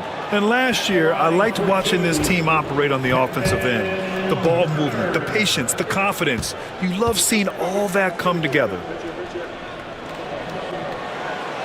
Free throw good. Huerter. Richard, if the three-point shot was never introduced, how different do you think the game would be? The offensive strategy would be very different. The game would be more physical, and it was more physical. And the main priority would be creating high-percentage looks. LeVert's checked in for Boston. Now here's Poole. He came away with 14 points in his last game. Here's Şengün. And the 3 off target. The Celtics have gotten only 1 of 4 shots to go in. All right, let's get a report from Allie. Brian, it's great hearing Celtics coach Joe Mazzulla talk shop. He said everybody tries to break basketball up into offense and defense, but it's one game. Your spacing, decision-making, and shot selection set up your defense. That transition happens so fast, so the game is constantly changing. It's all connected, Brian. No question. Thanks, Allie. Good stuff there. The D has to be more careful because Poole, he excels at drawing contact on the way out. Boston making a switch here. Butler's checked in. Both shots good from the strike. Productive trip to the line. He doesn't like to leave points on the table. LeVert passes to Horford. Outside Huerter. Outside for Sexton. Horford, a screen on Poole. Here's Sexton. And he was fouled in the act of shooting. Opportunity for a three-point play here. Hey, they're just getting pushed around inside. That's his first personal foul. First trip to the free throw line for him tonight. At the line for your Celtics, Colin Sexton at the line, shooting one. And that one drops, so now they lead by 1. Quarter number 2 and around 3 minutes gone by. Poole, the pass to Şengün. Outside Jones. Lets the three fly. Sends it home from three-point land. Jones has gotten himself going with a triple, his first basket of the game. And Joe Mazzulla has called timeout. We might see him looking to make some tweaks to the strategy here. Hey, Boston, let's get to the line.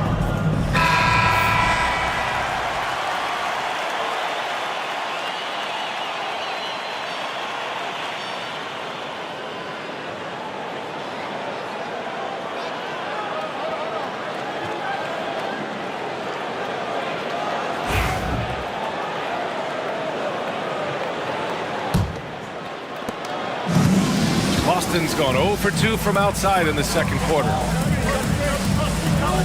Back to LeVert. Down low. Here's Herder, and he jams it after taking the nice feed on the run. And plays like that one can make the difference in a close game. And it definitely got the bench on their feet, too.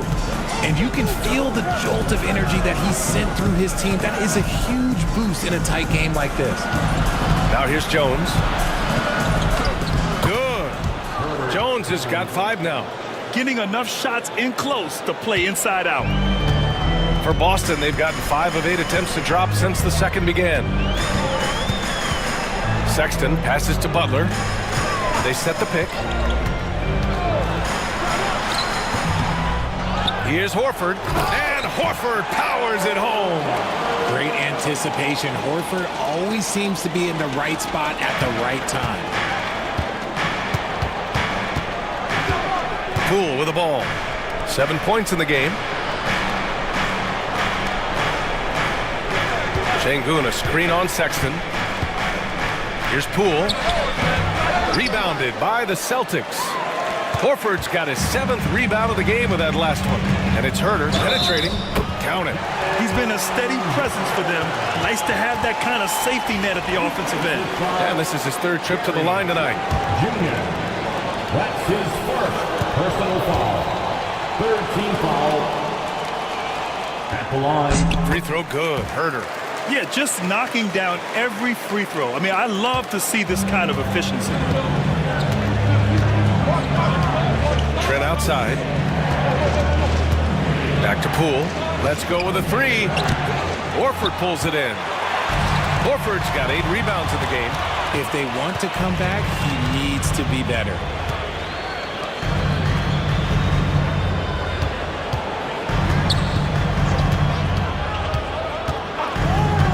Outside Sexton. Shot clock at 6. Late clock. The Celtics got to hurry here. And here's Butler outside. It's rebounded by Şengün. Şengün's got 5 rebounds tonight. To the paint. Here's Sarr. The putback. Controls the rebound and the putback. And those second chance buckets are major bonus points if you can get them. Butler passes to LeVert. To the middle. Horford finds LeVert. Yes! Great play by Horford to set him up. LeVert's got 7 points in the game. This is all you can do if you're the defense. LeVert is excellent at gutting his way through physical coverage. And Steve Kerr calls timeout. He's going to talk it over with his guys.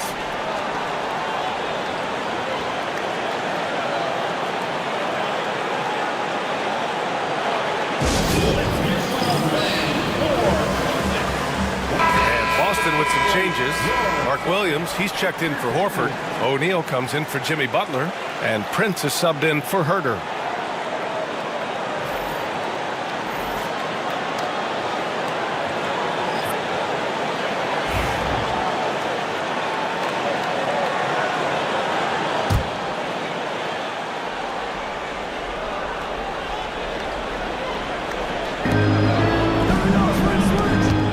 Oladipo outside.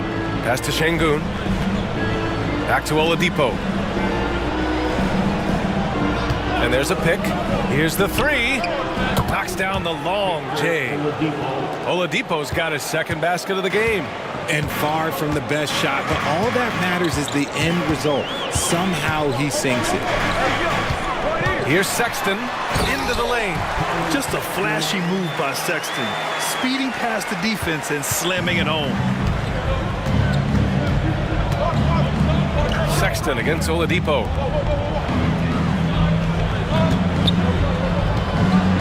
Here's Poole. Oh, what an effort by Poole! And once more this half, they find a way to get great position inside. The Celtics have gotten 7 shots out of 14 attempts in the second quarter. Screen by O'Neal. An open look, LeVert. And the Celtics tack on 2 more. Now check out the handles. A spin move like that is how you lose the nearest defender. Oladipo outside.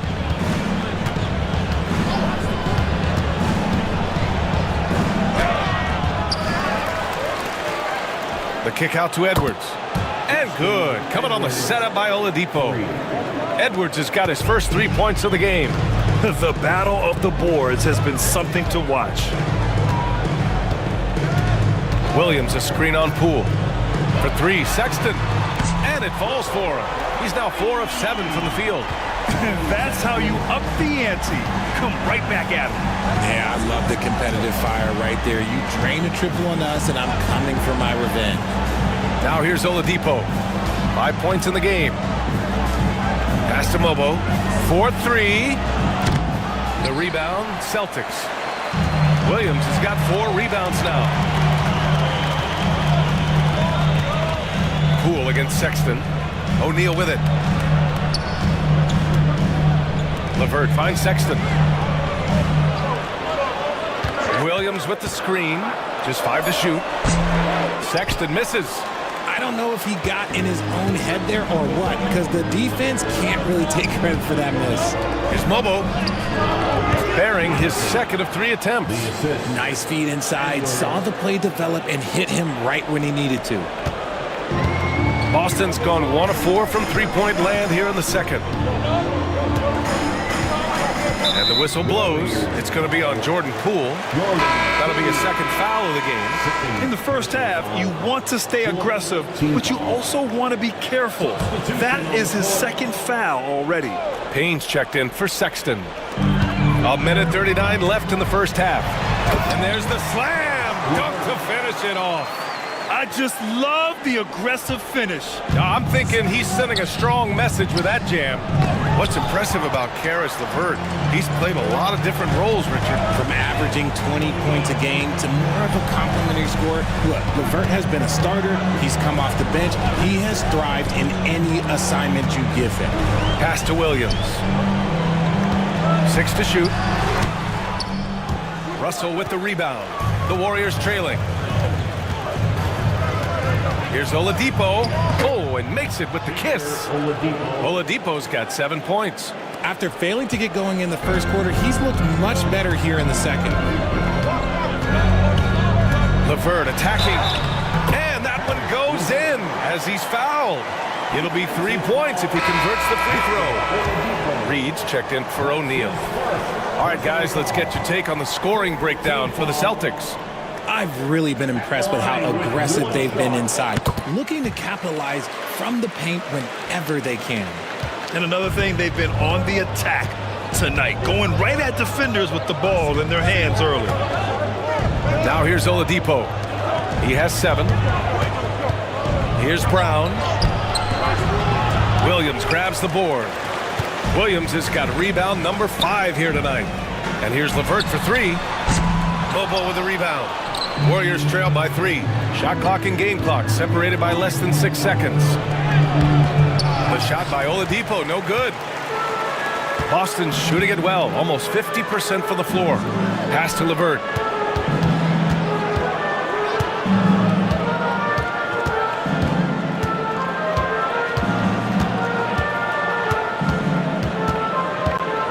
Here's Brent.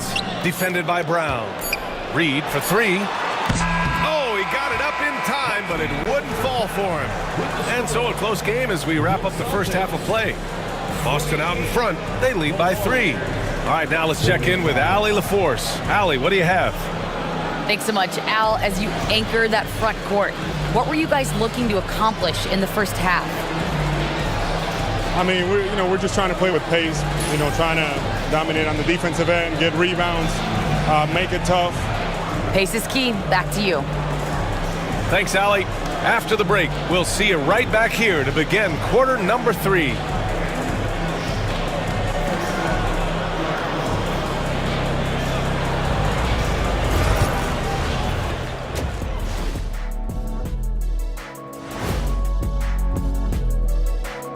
Love that they're taking high percentage shots, and it hasn't been easy for them. It's hard to score inside when the defense is collapsing on you. Who needs three-pointers anyway? Kenny did. So thank you, Ernie. And now let's take a glimpse at some of the games on the upcoming schedule. Well, I think for the Warriors, this is when it starts to get real. You're past the opening night energy. You're not as well rested as you were in the offseason. Yeah, it's time. Thanks for tuning in. Now we head back to Brian Anderson for the start of the third quarter.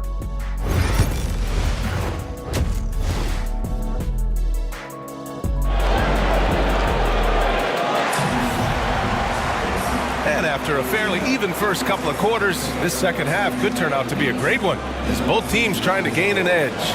Kevin Huerter really making a difference here. Through the first 2 quarters, he's been on fire. Explosive offensive performance. If they don't change their approach in the second half, let's just say his success will continue.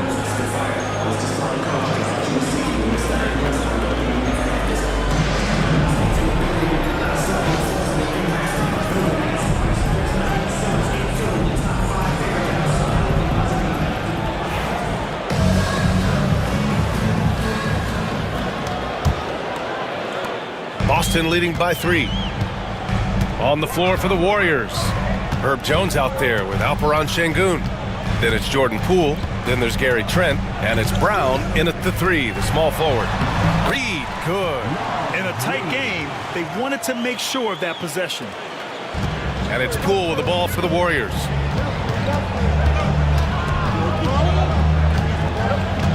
Trent outside. Back to Poole. 3-pointer. Trent's shot is off. Trent's gone 1 for 4 from the field. Huerter against Brown. Huerter passes to Horford. It's rebounded by Şengün. Şengün's got his 7th rebound of the game with that last one. Pass to Poole. Jones from outside. Boston with a rebound. A little over a minute gone here in the second half. Sexton against Şengün. And so he draws the foul, headed to the line to shoot a pair. Jaylen Brown picks one up. And the quickness is unmatched. Tough for defenders to check Sexton. I mean, he just draws the contact right there. That one misses.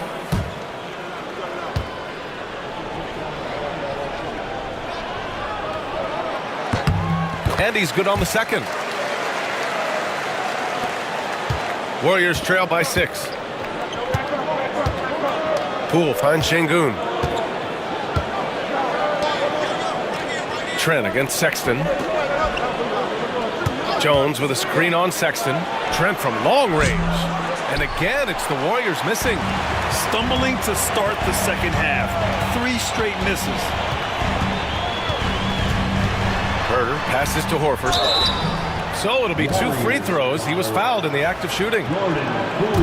Hard to find a season in his career where Horford didn't make an impact, RJ. One way or another, he's going to help his team win. Still out there doing it and doing it at a high level. He's kind of an ageless wonder. If you want to talk about a high-value veteran, Al Horford is your guy. I mean, he's been around the block and has a ton of wisdom to share with younger guys. He hits the second from the line. Warriors trail by 7. They're searching for a way to score. Yeah, buckets have been very tough to come by. Pass to Jones. And here's Brown for 3. Big hit from outside. Jaylen Brown. And it took some time, but hopefully getting that make will kind of kickstart and kind of wake them up here in this third quarter after missing their first few shots. Here's Sexton. And they're going to count that bucket, and they'll send him to the line. It could be a 3-point play. They're just taking what the defense gives them. And right now, that's the interior. This will be a sports shot at the line here in this one. At the line, Colin Sexton. At the line, shooting 1. Warriors trail by 7. Poole outside. On the wing, Jones. Back to Poole. Pass to Brown. This one for 3. Nails it from beyond the arc. Brown's got 9. Lackluster defense, showing no desire to chase shooters off that line. And Joe Mazzulla calls timeout here. He wants to give him a breather and talk things over. And keeping us updated from the sideline, Allie LaForce. Jimmy Butler's such an all-around player. He said, I don't need to be a 40-point scorer. My role is to impact winning. I just control what I can control in the end, play the right way, stay aggressive, and do whatever it takes to get my team to win. And Brian, he is good at his job. Well, playoff Jimmy is a real thing, whether he'll admit it or not. A little over 2.5 minutes off the clock in this final half of play. Back to Herter. And there's the screen. Beyond the arc. Ooh, coming through again. Shooting 5 for 7 now. Good, solid start to the half. Hitting 3 out of 4. Poole outside. Outside, Brown. Here's Şengün. And a great assist by Brown as that one goes in. Brown's got 3 assists now in this one. Celtics lead by 5. Outside Sexton. Butler, a screen on Poole. Pass to Herter. Fires the 3. And give him another one. He's 6 of 8 and looking solid. And this is how he shines. He's a big part of their floor spacing. Yeah, and you got to know where he is at all times, especially when he's roaming around the perimeter ready to fire. And that's a foul. Called on Kevin Herter. That's his first foul of the game. Some changes for Boston. O'Neal comes in for Reed. And Mitchell subbed in for Herter. And Golden State also making a switch. Sarge checked in. Here's Poole. He's got 9. Outside Jones. Pass to Brown.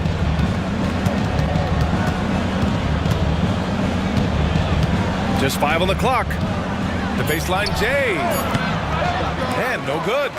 Not that time, but that's a shot that he's going to make more oftentimes than not. Brown against Butler. Here's O'Neal.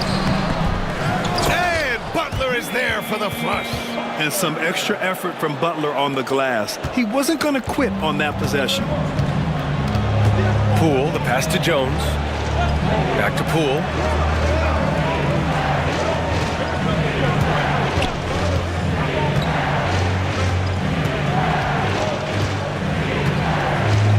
Pass to Sarr. It's good. And he drew contact on the shot, so he will go to the line. A 3-point play opportunity. D'Angelo Russell, he's checked in for the Warriors. And a moment to check out the scoring breakdown for the Celtics. Look, they're getting good looks inside. It's been a point of emphasis all night long, but I love this hard-nosed attitude of this team. Yeah, something else they're doing in this game is striking from long range. The defense just hasn't been able to keep them off their arc tonight. Now here's Sexton. He's got 14. And he's going to the line for 2. The official saw contact while he was going up.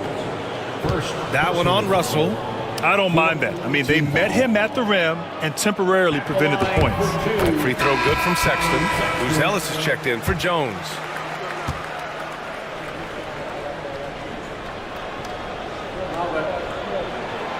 All right, both free throws good from Sexton.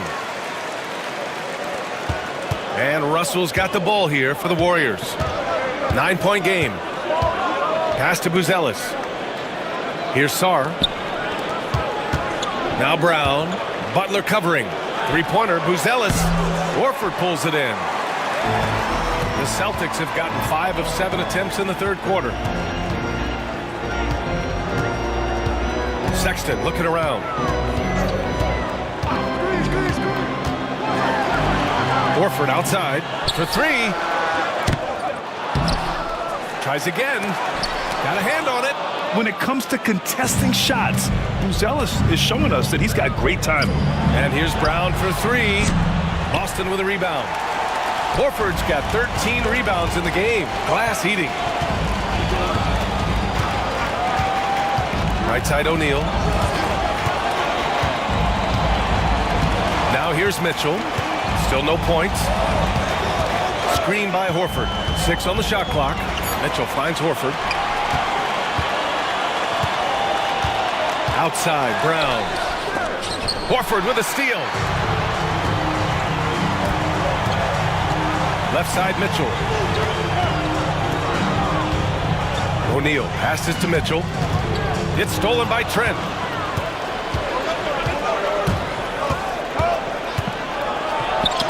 Ooh, rejected by Horford. Still a tremendous player. Al Horford using that experience. On the wing, Sexton. Screen by O'Neal. Three-pointer. The Warriors pull it in. Sarr's got rebound number 7 tonight. Russell against Mitchell. Russell a screen on Sexton. Lets it fly. Their offense stone cold. Another miss there. Okay, so if I were to say this was a disaster of a period for him, it would be an understatement. But hey, sometimes you've got to shoot your way out of the slump, even for him. Butler. And it's Butler with the jam. The ball control Butler possesses is valuable. I mean, his decision-making in pick and rolls is quite impressive. And Steve Kerr calls timeout. He's going to gather the troops and talk it over.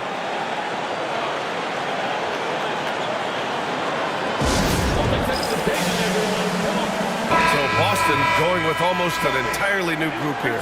Williams is checked in for Horford. Prince comes in for Butler. Karis LeVert's checked in for Sexton. And Payne is subbed in for Mitchell.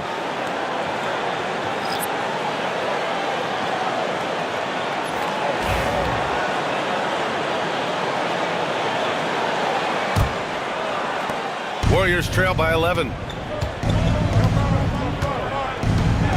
Here's Russell. Oladipo with a screen on Payne. And the officials will call the illegal screen here. Grant, some rookies come into the league with a ton of hype. You've lived through that. How does it affect a young player? Well, B.A., it can be overwhelming, and certainly it's a lot to endure. You're the focus of so much attention, and there are so many expectations. And with all the media these days, it's even more magnified and intense. Boston leading by 11. LeVert outside. Payne, a screen on Oladipo. And it's time to give you a look at the top three-point shooting teams from a year ago. The Celtics second. Their long-range game was a huge strength. They spread the floor, found the open shots, and made the most of their chances. Line for 2 shots.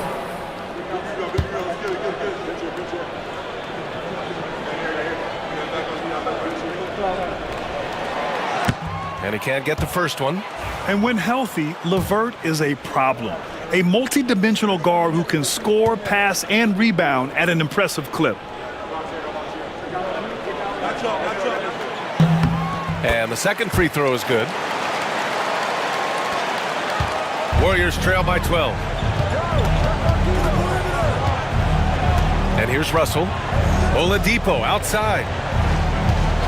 Back to Russell to win the drought. And good. Coming on the setup by Oladipo.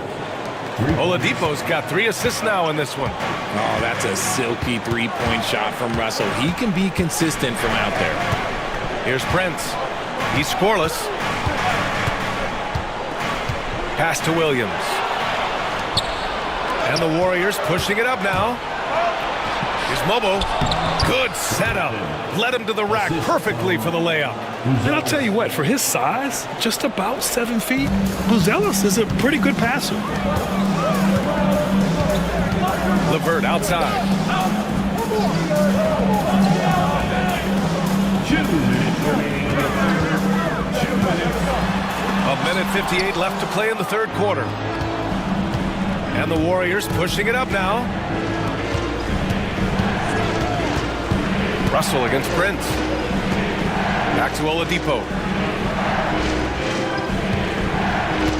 They set the screen. Shot clock at 6. Here's Sarr. Played it in with a nice touch off the window.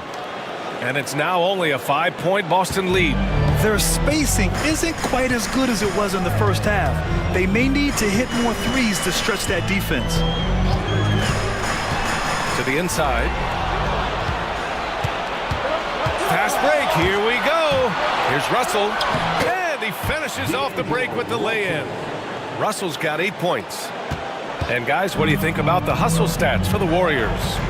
Great heads-up defensive play tonight, creating offensive opportunities for themselves by forcing deflections. Well, another thing to look at is their impressive block numbers. They have not been giving shooters an easy time tonight, knocking away lots of shots. So it's Boston now. After the Warriors picking up a basket just a moment ago. They get the rebound. Williams, LeVert. And the shot counts. He's fouled, and it's a chance for a 3-point play. He's made 2 of his 3 attempts tonight. Reed's checked in for Boston. Şengün checked in for the Warriors. At the line, Paris LeVert.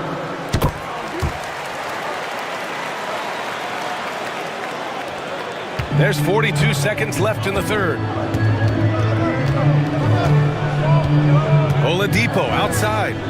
Pass to Mobo from downtown. Williams grabs the board. Williams has got 7 rebounds in the game. Oh, love the intensity in which they're hitting the boards. 19 seconds left to play in the third. Down to 5 on the shot clock. Puts it up from 12. Reed can't hit. Now Oladipo. Fires from way outside. And that's not going to go. And so it's Boston leading by 6 as we wrap up the quarter. Their key to consistency has been their dominance in the paint. They've been the more physical team. More NBA on 2K Sports right after this.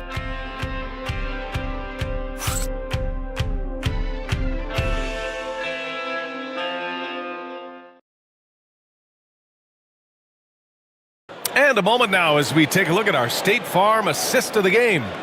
You have to love his unselfishness and ability to make those around him better. He does do a great job steering the ship for them out there and keeping the offense clicking.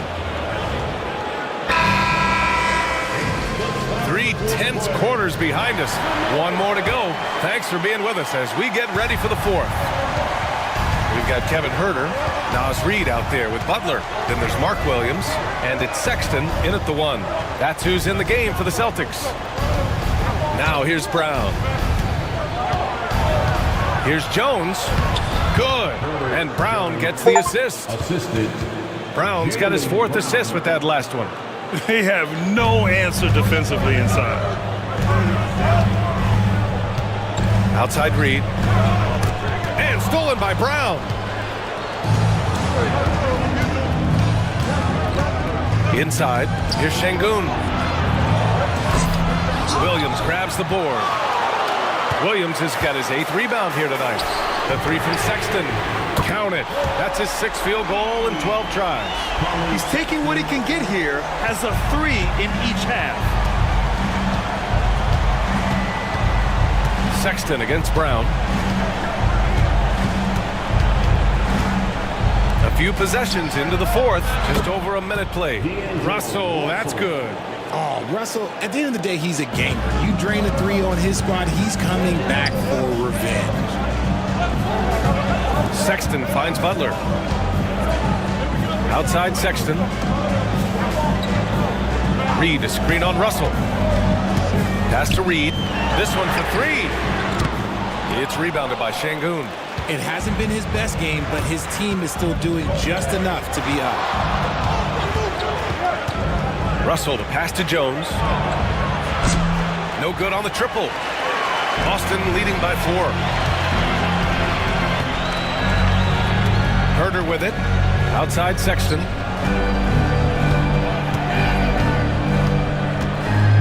Outside Butler. Clock at 6. Outside Reed. Three-pointer. It's rebounded by Golden State. He's been off. Still, they're up, so not all is lost. Oh, he powers right through the defender for the dunk. Draws the foul, too. And he'll go to the line. It's going to be on Naz Reid. The Celtics making a switch here. Horford's checked in. The Warriors also with a sub. Trent's checked in. So it's Boston now. They held a 12-point lead earlier. Next matchup, they'll be home against the Nets. That'll be the second of a 2-game stretch at home. And stolen by Jones. Pass to Trent. Here's Poole. Poole gets it in close. Their ball movement on this run has been tremendous. It's led to a lot of good, clean, open looks. Sexton passes to Horford. Outside Herder.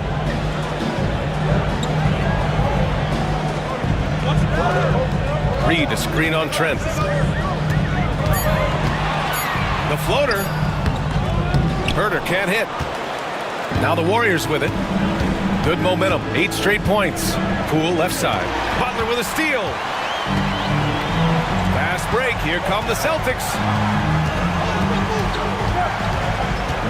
Outside Reed. Back to Herder.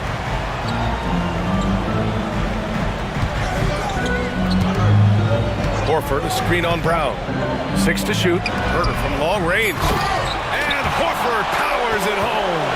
A guy who knows this action inside and out. Horford gets himself a shot off that pick and roll. And it's Poole with the ball for Golden State. They've only given up 5 points here in the 4th.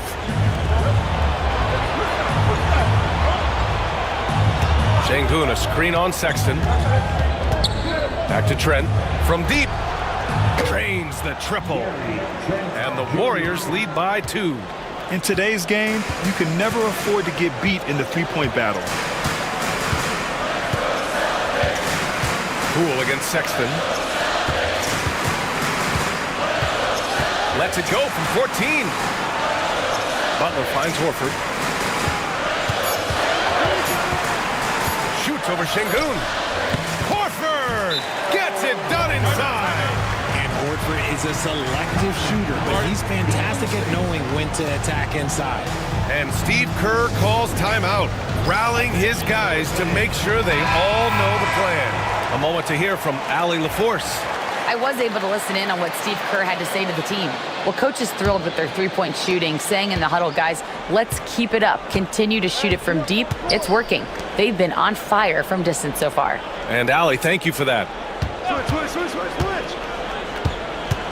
Brown against Sexton. Ooh, and he took a hard foul on the shot.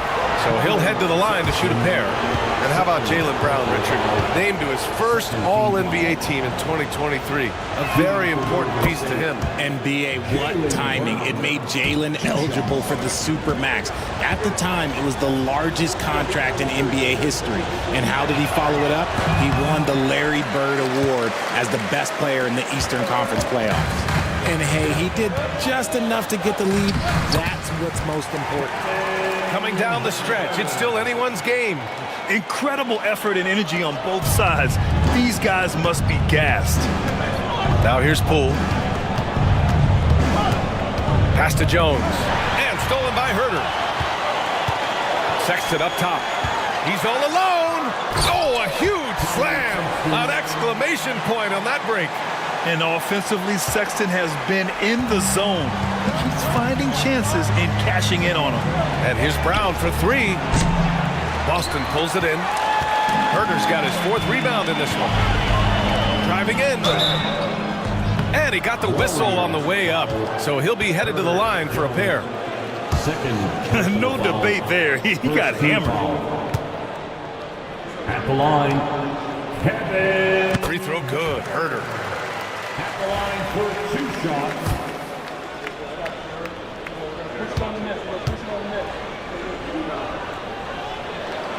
And both free throws good for Herder. Now here's Brown. Poole outside. And he lobs it up top. Horford with a steal. Trent against Herder. Butler on the wing. Screen by Horford. Down low. And Horford powers it home. Bringing the heat. Horford goes for the rim with real intensity. Warriors trail by 7. Here's Brown. Trent outside.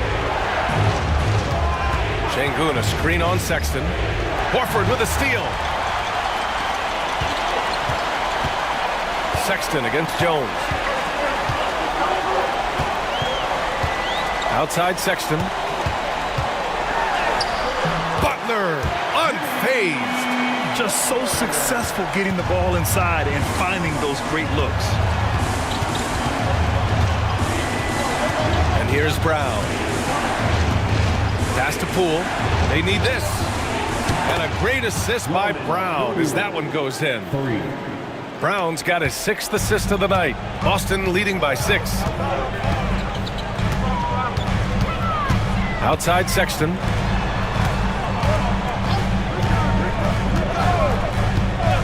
And he lobs it up to the rim. It's stolen by Trent. Brown inside. Herder defending. Brown passes to Poole. Trent for 3. Boston with a rebound. Reed's got 4 rebounds now. To the paint. Here's Butler. And it's Butler with the jam. When Butler is cleared for takeoff, just get off the runway. Here's Brown.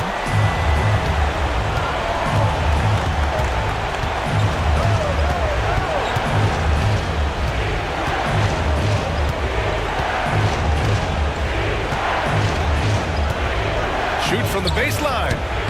Jimmy Butler with a rebound. Butler's got 4 rebounds now. The teardrop. Sexton misses. And so Trent will bring it up for the Golden State Warriors. Trailing by 8.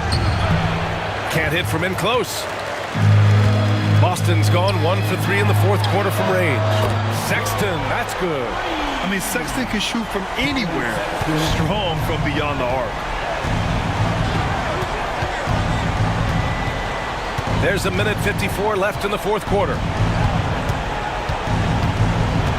Şengün, a screen on Butler. 5 on the clock. Here's Brown. Second chance effort.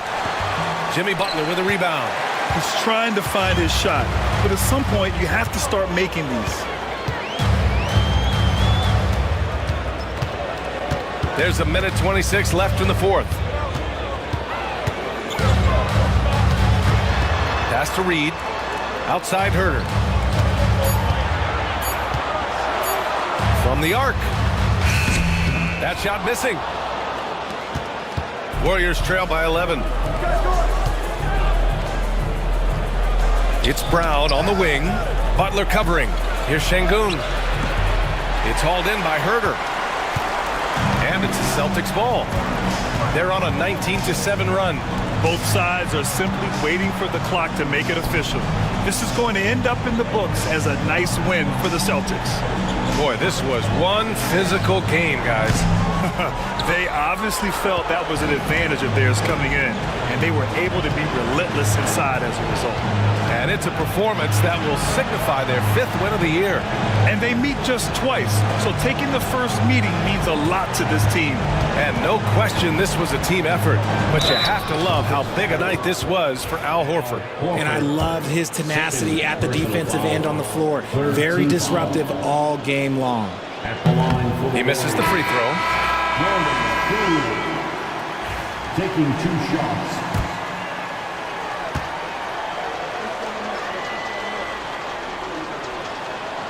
That's good, going 1 of 2 from the line. And that brings him within 10. So it's Boston now. No need to shoot. This one is done. Yes, they've got to be happy with tonight's effort.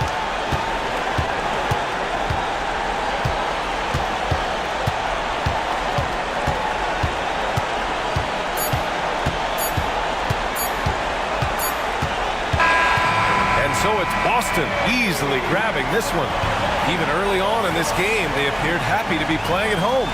And it makes a huge difference. Once they started to get into a groove, you never really felt like they wouldn't come out on top. Well, now we have some time to check in with Allie LaForce.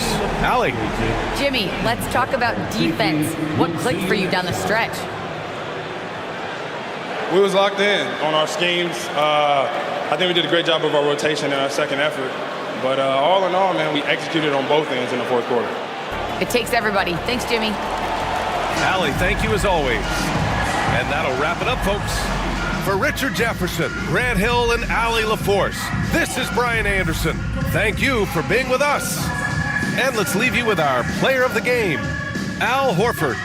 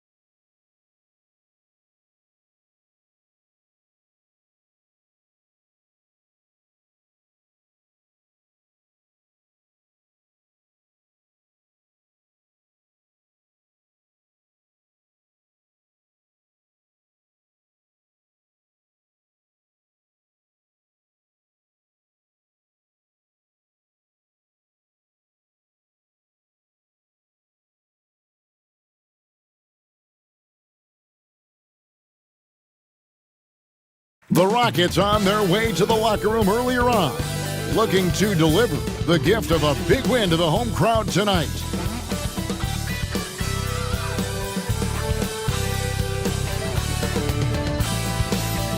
Welcome, everyone. Let's get ready for some NBA basketball on 2K Sports. This is Kevin Harlan alongside Clark Kellogg and Greg Anthony. DA will join us tonight on the sideline.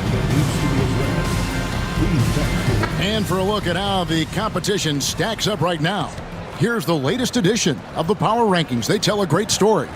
They sink a little bit here in the rankings, still, though, remaining in the top 5.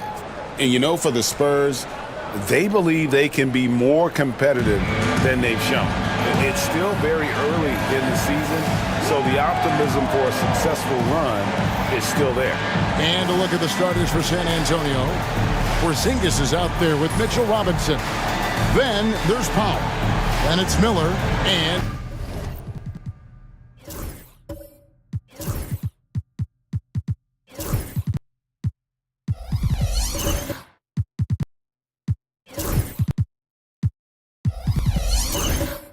It's Gilgeous-Alexander in at the point guard position. And for Houston, Clint Capella is out there with Bol Bol. Then there's Ben Simmons. Then there's Devin Booker. And it's on and Obi in at the 3, the small forward.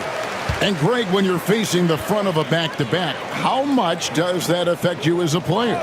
Before and after the game, for sure, it's on your mind. But once the whistle blows, you have to live in the moment. You can bet the coaches are very aware of it. Gilgeous-Alexander finds Powell. Back to Gilgeous-Alexander. Pass to Porzingis. Porzingis with a screen on Booker. Just 5 to shoot. It's good from long range. Powell's got the first basket of the game for San Antonio. And the lack of effort to fight over the screen there makes that an easy shot. Well, I'm going to credit the screen. I mean, that's a good, strong pick he lays there. The wide open look here for Porzingis. And no good, his first shot of the night, missing. Here's Houston now. It's a 3-point game. Booker against Powell.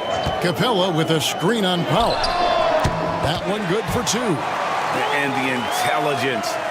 Love watching Booker operate in these situations. His decision-making has really improved over the years. Now, here is Robinson. Pass to Porzingis. Outside, Gilgeous-Alexander. Powell against Booker. Powell, the pass to Robinson. And finished off by Robinson. Outstanding distribution there. I mean, what impressive passing ability. And so Booker will bring it up for Houston. They beat the Spurs during their last encounter in San Antonio. Yeah, and they picked up the win in their last game against this club, and really it was a parade to the free throw line. Yeah, did a really good job of drawing foul after foul. Very physical and rugged in how they perform. And it paid off. For San Antonio, they've gone 2 of 3 here to start out the game. It's time now to hear from our Hall of Fame reporter, David Aldrich. What's the latest, David? I had a chance to talk with the head coach, Ime Udoka. He immediately mentioned that Shai Gilgeous-Alexander, of course, is at the top of their scouting report. He told me the key to stopping SGA is defending without fouling. Easier said than done, but try to keep him off the free throw line. And try, emphasis on try, to make Shai a jump shooter. A very tall task. Guys? All right, thank you, David. San Antonio leading by 3. Powell, no one around him, and a kind roll that time off the rim as that one falls. Powell's got 5. How about the floor awareness by Gilgeous-Alexander? Solid at just spotting his open teammate. And timeout is called by Ime Udoka. He's going to have a discussion here on the sideline.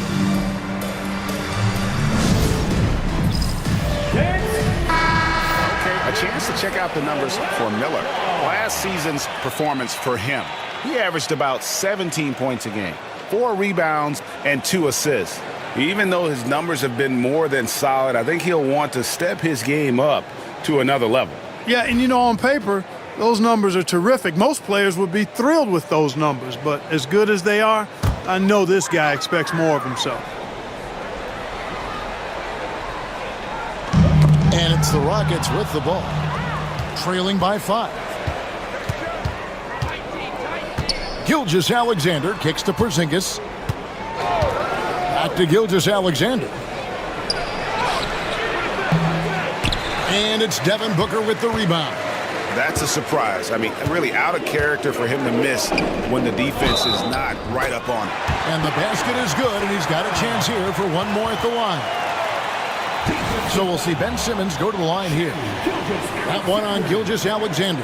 First trip to the free throw line for him tonight. And not the guy you want to see at the line too often. Season numbers has him in the bottom tier of the league. And guys, that was an element of his game that he could not get turned around. I mean, he was really in a funk, and it lasted all season.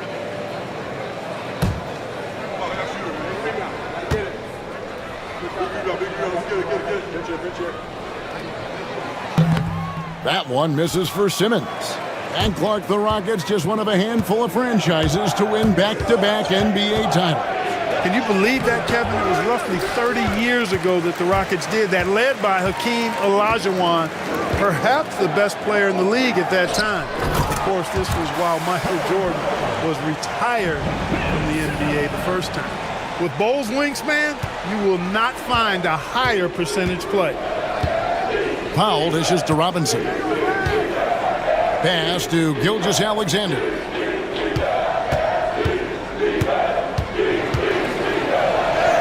Up and in, it's good. First basket of the game for him. 1 for 4 shooting.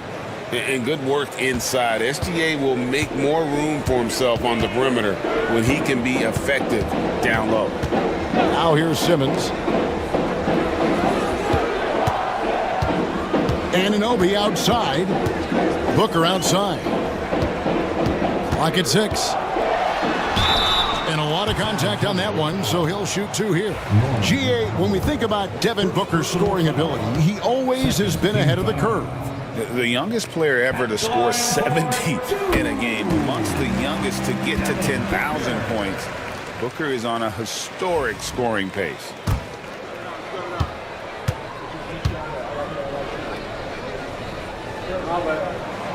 Good on both. And what an advantage. You really feel like you can always trust him when he's at the line. Gilgeous-Alexander kicks to Robinson. It's Powell on the wing, defended by Booker. Outside for Gilgeous-Alexander. And that's good. Robinson picking up the assist. Gilgeous-Alexander's got 5 now. This is why SGA is a focal point of this offense, because of that ability to score.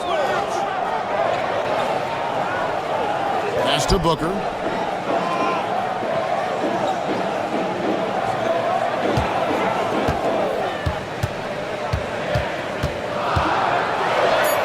Up and in, off to an efficient start. 2 for 3 from the field.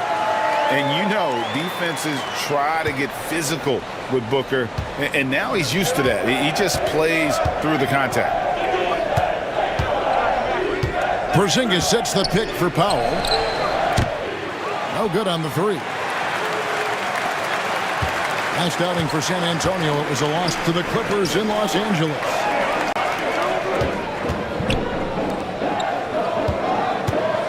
Simmons looking it over. Houston moving the ball around. And there's Booker on the assist by Bull. 8 points for him. And here's Gilgeous-Alexander. He'll bring it up for San Antonio. Last game matched up with the Clippers. A tough loss there. Yeah, I mean, on the road, their defense was just overrun. Couldn't match the intensity of the opponent, and it cost them. And you know what, guys? It just seemed like they never really had the kind of energy necessary. They just weren't comfortable on the defensive end. And timeout is called by Ime Udoka. Looking for a breather and maybe just 1 or 2 things to talk about. Houston with a big group substitution here. Sharks checked in for Clint Capella. Aaron Wiggins comes in for OG Anunoby. Hardaway's checked in for Booker. And Rollins subbed in for Ben Simmons.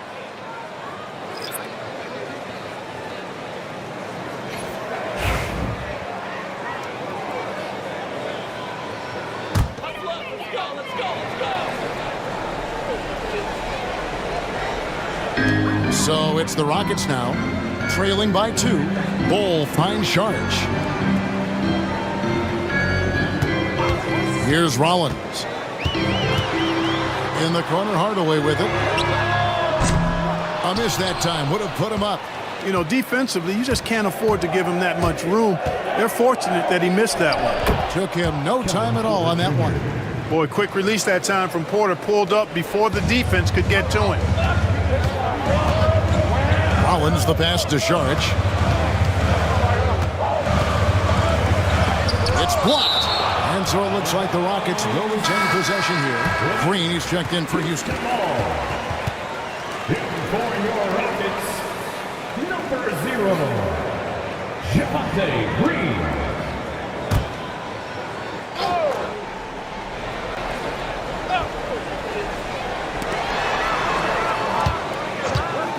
Outside Hardaway. Buries it from three-point range. Hardaway Jr. rises and fires with great confidence from there. San Antonio leading. Porter looking it over. Sharp with a screen on Rollins.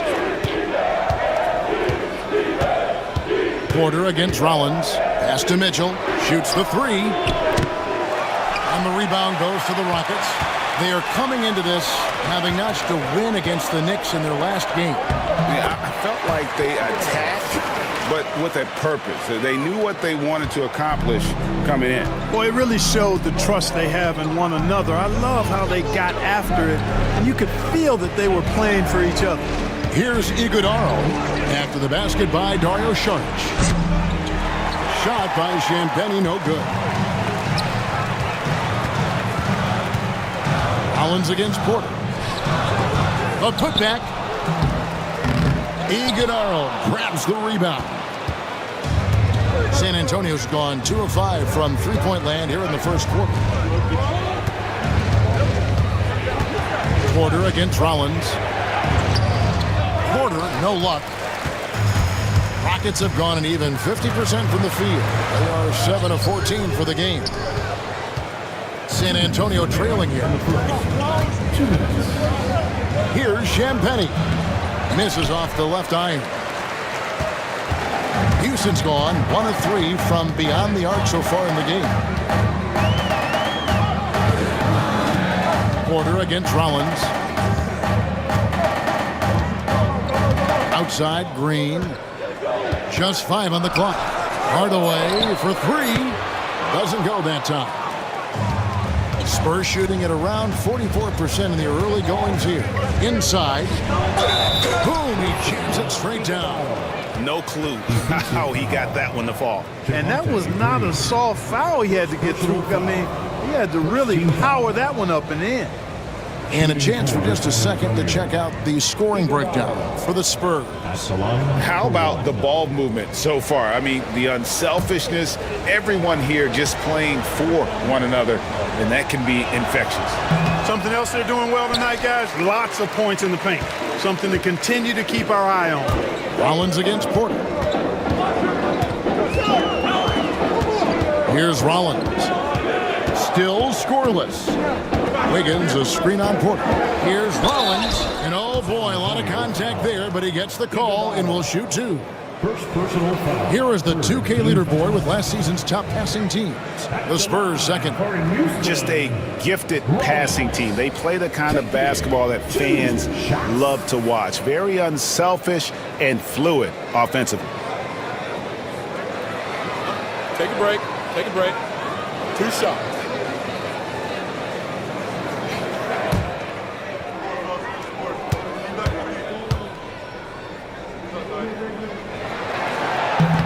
That one is off.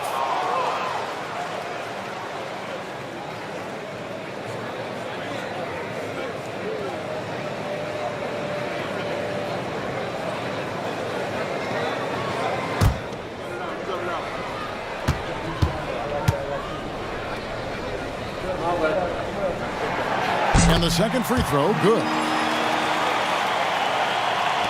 1:10 left to play in the first. Mitchell looking it over. Right side, Porter.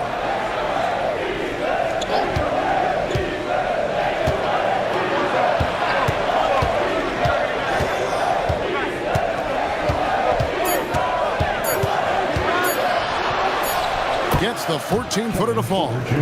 Porter's got his second basket of the night. And they're forcing the ball inside, and it's working like a charm. Hardaway against Mitchell. Sharch with the screen for Hardaway.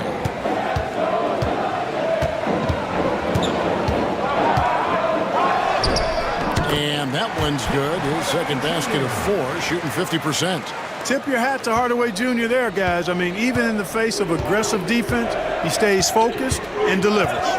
3 seconds separate the shot clock and game clock. Sharp with a screen on Rollins. Here's Porter. The putback. It's good on the putback. And the Spurs lead by 2. Good awareness that time to put the shot right back up before the defense could react. Now here is Hardaway. It's not going to go for him. At the end of one, a closely contested game so far. Spurs lead by 2. After this break, we'll be back with the start of the second quarter on 2K Sports.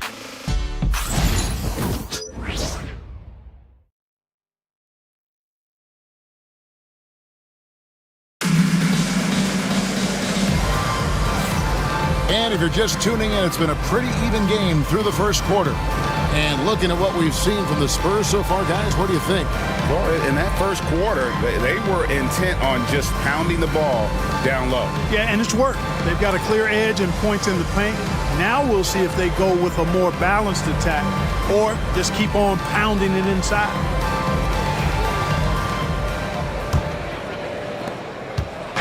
Enzo Powell will bring it up for the San Antonio Spurs. They've got Bull. Hardaway is out there with Devin Booker. Then it's Clint Capella. And it's Anunoby in at the 3. It's the 5 for Houston right now. Pass to Gilgeous-Alexander. Hits the three-point bomb. Gilgeous-Alexander's got the lead up to 5 now for San Antonio. And for Houston, they're shooting from the field. 44%, not bad. Bull setting the pick for Booker. Fires from the wing. Rebounded by the Spurs. You can't look at the result of that shot. They'll take that whenever they get it. Well, you know, I hear you. That's a good look, but when you're that wide open, I think you got to knock it down. Oh, phenomenal alley-oop slam there. They are taking advantage of a team that looks lost out there. Well, I tell you what, guys, this is really getting close to being real ugly. Now here's Booker. Picked up 27 points in their last win against New York. And even while he was piling up all those points, he still found a way to create chances for his teammates. The assists just kept on coming. With a short break in the action gives us a chance now to send it over to David Aldridge. Kevin, the Rockets are making progress. Coach Udoka said it doesn't happen overnight. Changing habits and things like that takes time. Guys learn and grow at a different pace. My thing is getting us all on the same page. Not that far off. Kevin, they sure look like they're building in the right direction. David, they are, and some good vets have helped as well. And we thank you for that report.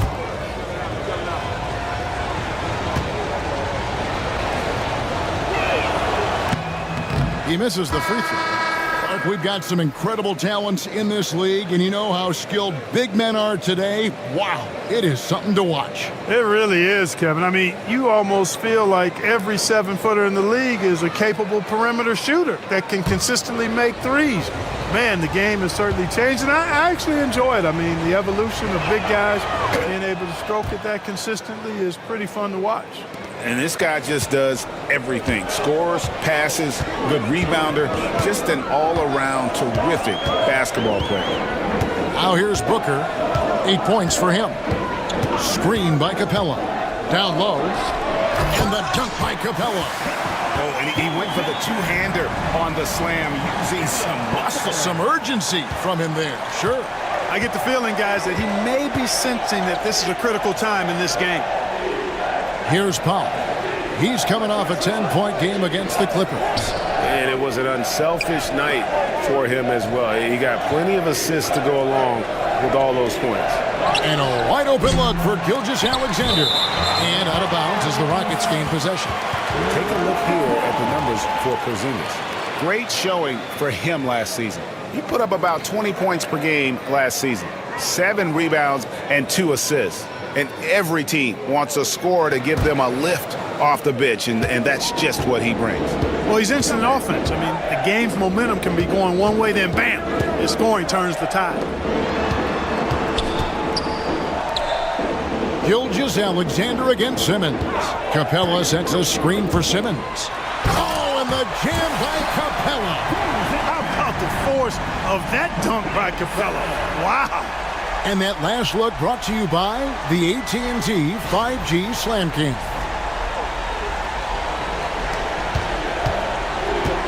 Spurs have gone 2 of 3 from the field here to open the second quarter. Gilgeous-Alexander kicks to Powell.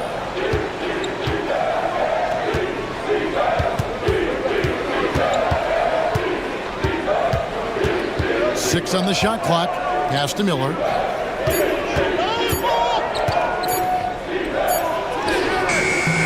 Rebounded by Capella. The Rockets trail. Clark, we've all heard the comparisons. Brandon Miller plays a lot like a young Paul George. And you know, it makes a ton of sense when you consider that Paul George is Brandon Miller's favorite player. So he spent a bunch of time studying how PG gets it done and putting those moves into his own book bag. Here's Gilgeous-Alexander. Devin Booker picking up that last basket. And Bull sends it back.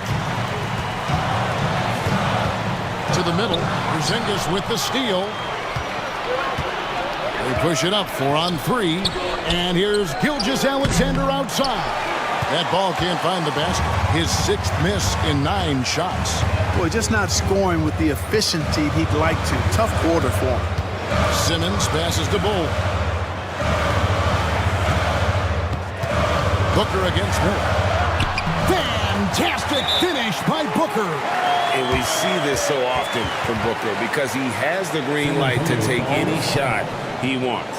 And we've got a timeout from Greg Popovich. And coach has decided they need a moment to talk things over.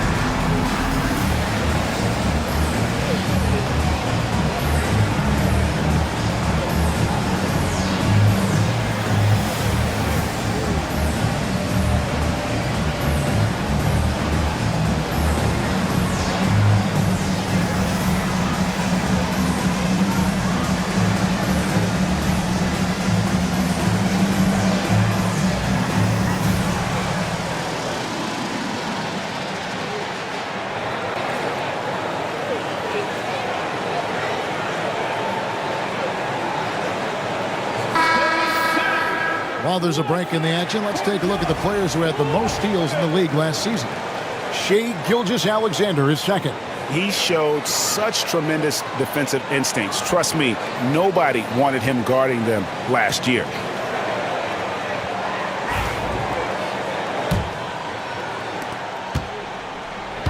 San Antonio's gone 1 of 3 from way outside since the start of the second quarter. Pass to Porzingis.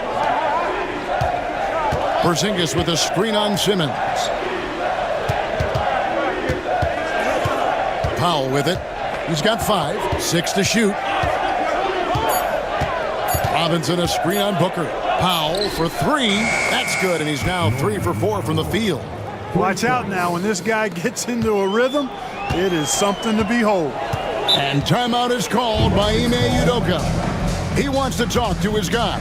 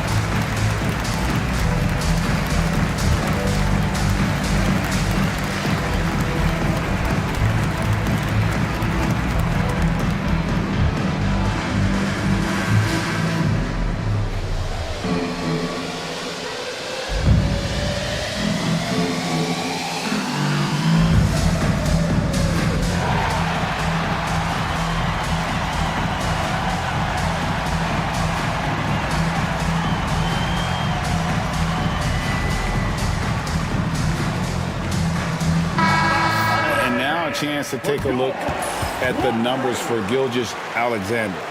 He's coming off an excellent season. 3rd in scoring, and he'd make you pay every time he went to the line. Top 20 in free throw percentage. And looking back at his number 2 steal rate, yeah, he did gamble a little bit, you're right. But he also played some hard-nosed on-ball defense, and that was key. And so here is Houston. They trail by 1. Anunoby kicks to Booker. Lob pass to Capella. Stolen by Robinson. Pass to Powell. Over Booker. Up and in for the basket. Number 4. That makes him 4 for 5 now. And here's Simmons. He'll bring it up for the Rockets. Now, here's Bull. By Porzingis. Booker hammers it down. 2 emphatic points. Devin Booker. For San Antonio, they've gone 4 of 8 so far here in the second quarter. Pass to Powell.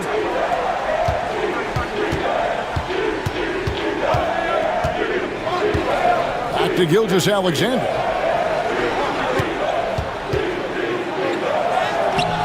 No good there. Simmons with the defensive effort. Rockets have gotten all but 1 of their 7 shots in the second quarter to drop. Pretty impressive. Anunoby finds Simmons. And foul on the shot, so he'll get a chance at the line. It's on Porzingis. You know, at almost 7 feet tall, Simmons is hard to guard because he's got excellent speed. He knows how to use his body, and if you get too physical with him, he knows how to draw fouls. 2 shots.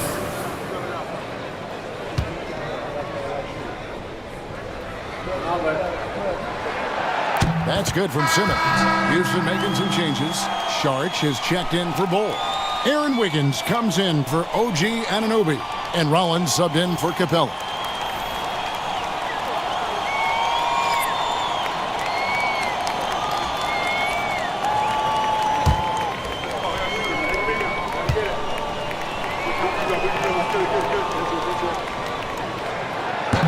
He makes 1 of 2 that time. They should be in front right now, but he'll be relieved not to have come up totally empty there. It's Porter atop the key. Pass to Iguodaro. Back to Porter. Just 4 to shoot. Sharp sets the pick for Porter. Off target from outside. The Rockets shooting 56% in this game, really stringing quality possessions together offensively. Here's Champagnie, defended by Booker. Here's Sharp, count that one. Sharp's got his second bucket. The tenacity on the interior, just battling, bringing that effort and will for second chance points. Miller against Wiggins.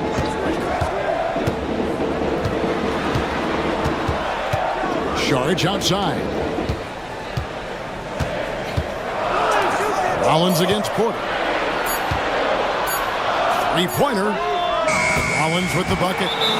And the Rockets lead by 1. Nice back and forth this first half. And this could continue to go back and forth the entire way. And timeout is called by Greg Popovich. He wants to check in with his team and regroup. For the Rockets, Green, he's checked in for Simmons, and Tim Hardaway Jr. subbed in for Booker. Mitchell, he's checked in for the Spurs. On the board.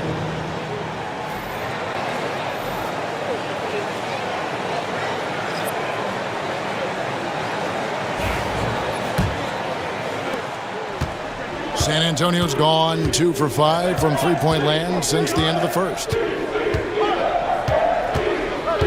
Sharp with this screen on Rollins. And finished off by Porter. He can get it to the rack, too. Porter Jr. unafraid to slice his way to the cup. Rollins against Porter. Outside, Green. There's a good screen. Latrey. Rebounded by the Spurs.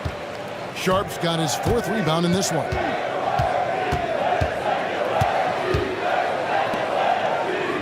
There's Porter with the three. In the hoop for his fourth field goal. 4 for 7 shooting and looking for more. Porter Jr., we know he can create his own shot, but he also can knock down the catch-and-shoot jumper. Sharch dishes to Hardaway.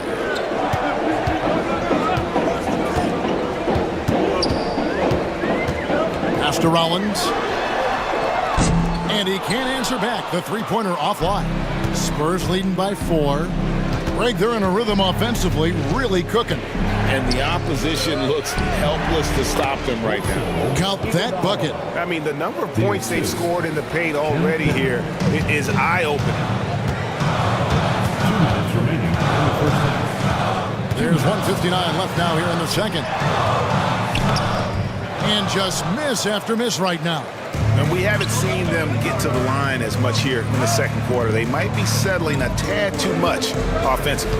I think you're right. I mean, an up fake here or there, getting the ball inside, that's how you create high percentage offense. No doubt about the consistency when it comes to scoring the basketball for him tonight. A real nice lift for their offense. The shot by Sharch, no good. San Antonio's gone to the three-pointer 11 times tonight, nailed 5 of them. Porter, no luck. Uh-oh. Changed his mind on the way up and tricked himself. Wiggins surveying the floor. And Green slams it in.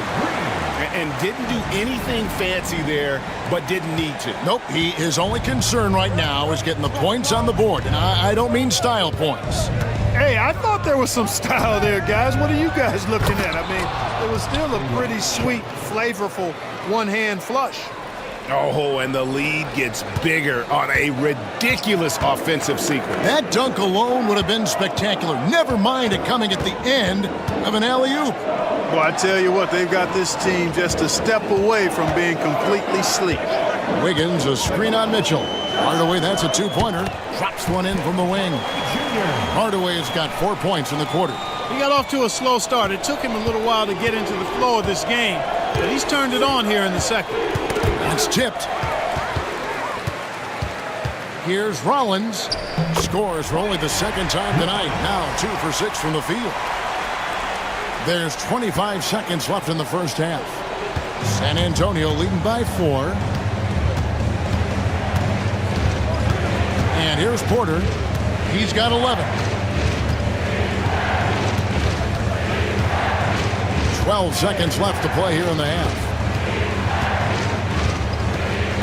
Down to 5 on the shot clock. The Spurs need to get a shot off here. Oh, taking it to the rack with power. Hammering down the two-hand slam.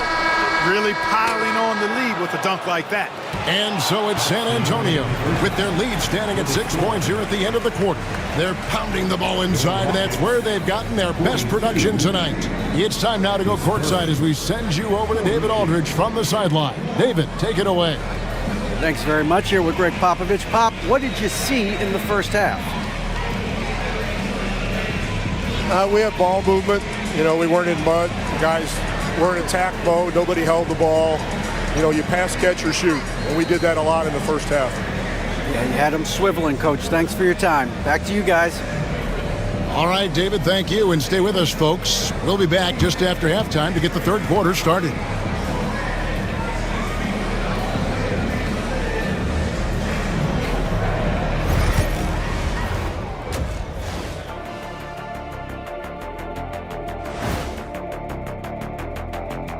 Look, I know this is going off topic, but during the first half, we were doing some dribbling drills. So, Kenny, as the point guard here, I want you to rank our handles. Okay, obviously first. And now, time to talk about this game. What a solid start for the San Antonio Spurs. They've been playing very unselfish. I'm telling you, these guys are feeding off the ball movement. And as a basketball fan, it's wonderful to watch, Shaq. Yeah, no Tyler Ball from them. That's why they're getting the good looks. Get it, Tyler Hero? Here, Tyler Ball. And that is a wrap. Now let's send you back to Kevin Harlan for the start of the third quarter.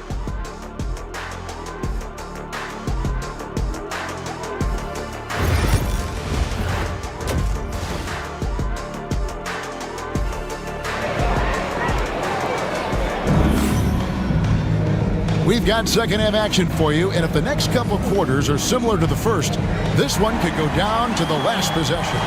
You know, guys, Devin Booker has been exceptional here. He's done a fantastic job of finding open space to operate within the first few quarters. And you know what? It helped that they had a few guys with very hot hands on the perimeter, too.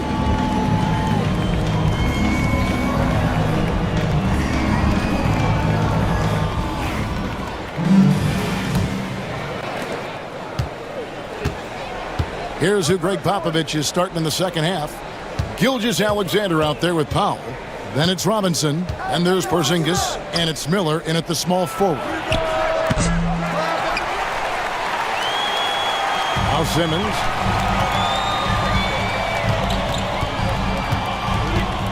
Pass to Bull, and Simmons kicks to Booker. The three. The basket good off the assist from Simmons. Simmons got 3 assists in the game. Every chance he gets, Booker willing to take that shot. A consistent three-point shooter. Robinson, a screen on Simmons. 14 feet away. Nice jump shot. Good. Gilgeous-Alexander's got 11. Pick works well there. Not much resistance from the D. Yeah, that's not the defense you need. You got to be tougher defensively. Here's Booker. Robinson with the block. A moment now to hear from our sideline reporter, Hall of Famer David Aldridge. David. Kevin, thanks. Devin Booker is a 3-level scoring threat. He said, I'm just reading coverages and taking what the defense gives me. That's a mid-range jumper, which analytically people say isn't the highest percentage shot. For myself, it's a good one. I've shot it pretty much my whole life. Kevin? And David, doesn't it show? Wow, he is something else. Hey, thank you. For Houston, they have missed a few free throws up to this point, shooting 4 of 7 from the foul line tonight. Taking 2 shots.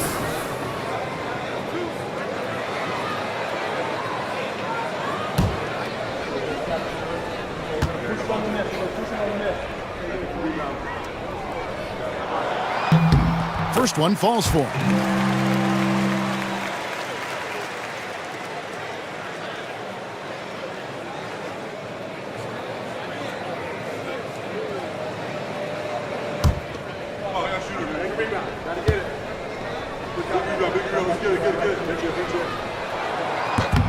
And Simmons drops them both. Spurs leading by 5. Gilgeous-Alexander passes to Robinson. Here's Anunoby, and Anunoby slams it in. And you can't afford to lose Anunoby in transition. As soon as he has a step on you, it's over. One of the best 3 and D wings in the league. Let's start with OG Anunoby, who excels from the corner. And Kevin, about 45% on quarter threes the last couple seasons. So OG can space that floor horizontally. That's in addition to his elite defensive ability. 2 points. That one goes. 6 points for Clint Capella. They're doing work here in the second half. 3 or 4 to start. Outside Robinson. Pass to Miller. Tipped away. Robinson finds Gilgeous-Alexander. Gets the 3-pointer to fall. Miller's got himself going there. His first points of the game on the deep ball. And we've got a timeout called from Ime Udoka. He's made the decision. He wants to huddle up with his guys.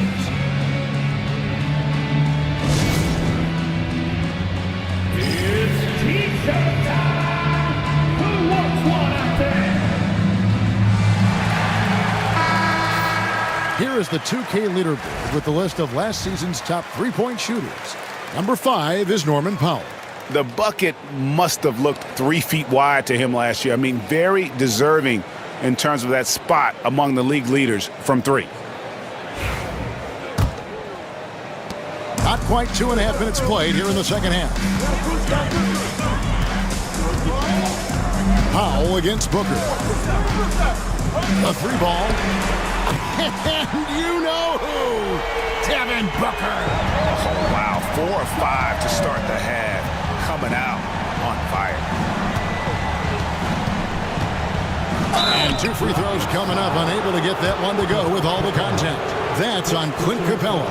And you watch Miller, he keeps the defense on its heels. They don't know what he's going to do. He's getting his first free throw attempt of the night right now. Really a good season for him overall last year when you look at the number, 83% from the line. Yeah, that was one spot where they didn't have to worry about him at all. I mean, at the free throw line, he was automatic.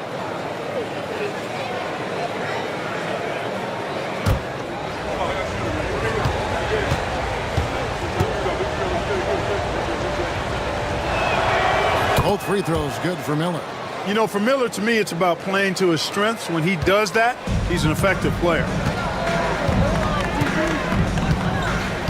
Booker against Powell. Capella with a screen on Powell. Now here's Booker. He's guarded closely. 5 on the clock. Bowles setting the pick for Simmons.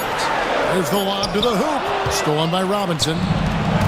And now running up the court, Miller pushing it up. And he gets the whistle. 2 free throws coming up. Wow, he got whacked on that one. Shouldn't be much debate there. Blatant contact. Straightforward call. Simple. It's his first trip to the line. And last season's numbers show him at about an 83% clip, which is far better than most. Yeah, that's a great asset to have, guys, for any team. Coming down the stretch in close games, you got a guy who's confident and very good at the line. When he steps up there, you feel good about it. The first free throw is good.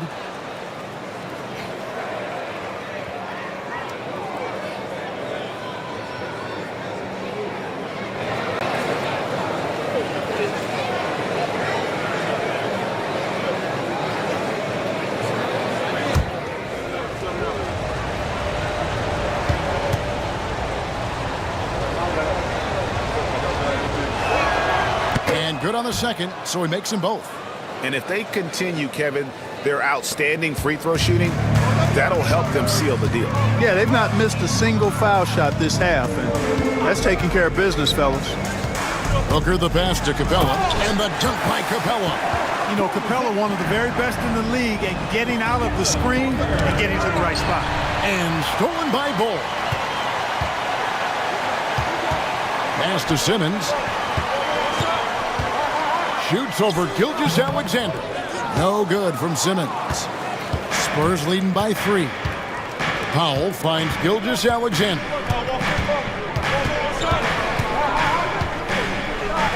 And Bowles sends it back. You've got to be aware of Bobo. He's got a 7'8" wingspan. If you are anywhere near him, back up even more to make sure you can get that shot off. Booker dishes to Capella, and the dunk by Capella.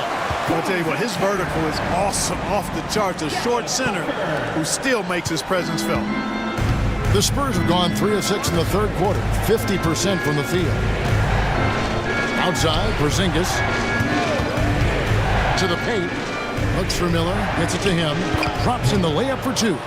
Miller's got 7 points in the game. And more than just a jump shooter, Miller's very good around the rim. A rare quality for a wing these days. Booker against Powell. To the inside. Here's Capella. Bucket is good. Capella's got 8 points in the quarter. Those defenders just look a little bit gassed. I mean, they're getting pushed around on that low block.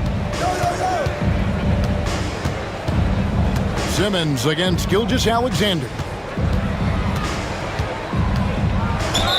And he gets the basket. Officials blowing the whistle, so a chance at the line for one more. So far, he's been dominant this period, making the most of his opportunities. And a look at how the offensive approach has been going here so far for the Spurs.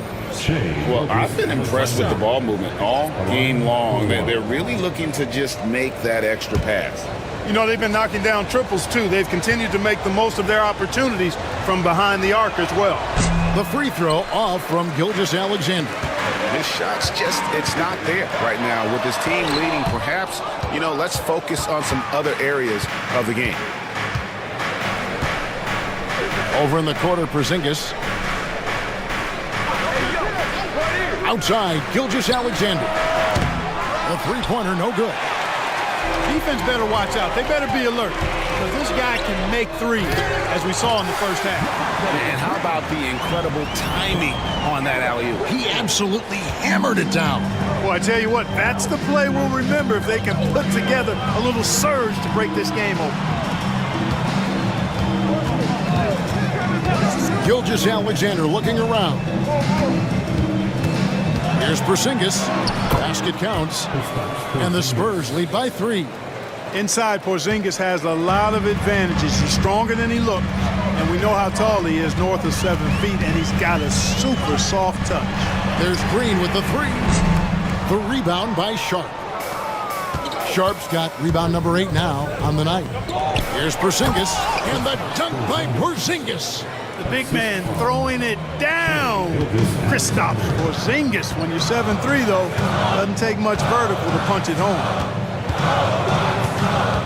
Green with a screen on Porter. Inside, Porzingis with the steal. And now Miller running the floor all by himself.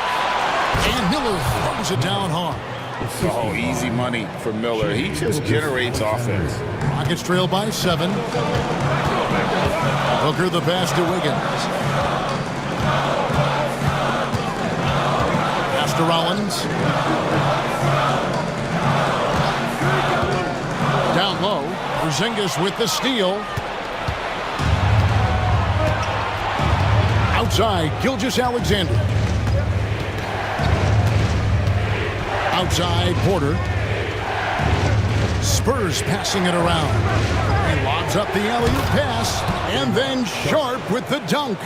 And, you know, for Miller, his passing is probably the most valuable and overlooked part of his game. And so Booker will bring it up for Houston. 9-point game.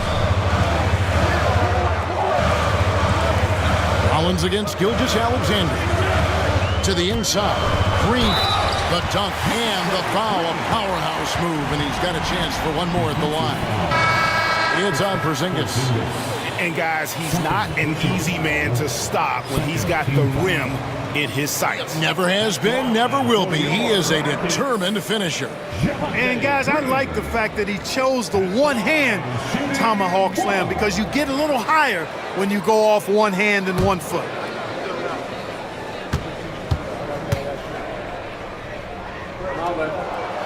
Free throw drops for Green. Spurs leading by 6. Here's Porter. He's got 11. That's short off the rim. You almost have to assume he's going to knock those down when he is that open. And a look now at the San Antonio Spurs' upcoming schedule. On Thursday, they'll be playing against James Harden and the Portland Trail Blazers. And then on Saturday, they'll defend home court against the Utah Jazz. And guys, nothing can cure your sorrows more than some home cooking. This team has been in a rough patch of late, so this homestand probably coming at just the right time. Clint Capella, he's checked in for Javonte Green. The steal. Oh, and a fast break for the Rockets. They get a hand on it. Here's Rollins. Porter pulls it in. San Antonio's gone 1 of 3 from downtown since halftime. Shoots a 3. It's rebounded by Houston. Pass to Rollins. That ball's nice feed that time from Wiggins. Rollins got 8 points. They have not attempted as many threes here in the second half, which I'm scratching my head about. It doesn't make a lot of sense to me. And another turnover here by San Antonio. With this chance, let's show you the league's most intimidating shot-blocking defenses from last season. In the 3rd spot, the Spurs. I don't think you can ever underestimate the effect that a few block shots can have on your opponent. I mean, it can get into your head as an offensive player. You're going in there thinking you've got a clear path, and then you see the ball going behind you in reverse. I mean, that could be major intimidation and affect your game. Hardaway against Mitchell. Capella with a screen on Mitchell. Shot clock at 6. And the dunk by Capella. Capella's so good at finishing around the rim, showing you right there. Great explosiveness inside. Outside, Porter. Pass to Champagnie. Outside, Porter. Here's Champagnie. Inside. And Mitchell gets it to go. They didn't have much of a problem getting the ball into the post that time. Rollins the pass to Capella. Outside Hardaway. Stolen by Mitchell. Goes up. And then Mitchell with the dunk. Well, they weren't going to pass up that chance to get out and run following the steal. Rollins the pass to Capella. Kicks it out to Wiggins. Pass to Hardaway. Back to Wiggins. Clock at 6. From outside the arc. Rebound by Mitchell. And this will be the last possession of the quarter if they're patient. Yeah, they've got to hold for the last shot here. Left side, Porter. Offline with the baseline jumper. And we've reached the end of the third. Spurs out in front. They lead by 6. It's the NBA on 2K Sports from Toyota Center.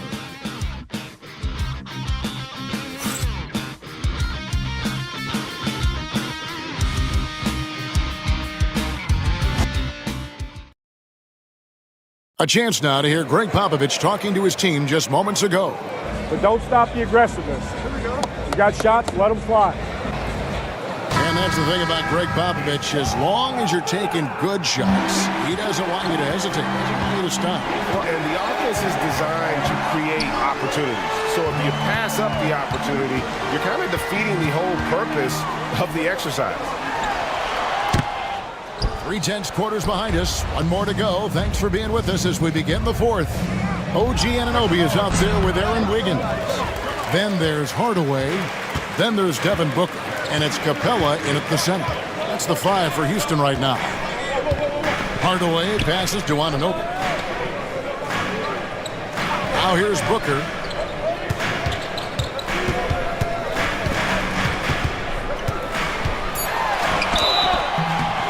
And contact on the shot, so he'll be shooting free throws here.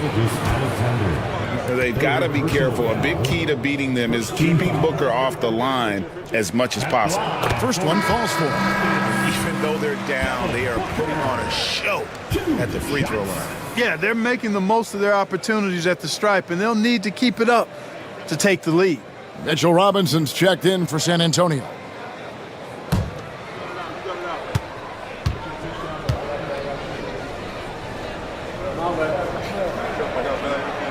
Both free throws good from Booker.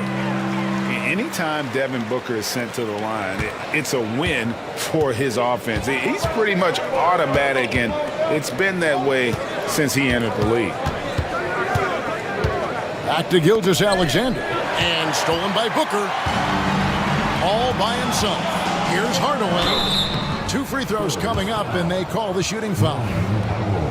It's going to go on Norman Powell. Well, you got to give Hardaway Jr. credit, guys. I mean, he's excellent at finding ways to get to a spot and then make the defense compromise. Hardaway Jr.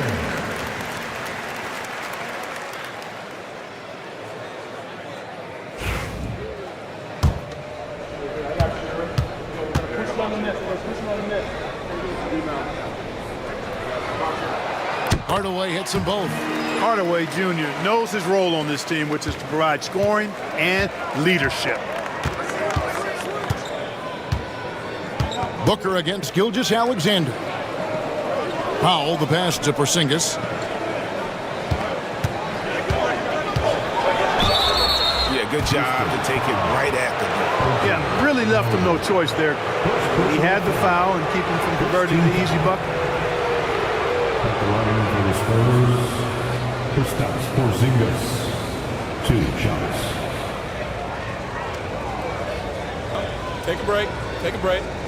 2 shots.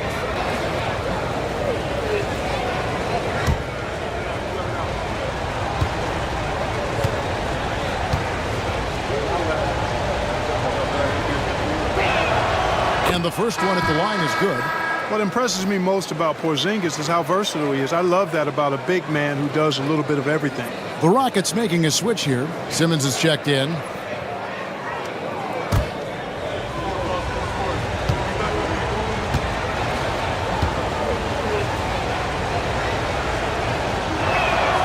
And that's good as he hits both of his shots.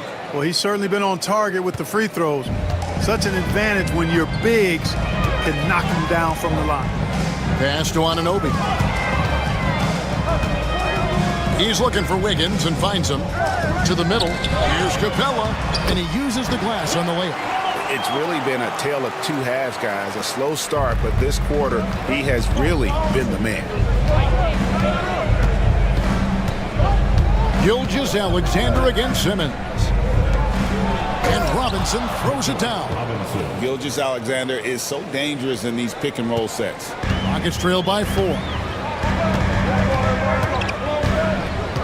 Outside, Simmons. Pass to Wiggins. Screen by Capella. For 3, Booker. Porzingis with the rebound. Porzingis has got 4 rebounds in this game. Miller outside from downtown. It's rebounded by Houston. Wiggins has got 4 rebounds now tonight. Just under 2.5 minutes gone here in the final quarter. Robinson against Anunoby. Booker at the elbow. He hits the back iron and sinks the shot. Booker's got 10 points in just the second half. And you can see how quick Booker is to react. No hesitation on that jump shot. Powell against Booker. Powell kicks to Porzingis. Powell sets a screen for Porzingis. Knocks down the 3 ball. Porzingis has got 5 points now in the quarter. The shot mechanics are really impeccable. Perfect. Porzingis, one of those guys you can't leave by himself. Outside, Simmons. Booker in the corner. Just 5 to shoot. Capella sets a screen for Booker. Shoots over Powell, and the shot is good. The Spurs lead has been cut to just 3 points on the basket from Devin Booker. This is what he does. Booker, an aggressive scorer, doesn't take any possessions off. Robinson finds Powell. And that one clearly a foul. Gets the whistle and 2 shots coming up. It goes on Devin Booker. Yeah, easy call. Yeah, you can hear the smack all the way over here where we are. San Antonio. Norman Powell at the line for 2. Shoot 2.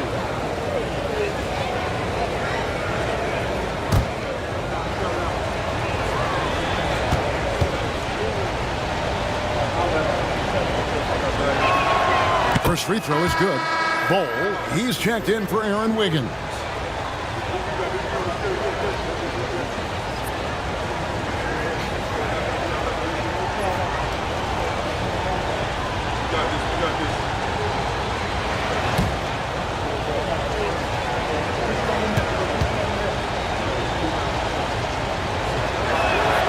And so Powell nails both of them. And here's Simmons. He'll bring it up for the Rockets. Trailing by 5. Pass to Bull. On the wing, Booker. Powell with the steal. Outside, Gilgeous-Alexander. Lays it up and in on the nice reverse. 17 points for Shai Gilgeous-Alexander. For Houston, they've gone 3 of 5 here in the fourth quarter. Pretty good numbers coming out of the break. Simmons finds Bull. Pass to Booker. 6 on the shot clock. Can't cash in from close range. Spurs leading by 7. Here's Miller. And foul on the shot. He'll shoot 2 at the free throw line. Look, Miller knows he's going to get roughed up inside, so he just prepares for the contact. At the line for the Spurs, Miller taking 2 shots.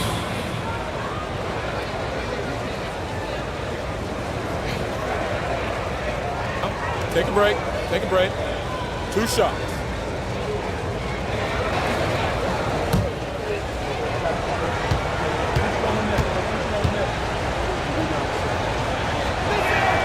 And he makes the first.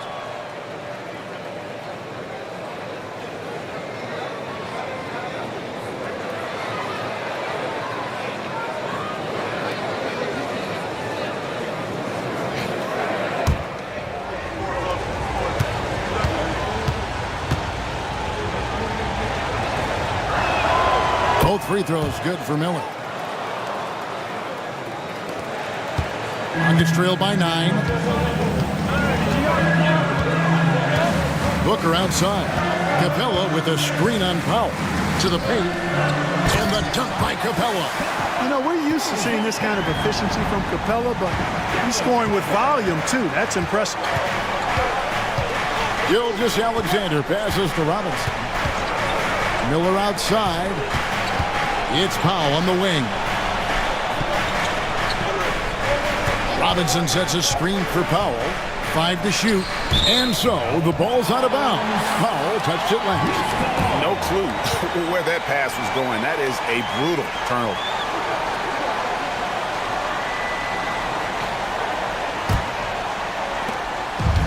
Rockets have gone 4 of 7 from the field since the beginning of the fourth. Pass to Bull. Now Anunoby. Here's Booker. Whoa! Booker playing big inside. It's almost effortless for Booker this close in. He just drops the ball in the bucket. And timeout is called by Greg Popovich. He has decided it's the right time to talk.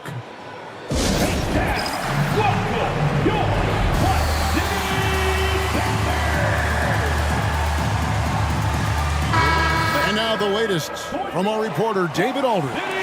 During that break, Greg Popovich really had some strong advice for his team.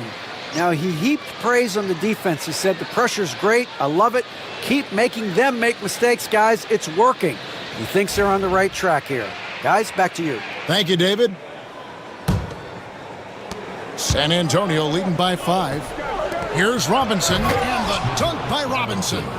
You love how each side has risen to the challenge throughout this one. Hey, defense is taking a back burner, secondary on the marquee, but who doesn't love a game like this?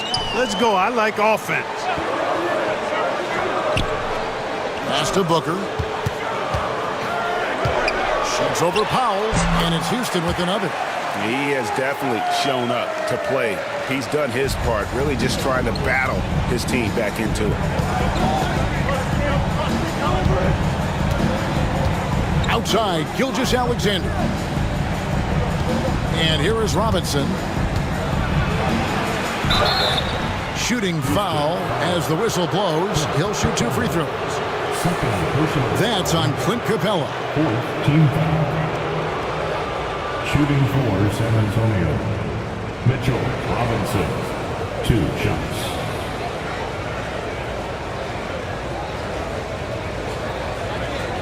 Shoot 2.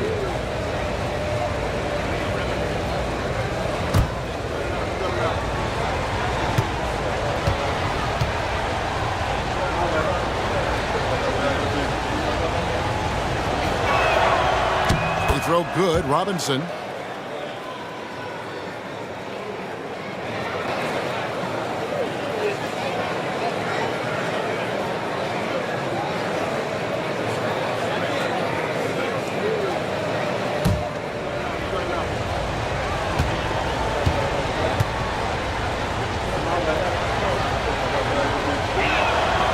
Robinson hits them both.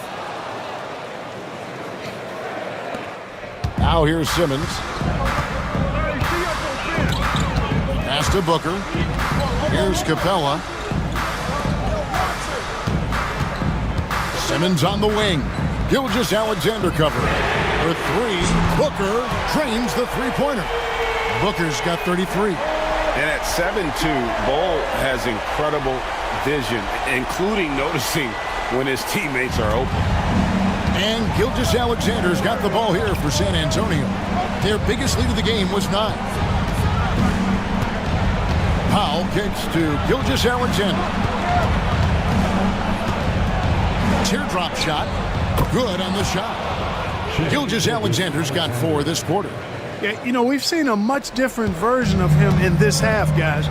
He's been sharper, more focused, and more assertive. Pass to Bull. And that's a foul called on Shai Gilgeous-Alexander. That will get him his 4th foul of the game. 3rd team foul.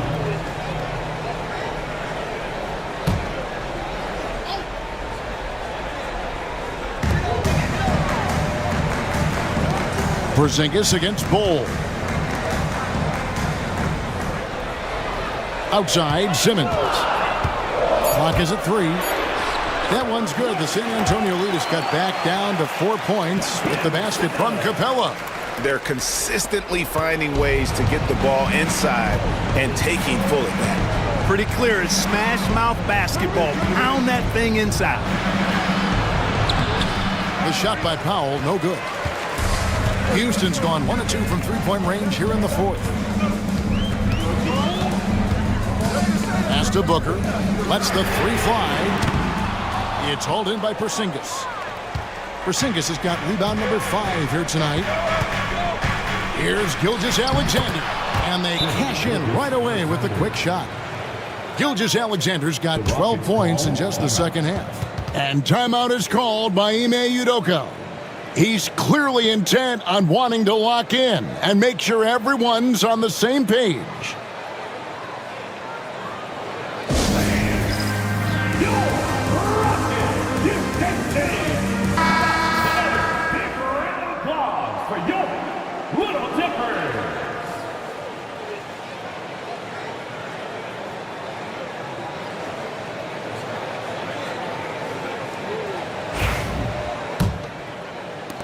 Rockets trail by 6. Booker looking around. 2 minutes. Bull setting the pick for Booker. And it's going to be out of bounds. The Spurs will take it. San Antonio ball.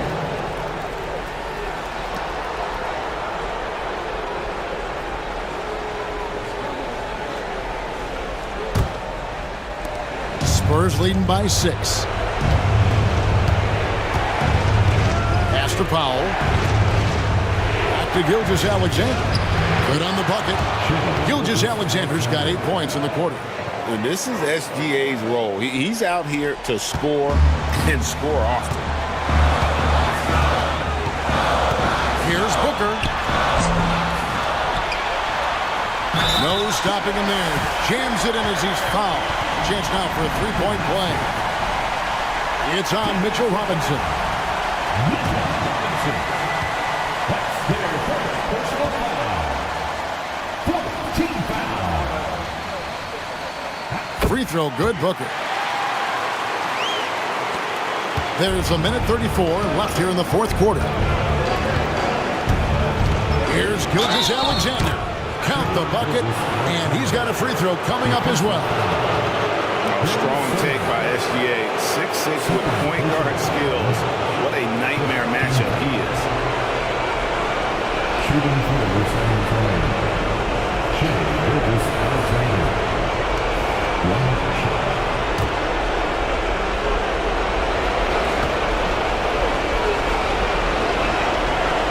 That's good from Gilgeous-Alexander. Nuggets trail by 8. Booker with it. From 13. San Antonio with the rebound. Porzingis has got 6 rebounds now in the game. Pass to Gilgeous-Alexander. Robinson against Bull. Here's Gilgeous-Alexander. And that's good. Robinson picking up the assist. and it's a 10-point Spurs lead. Guys, I think this is a game they have to feel good about as we wind through the final moments here in what looks to be a solid win for the Spurs. And they're fully in control now, but there were some tense moments, I thought, for them throughout this game. Listen, they certainly weren't coasting despite what the score looks like. I love the way they came together, though, when everything started to look a little dire and really put the hammer down. And so with this, they'll end up with their second win on the year. And really, they finally got something good to happen against this team. The last two games they faced them weren't nearly as productive. That's right. I mean, they'll now be 1-2 against them this season. They'll face them once more, so they could end up with a split in those 4 games. And as usual, some excellent work tonight in what was a quality big impact game for Shai Gilgeous-Alexander. Tell you what, this guy worked his behind off on both ends of the floor.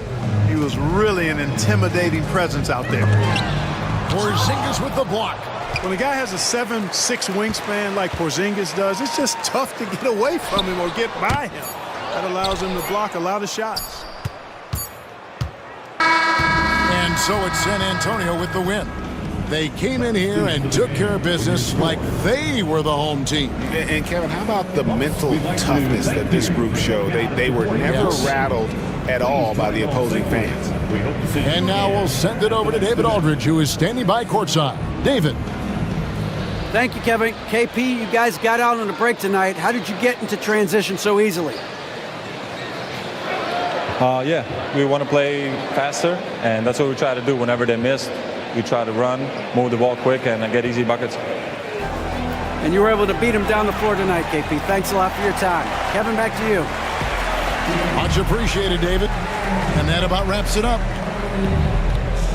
For Clark Kellogg, Greg Anthony, and David Aldridge, this is Kevin Harlan along with our terrific 2K Sports crew, thanking you for tuning in. But as we go, let's take a look at our player of the game, Shai Gilgeous-Alexander.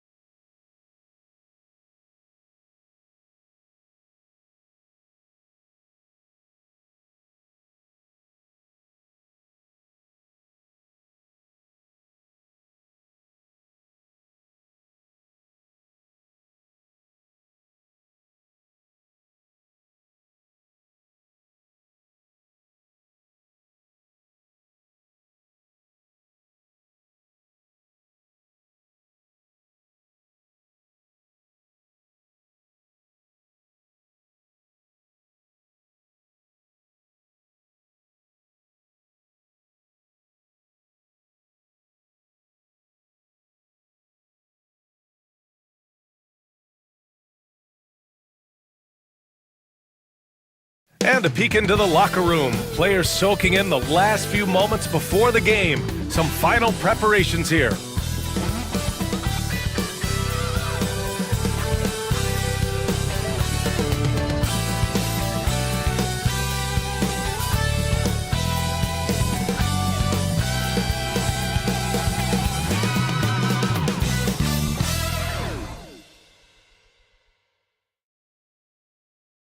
Welcome, everybody, to another presentation of the NBA live on 2K Sports. Joined by Coach Stan Van...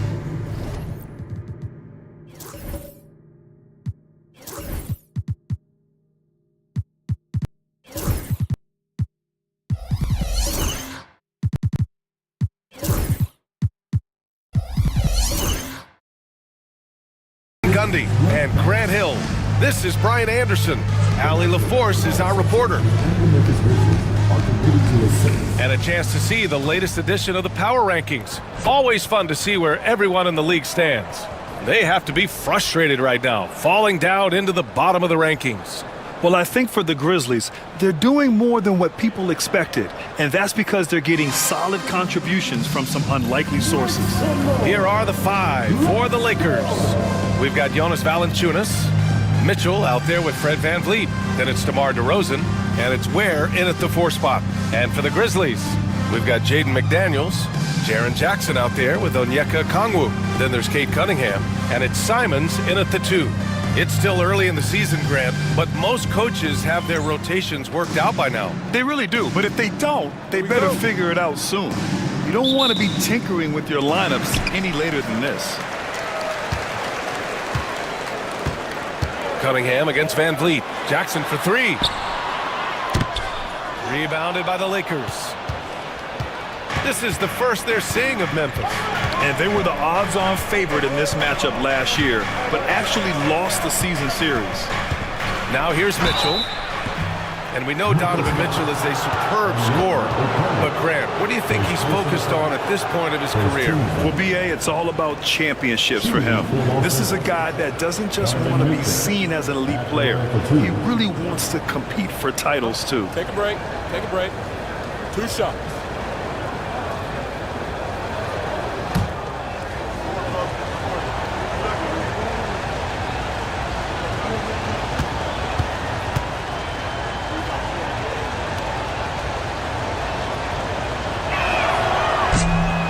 Down the first one.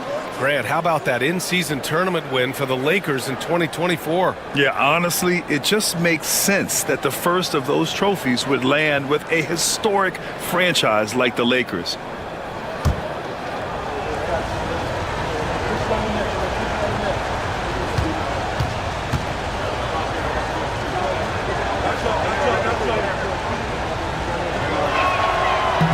That one's no good. On the very short list of franchise-level guards, Donovan Mitchell can take over a game with his scoring ability. There's Simons with a 3, and that's good. His first bucket of the game. And that's what they want to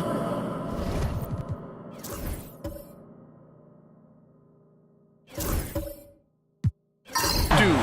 Get him open looks early. Now DeRozan. VanVleet outside. And DeRozan gets it to go on the assist from VanVleet. And that's where the frame of DeRozan comes into play. So good at bodying up to get his. Jackson outside. Pass to Simons. McDaniels from long range. And another 3 from Memphis. Unleashes the bounce pass. An accurate assist. And so it's VanVleet with it. He brings it up for the Lakers. It's a 3-point game. Now DeRozan. And the dunk by DeRozan. It's nice to see DeRozan take flight and turn back the clock a little bit. And from the sideline, let's catch up with Allie. Taylor Jenkins gave me a few minutes to catch up with him. I asked Coach how they plan on bottling up DeMar DeRozan, and he kept the answer simple. Stay attached and stay in front of him. DeMar loves to get to his spots, and we know where those are, so we just have to make him work for it. I'm sure they'll be trying to limit his mid-range looks, guys. Okay, good stuff. Thank you, Allie. Well, this is why you got to keep pace with Simons, because once he's got a step on you, you're finished. Pass to Valanciunas. Doubled by Jackson. Here's Ware. And a miss there on the triple. The Grizzlies have gone 3 of 5 here in the opening quarter. And it's Simons missing. For Los Angeles, they've gone 2 of 3 from the floor. VanVleet on the wing. Let's go with a 3. Grizzlies with the rebound. They want to keep rolling here following the win against Brooklyn. Yeah, they were able to execute offensively in a hostile environment, which led to a lot of high percentage shots. Well, and it's one thing to get the shots you want. It's another to make them. They've got good scorers on this team. We got to see that one again. That block was all-out effort. I mean, letting them know up front that he's on the hunt tonight and eager to knock away shots. I love it.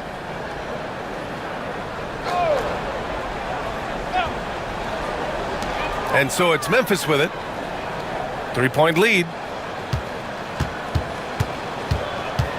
Cunningham outside.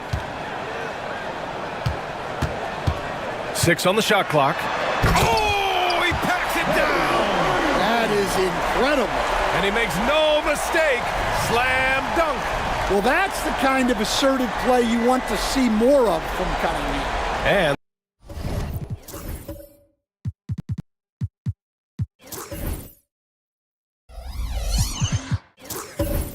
that was our AT&T 5G Slam Cam, bringing you the sauce. And we're about 3 minutes into this first quarter. Lakers trail by 5. Pass to Ware.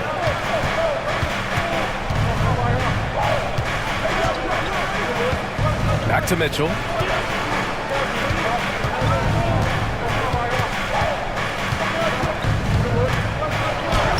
And he drops it in from the low post.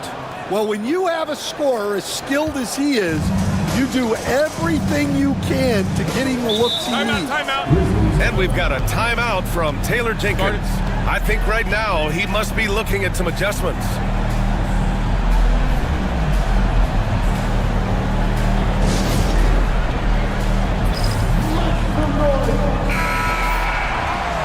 And always interesting to look back at last season. These were the NBA's best transition teams. In the third spot, the Lakers. They would just push the ball at every opportunity, even when defenders had already gotten back.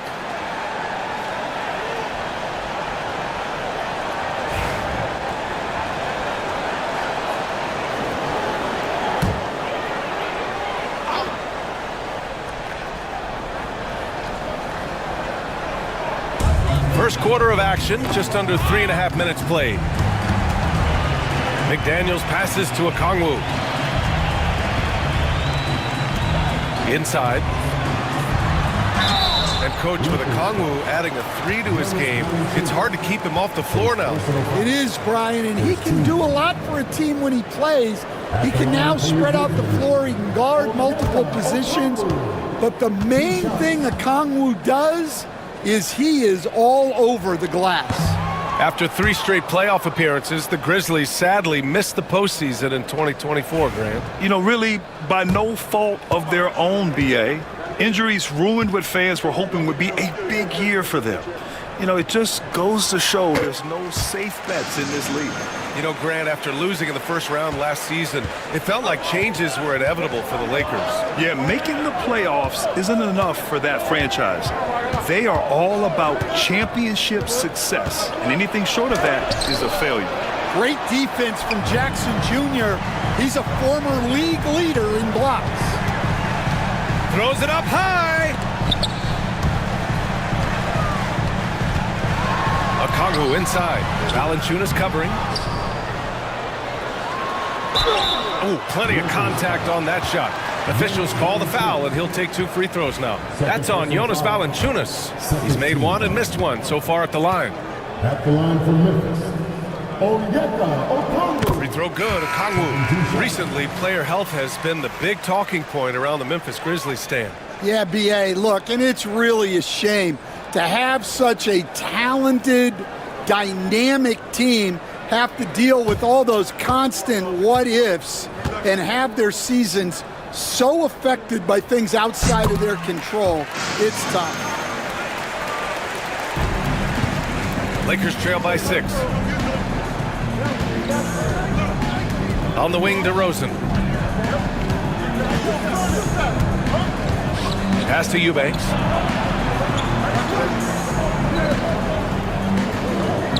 Shot clock at 6.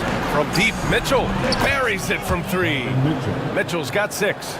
I just love his approach coming into tonight. Focused and aggressive. Van Vliet against Cunningham. To the middle. Oh, it's stolen by DeRozan. In transition, here they come. Yeah, no question Van Vliet was going to find his man. He has excellent court vision. Memphis has gone 2 of 5 from deep. Cunningham passes to Simons. Jackson, the screen. Goes up on the baseline. Simon's shot is good. He has 7. Well, what a quarter he's had. You can tell he's in the flow. They should be looking for him every possession. There's a screen. And the bucket counts. And he is on his way to the line. He'll try to make it a 3-point play. This is his second trip to the free throw line in this one. Risacher, he's checked in for Los Angeles. Shooting 1.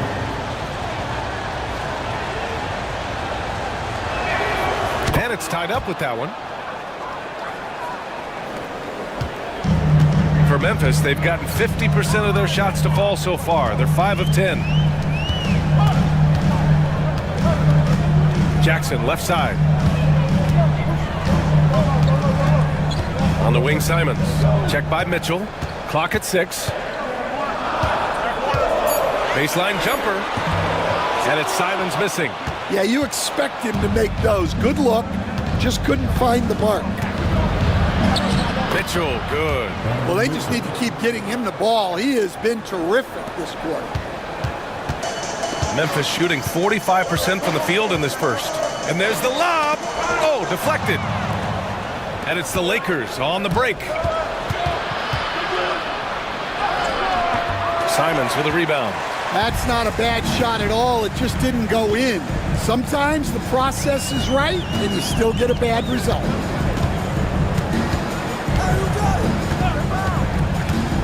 Beyond the arc. It's rebounded by Risacher. He didn't make them pay for that weak defense, but they just can't rely on him to miss those kind of shots.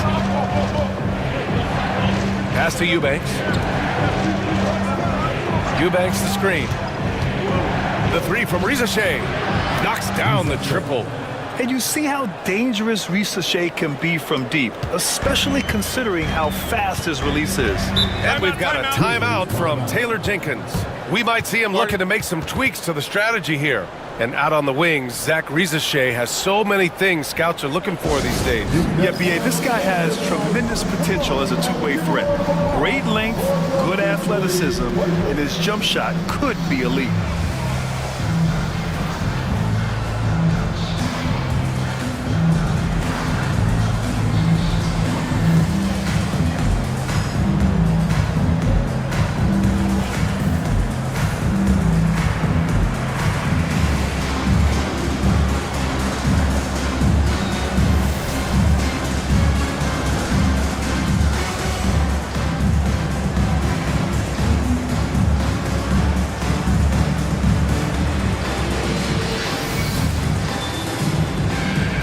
So Memphis ends up going with a new group, and Los Angeles making a change here.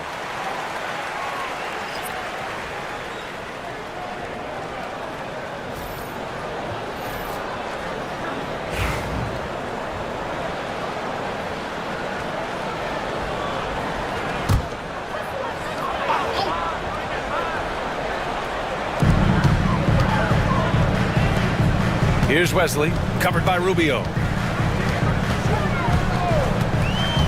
Wesley, pass to Smith to halt the run. The rebound by Eubanks.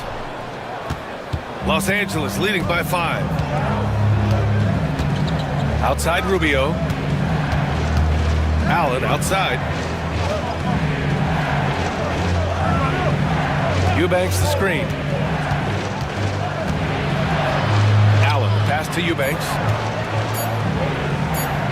Oh, a clear foul there on the missed shot. So he'll get a pair at the line. Let's get a quick check of the scoring breakdown here for the Lakers. Well, their game plan has been very effective so far. They're working the ball inside, putting constant pressure on the defense. And another thing, they found the open man. Really playing unselfish basketball, moving the ball around there on the perimeter.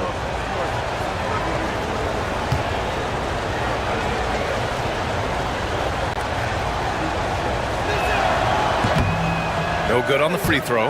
And one thing you can say about the Memphis Grizzlies, they are disruptive defensively, Stan.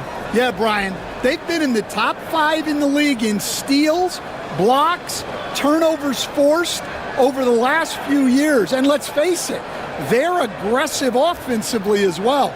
This team attacks at both ends of the court.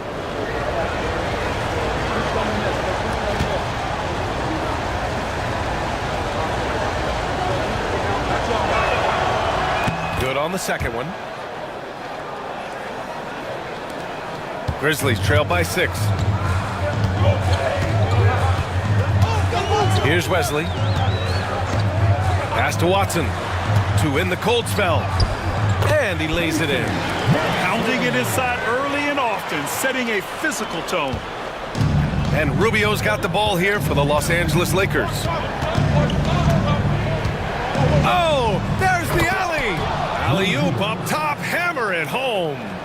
Woo! I just love that alley-oop slam, B.A. Defense disorganized, defense pays.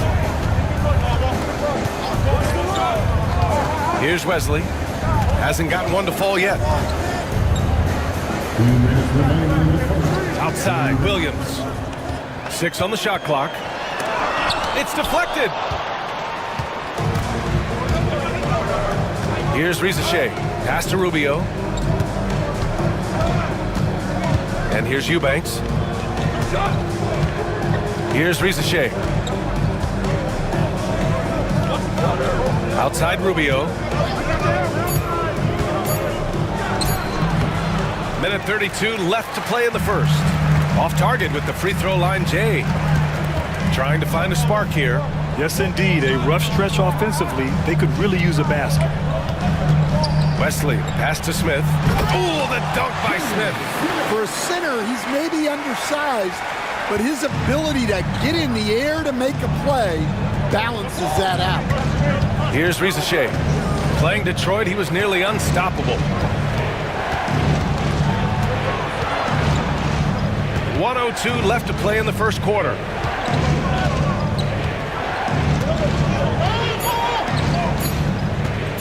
There's the 3. Memphis with a rebound. 2-for-1 opportunity here. Hey, if I'm in their shoes, I'd go for it. Wesley, pass to Smith. To the inside. Here's Clowney. The rebound by Eubanks. Los Angeles leading by 4. Rubio looking around.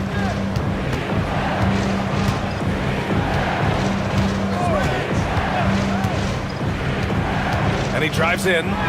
Uneasy, too, on the layup. See, now that layup isn't possible without the help of the pick.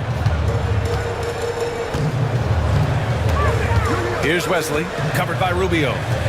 Over to the left wing.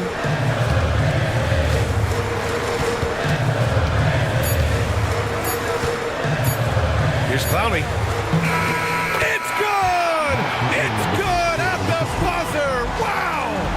Makes his selection just in time. Well done. Well, it's good to have a player on the floor with that kind of awareness. He recognized the situation. Just a big-time effort for Donovan Mitchell, providing a lot of energy for the Lakers. 11 points in.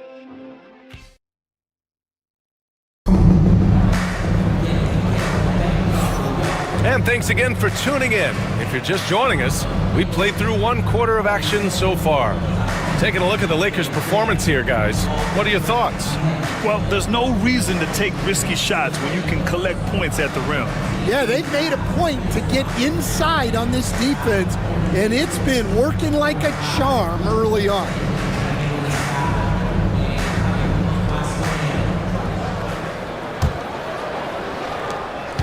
Los Angeles leading by 4.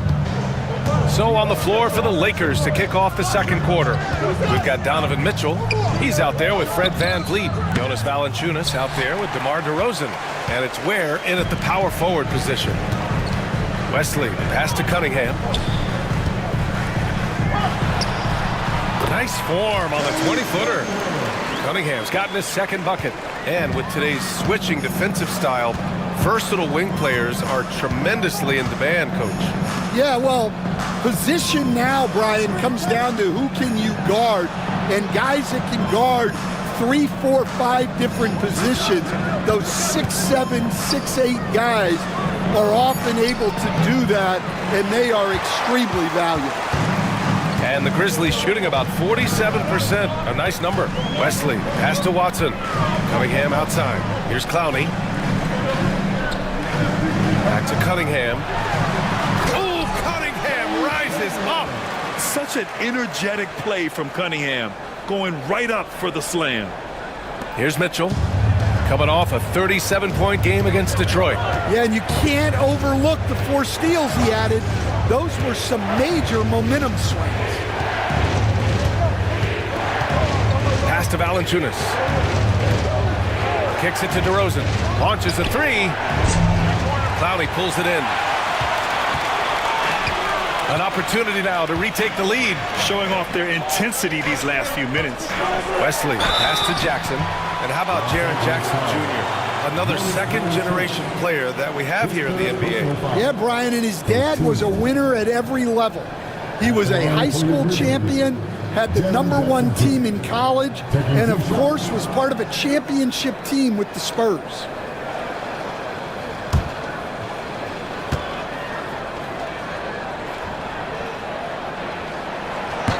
And now they lead as the free throw drops in for him. Well, so much can be said about Jaren Jackson Jr.'s versatility, but I'd like to praise his team-first mindset. If the dirty work needs doing, he's got it, as long as it helps his team get the win.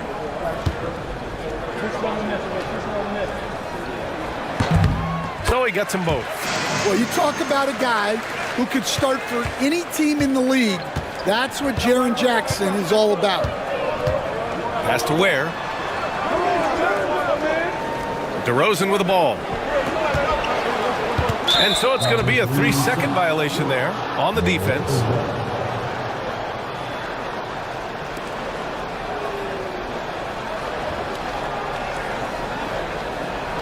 And a moment to look at the scoring approach in terms of where the points are coming from for the Grizzlies.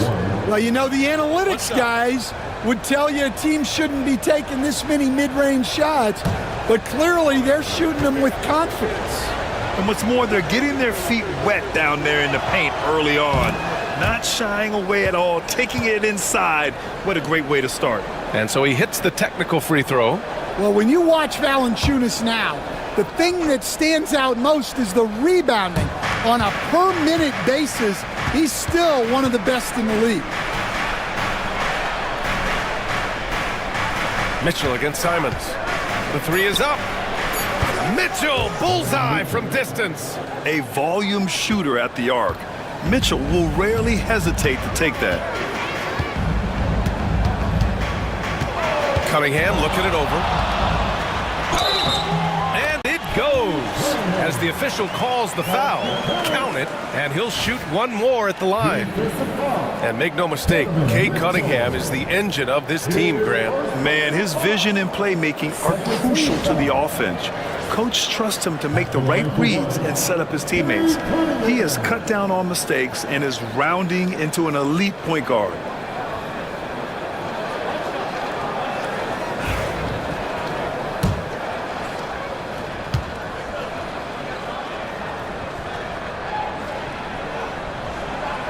Stand the top pick in the 2021 draft, Cade Cunningham.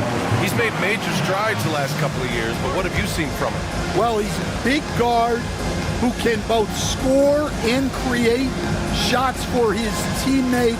I think this guy is a winner. And we've got a timeout called by J.J. Redick. Coach wants to speak to his guys, maybe alter some of the game plan.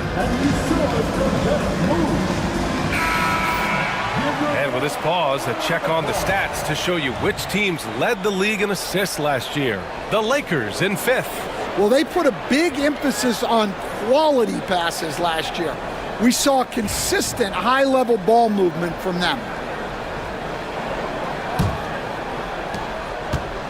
And it's Mitchell with the ball for the Los Angeles Lakers. And after this one, they're at home against Philadelphia. That'll be the first of 3 games played at home. DeRozan for 3. Okongwu with the rebound. Okongwu's got 5 rebounds tonight. And let's swing it over to the sideline and hear from Allie. BA, Fred VanVleet said, I've been a leader on pretty much every team that I've ever played for. I'm a leader in life. It's just something you either have or you don't. Something you got to work at. Some guys will gravitate towards it, and some won't. Brian, is it that simple? Well, I think most of his teammates value what he has to say, for sure. And here in the second quarter, about 3 minutes played. DeRozan for 3, pure from 3-point range. DeRozan's got 7 points in the game. Often DeRozan attacks in motion, but he clearly can spot up as well. Okongwu, a screen on Mitchell. Down low. Here's Jackson. Tries yet again. And a foul called on the way up. So he'll take 2 from the free throw line. That's on Jonas Valanciunas. Well, Jackson Jr. can go over either shoulder. He can face up. He's a tough cover in there.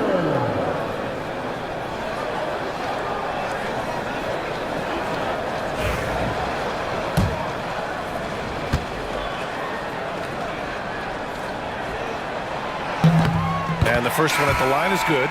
Grant, we're starting to see more players throwing alley-oops to themselves off the backboard. Did you ever do that? In practice, maybe, but although I had some leaping ability early on, I never had the audacity to do it in a real game. And the Lakers making a change here. Boucher's checked in. And so Jackson nails both of them. 0 wasted trips. They're doing their job at the line. VanVleet outside. Mitchell, a screen on Cunningham. Fires, top of the key. VanVleet misses. This has been a close game in a lot of ways, but they do have an edge on the boards. Cunningham against VanVleet. Lets it go from 11. And he gets it to go off the front iron. Cunningham's got 11 here in the quarter alone. Lakers trail by 4. DeRozan passes to Mitchell. Off target from 3-point range. The Grizzlies have gotten 5 of their first 6 attempts to fall in the second. Up top, Jackson. And stolen by Boucher. VanVleet with it. Picked up by Cunningham. And he's going for the oop here. Hammers the lob through. I mean, this is why VanVleet's teammates like playing with him, because he looks to set them up with his passing. And the Grizzlies shooting it with confidence. 54% so far. Boucher against Jackson. Back to Cunningham. The Lakers with a rebound. They defeated Detroit in their last game. And we all know that on the road, you don't usually look so comfortable on the offensive end. But that was the story of the game. Well, it comes down to preparation. They were ready for that game and kept the crowd out of it for the most part. And here's Cunningham. He's coming off a 25-point game against Brooklyn. Yeah, but it wasn't just the scoring. He had a bunch of assists, too, affecting the offense in so many ways. The Lakers have gone 4 of 10 from the field in the second. Boucher outside. Pass to DeRozan.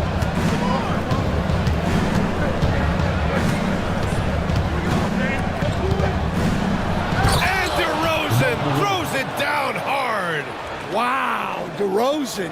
He's still got some juice in those legs. Cunningham passes to Okongwu. McDaniels against DeRozan. Now here's Simons. He's covered closely. Jackson And now a look at the upcoming schedule for Los Angeles. On Friday, they go back home and will be hosting the Philadelphia 76ers.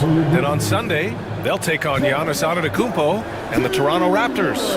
And that game against Memphis, that's one that stands out to me.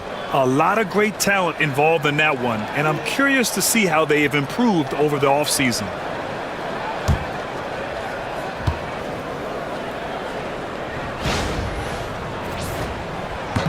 That free throw, no good.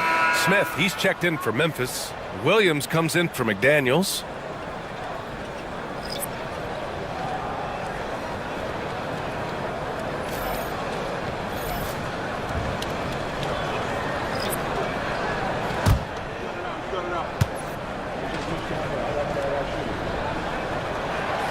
And he sinks the second.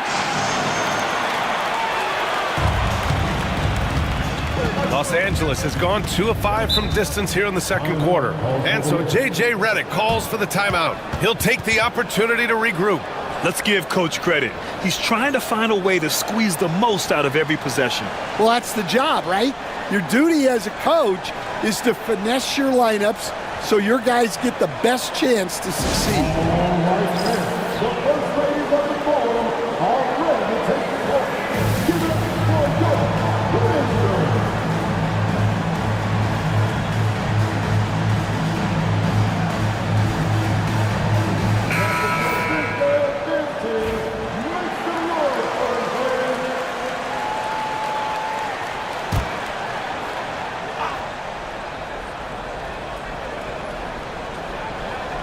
Grizzlies on D. To the wing on the left. Now here's Eubanks, covered by Smith. Eubanks, the pass to Boucher. 5 to shoot. The Lakers got to get one up. Late clock. The 3 from Rizashé. The shot won't fall. Memphis leading. Simons with it, picked up by Allen. Oh, and there's the whistle on the shot. So 2 free throws for him coming up. And, Coach, you look at Vince Williams. That 7-foot wingspan is a difference maker defensively. It sure is, Brian. He disrupts a lot of offensive action, both on and off the ball, forcing turnovers and blocking shots.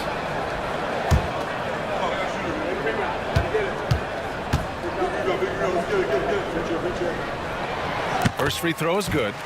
And growing up in California, Stan, when did you first fall in love with the game of basketball? Well, Brian, my dad coached practices and going to his games. I can't remember a time where I didn't love the game.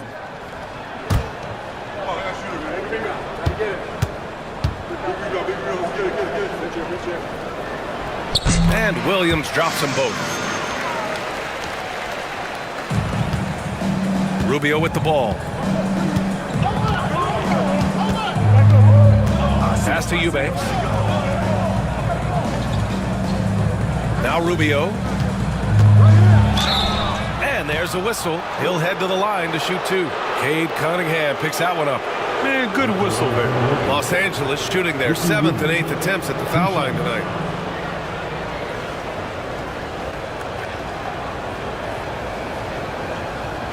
Take a break. Take a break. 2 shots.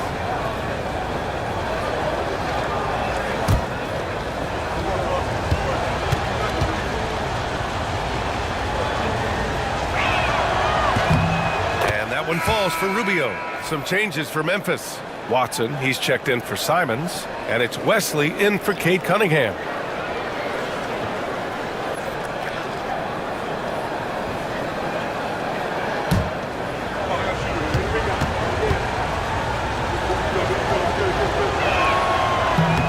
So he hits 1 of 2 from the stripe. For Memphis, they've gotten an impressive 6 of 8 shots to fall in the second. Soft touch off the glass. Jackson's got 7 now in this quarter. Just too much. Jaren Jackson Jr., a physical big. Pass to Rizashé. 4-3. Connects from downtown. Rizashé's got 6 points. Well, hey, you give him some daylight, he can knock it down. Jackson, the screen. Here's Wesley. And so he draws the foul, headed to the line to shoot a pair. It goes on Chris Boucher. At the line for your Grizzlies, Wesley. 2 shots.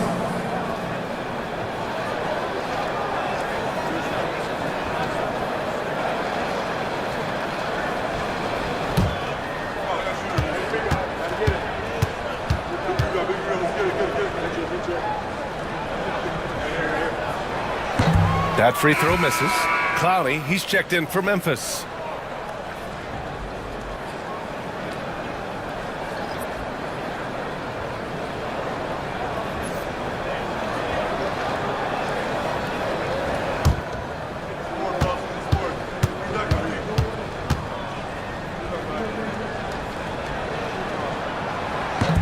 He hits the second from the line.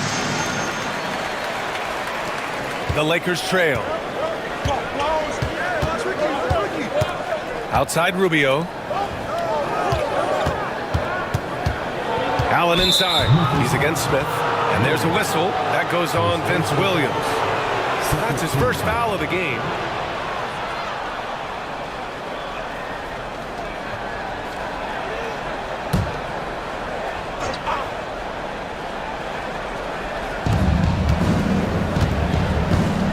Here's Rizachet. He has 6. From behind the arc. And Los Angeles, another 3. Backing up that last 3 with another 3. The defense has to stop giving them so many clean looks. Here's Wesley. Pass to Watson. Picked by Smith. Left side Williams. Here's Wesley. Just 5 to shoot. Hey, puts up a 3. It's rebounded by Los Angeles. Here's Allen. And you can count it. He'll go to the line with a chance at a 3-point play. This quarter, they've done a great job of attacking inside and controlling the pace. And this is his first trip to the line tonight.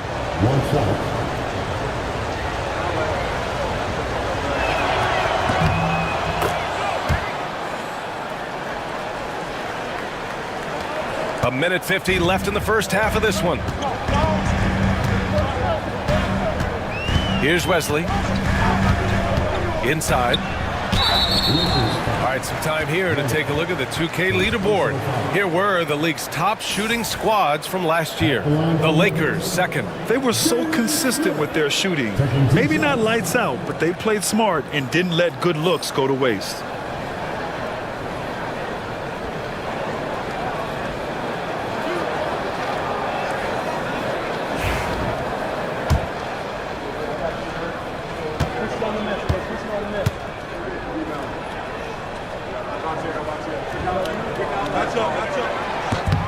That's good from Smith.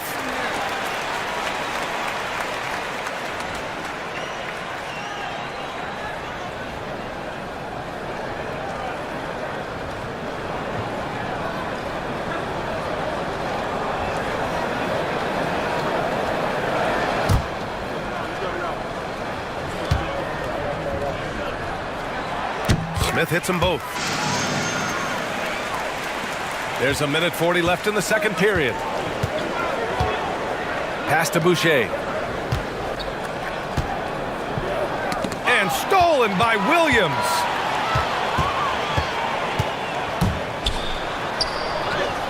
He's now 1 for 2 with that bucket. Here's Rizachet. 9 points in the game.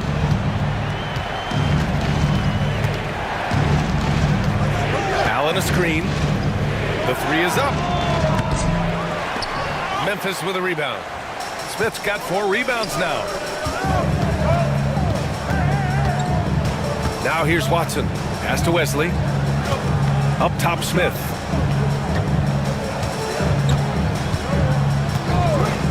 Now Watson. Shot clock at 5. Memphis needs to get off a shot. Williams from long range. And it's Boucher with the rebound. Los Angeles has gotten only 4 of 9 from beyond the arc here in the second. Here's Ware. Allen outside. They set the pick. Over Williams. And again, the Lakers, no good. Memphis has gone 0 for 2 from outside in the second quarter. Shots blocked. Out of bounds as Memphis keeps possession. Now into the lineup for your Grizzlies, number 2, Cade Cunningham. Oh, you better shoot that. Left side, Watson. Here's Smith. No good on the buzzer beater. And so it's Cade Cunningham making things happen for Memphis. All right, Allie's ready to go. She's courtside. Hey, Allie. All right, good stuff, Allie. And we'll get back to the action at the start of the third quarter.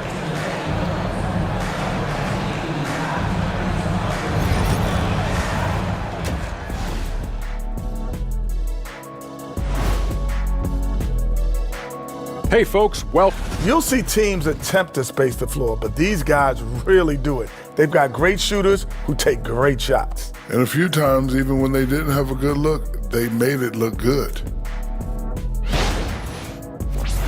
now let's take a moment here for a look at the upcoming schedule.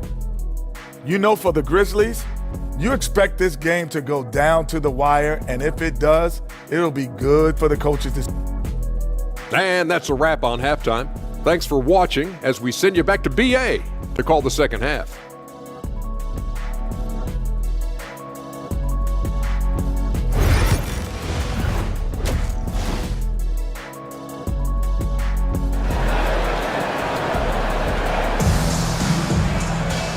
And as we get into this third quarter, as we've seen so far, neither team able to create much separation on the scoreboard. What a game we're seeing from Donovan Mitchell. The numbers say it all. He spent the first half playing efficient ball. Yeah, it's not like he's getting everything at the rim. He's playing smart and just taking what the defense gives him.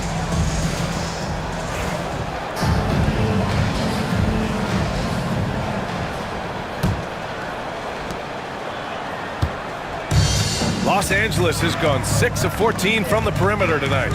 McDaniels out there with Jackson. Then there's Okongwu. Then there's Anthony Simons. And it's Cunningham in at the point guard. That's the 5 to begin the second half for Taylor Jenkins. And the fans love it. And Mitchell certainly seems to be enjoying himself on the offensive end. Jackson outside.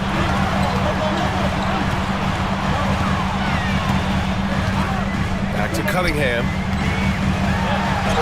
Cunningham going to work inside. Assertive move. You can tell the game's heating up a bit. And here's Mitchell. He'll bring it up for the Los Angeles Lakers. Van Vliet outside. Pass to Ware.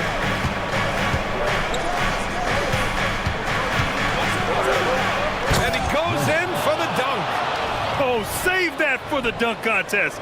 That flush was so extra. Whether or not this game is close, he's the same guy, focused on finishing firm at the rim. On the AT&T 5G Slam Cam, good looks by our terrific camera crew. Cunningham against Van Vliet. Now here's Okongwu. Cunningham outside. The 3-ball, no problem for Cade.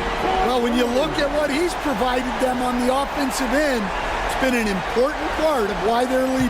The Lakers trail. Outside Mitchell. Oh, got a piece of it. And that one goes out of bounds. Last touch by Simons. Nice deflection there. Really trying to disrupt their offensive flow. Yeah, there's nothing easy on offense. Coaches love seeing that kind of hustle on the defensive end. Pass to Ware. Mitchell with the ball. Launches it. Okongwu with the rebound. Okongwu's got his 7th rebound of the game with that last one.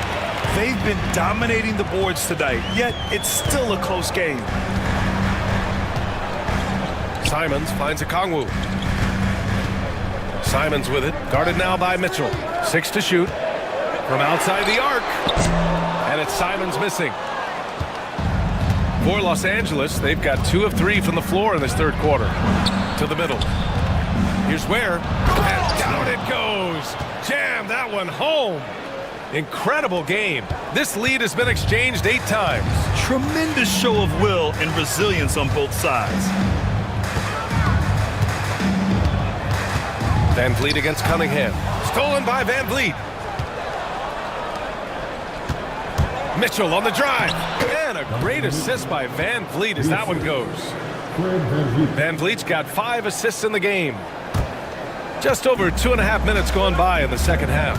You know, Grant and Van Vliet, they've got a guy who's been through everything in this league. Yeah, B.A. Van Vliet's seen it all. He's won a championship. He's been in the All-Star game. He's been on a last-place team. But no wonder nothing seems to faze him. Cunningham against Van Vliet. There's Jackson with the 3. And again, it's Memphis missing. The Lakers lead by 3. Mitchell, the pass to DeRozan. Shoots from the elbow. The rebound by Jackson. And there's the foul. It'll go on DeMar DeRozan. That's his first foul.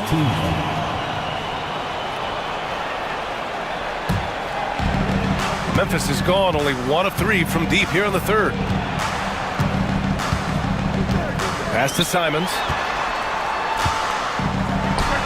Perfection with the jumper from the elbow. Simons has got 9. From the mid-range, Simons' quickness is a big advantage. And we've got a timeout call by J.J. Redick. He wants to make sure everybody's on the same page.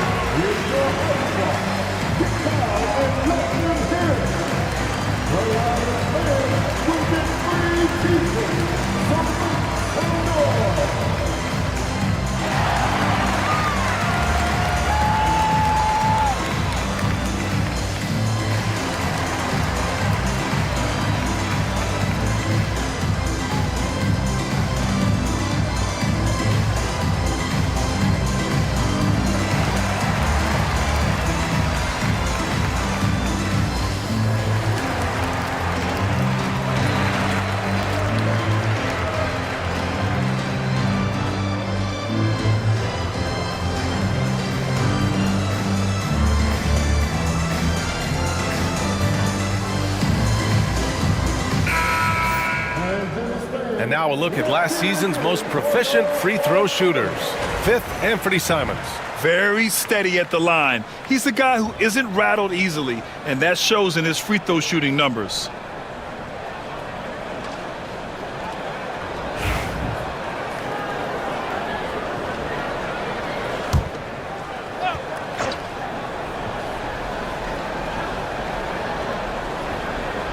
Pass to Mitchell. Just over 3.5 minutes through the third.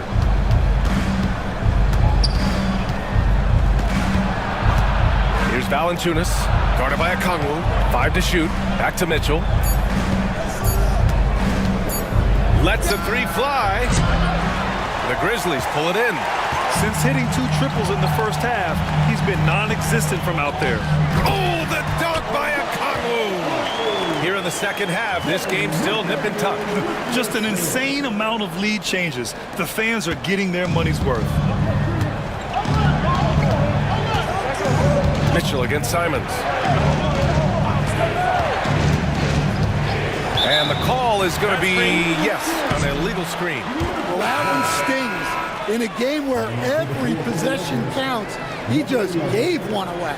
Risache, he's checked in for Valanciunas.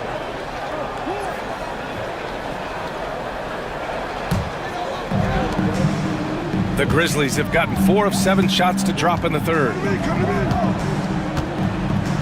Pass to Simons.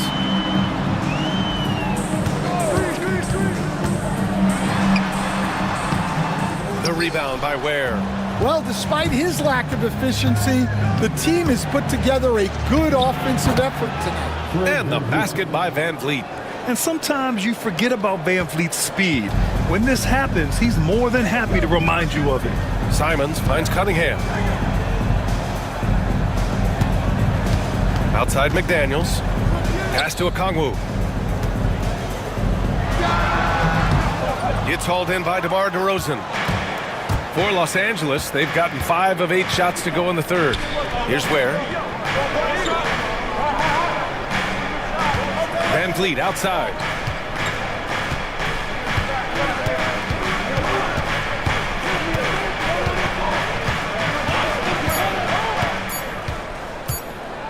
From deep three-point lands. Memphis with a rebound. Okongwu's got 9 rebounds in the game. Boy, he's getting it done.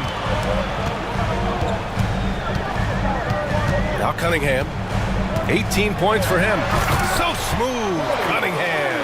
Well, yeah, that's why he was the #1 pick back in 2021. Cunningham showing there that he can dominate games. Mitchell deciding where to go with it. Three-pointer off the mark. Memphis leading. And here's McDaniels. Jackson, the pass to Cunningham. Over Van Vliet. Boy, clanks that one off the back iron and it falls. Cunningham's got 22. They just look so overwhelmed inside. That's why they continue to get attacked. And we've got a timeout called by J.J. Redick. He wants to review the game plan. Nice game. Great performance by Cade Cunningham. Yeah, this guy is torching them. And so far, their defense hasn't responded.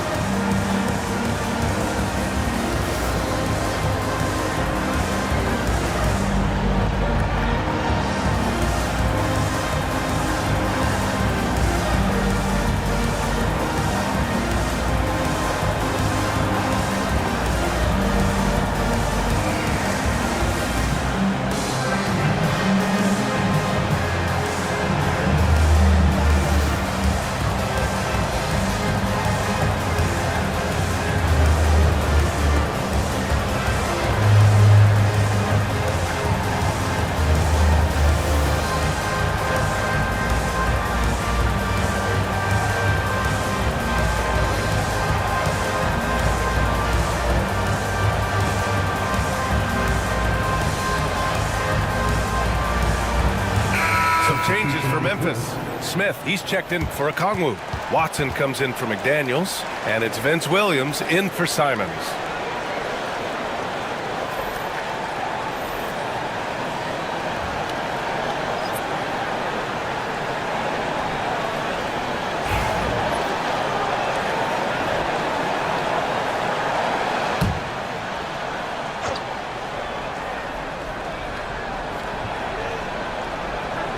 Pass to Allen. And there's a whistle. That goes on Vince Williams. That'll be a second foul of the game. And the Lakers making a change here. Valanciunas is checked in. Number 17, Jonas Valanciunas.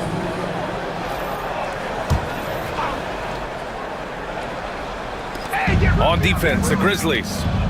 It's a three-point game. Here's Allen. That one falls, coming off Rubio's feed. Allen's got his second bucket on the night. Great timing and coordination. Lays it in, coming off that pick. Rubio against Cunningham. Smith outside. The three. Drops in the three. Smith's got 7 points. Cunningham seeing the floor oh so well in his young career. Lakers trail by 4. Here's Risacher. He's got 9. Has to Ware. Watson with a rebound. Memphis has gotten 2 of 4 threes to fall here in this third quarter. And here's Cunningham.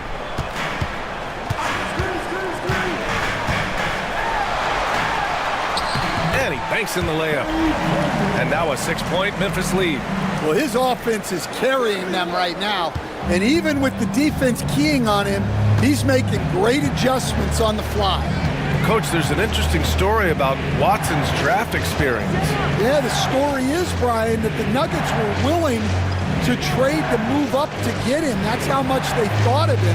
They weren't able to do that, but they were able to get him with the final pick of the first round anyway. This goes to show you how important scouting is. And luck.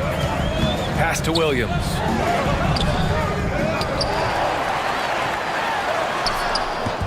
That one is off.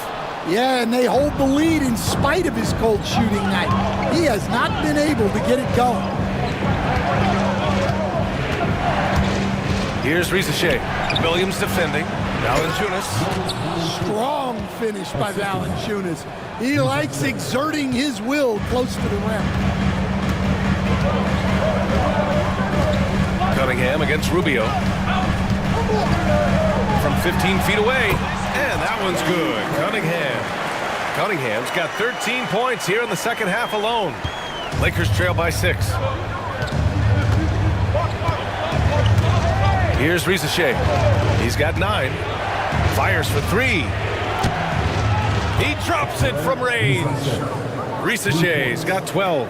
Well, that's a shot you don't mind him taking. Gets a good look and trusts his shot to knock down the 3. Here's Cunningham.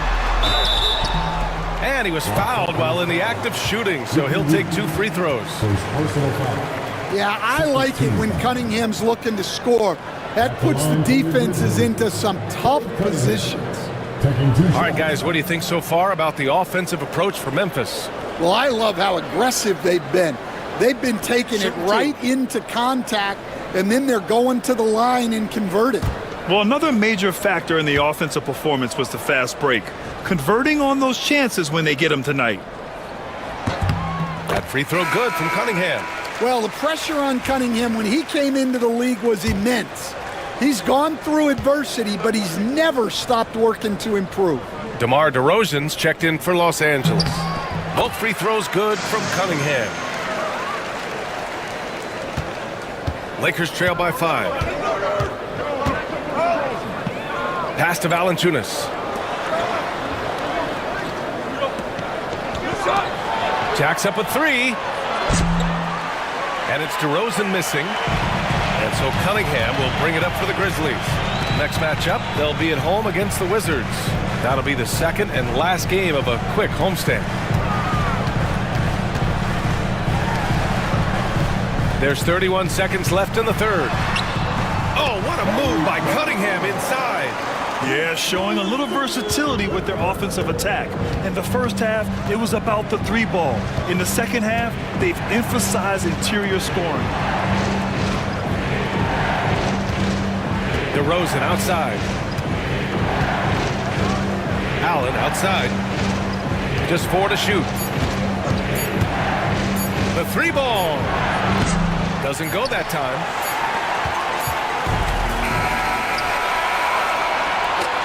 And so it's Memphis closing out the quarter with a 7-point lead.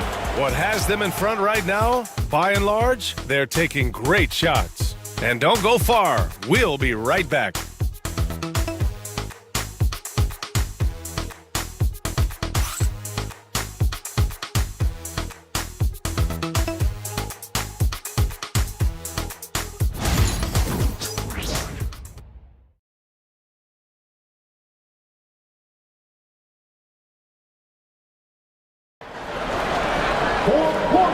With 3 quarters behind us, let's see what this fourth period holds in store.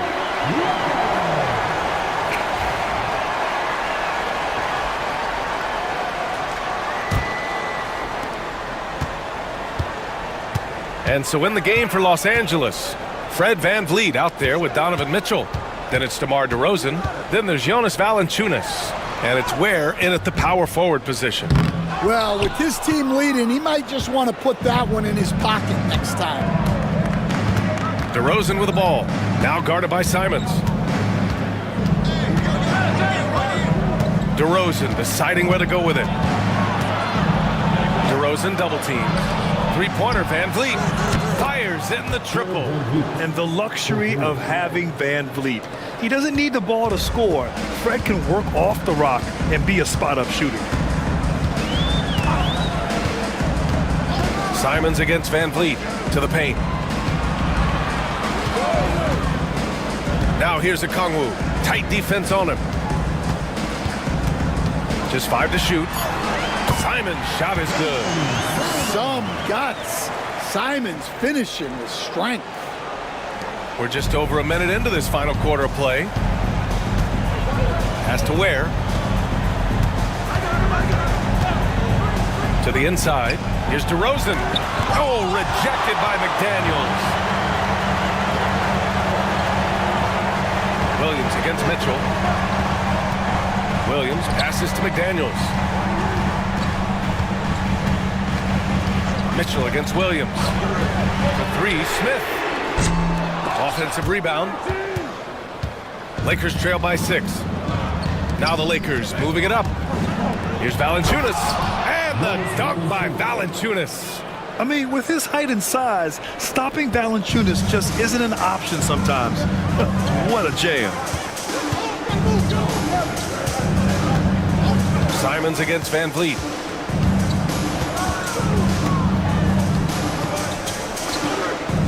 Simons outside. Over VanVleet. Simons' shot is good. And the Grizzlies lead by 6. Textbook pick and roll. Simons is a natural at running these sets. And he's going for the lob. It's stolen by Okongwu. Simons with it, guarded by Valanciunas.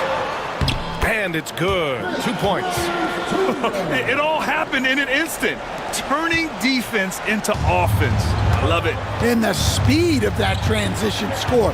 From defense to offense, able to take advantage before they can get set. Mitchell up top. Williams defending. Ooh, Mitchell just muscling his way in. Look at Mitchell's commitment to his shot. Doesn't let the contact slow him down. And timeout called by Taylor Jenkins.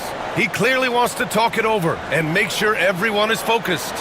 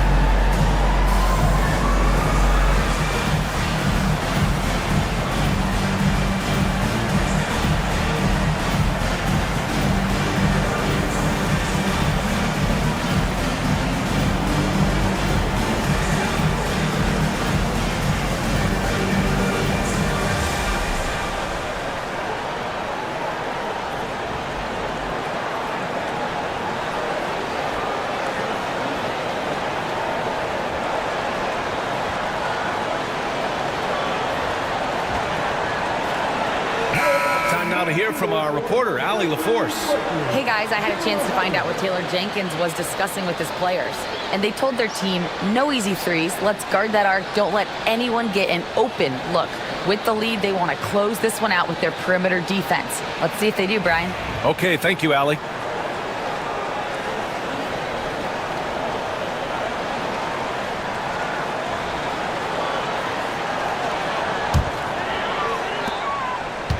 Grizzlies lead by 6. Simons with it. Fourth quarter keeps moving along. 3 minutes gone by now. The baseline J is on the way. Valanciunas with a rebound. Valanciunas has got 4 rebounds now. Williams against Mitchell. DeRozan outside.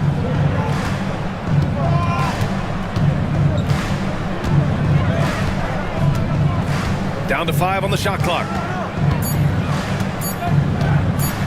Fires it. Memphis with a rebound. Okongwu's got 11 rebounds in the game. We played just over 3.5 minutes now in the fourth quarter. Simons finds McDaniels. Down low. Oh, the dunk by Okongwu! Well, if you came here looking for a scoring battle, I think you made the right choice. Yeah, and how great have these offenses been for these teams tonight? Just fantastic execution. Inside. Oh, stolen by Smith. Williams on the wing. Checked by Mitchell. Williams passes to Simons. Now Okongwu. To the left side wing. Williams against Mitchell. The shot. And it's Simons missing. And it's Mitchell with the ball for the Los Angeles Lakers. They've given up just 8 points in the fourth. McDaniels against DeRozan. McDaniels passes to Simons.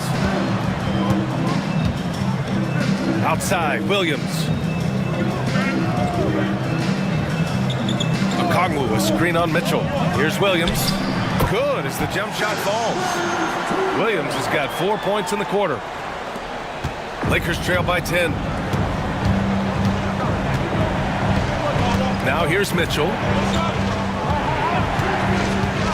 Pass to Valanciunas. DeRozan down low. McDaniels covering. And stand over his long NBA career. DeMar DeRozan honing in his game.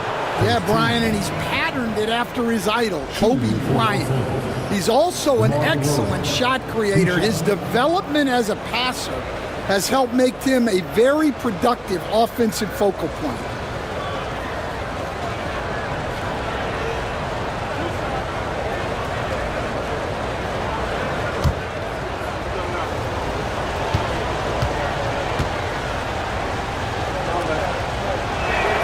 And he makes a first. DeMar DeRozan, an impressive scorer who takes relatively few three-point shots, Grant. Yeah, the arc is not his primary focus. He'd rather pick you apart in the mid-range, but he does it so consistently that the points pile up quick. Jaren Jackson, he's checked in for Memphis. Cade Cunningham comes in for Williams. DeRozan hits them both. Well, he's been very good at the line, and we all know free throws can make or break you in the end. Van Vliet against Cunningham. And he sinks the 11-footer. Cunningham's got 32 points in the game. He's been in total control offensively, and the defense has had no answers.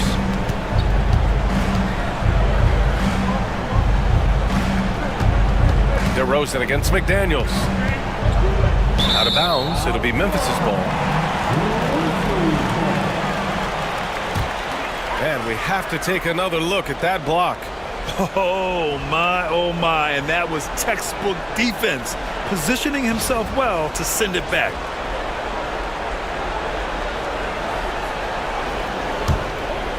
Here's Cunningham. Pass to McDaniels. Back to Cunningham.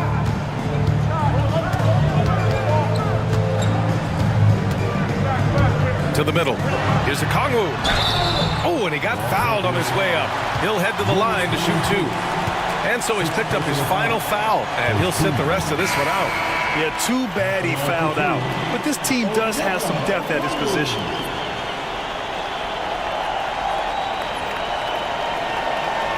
Shoot two.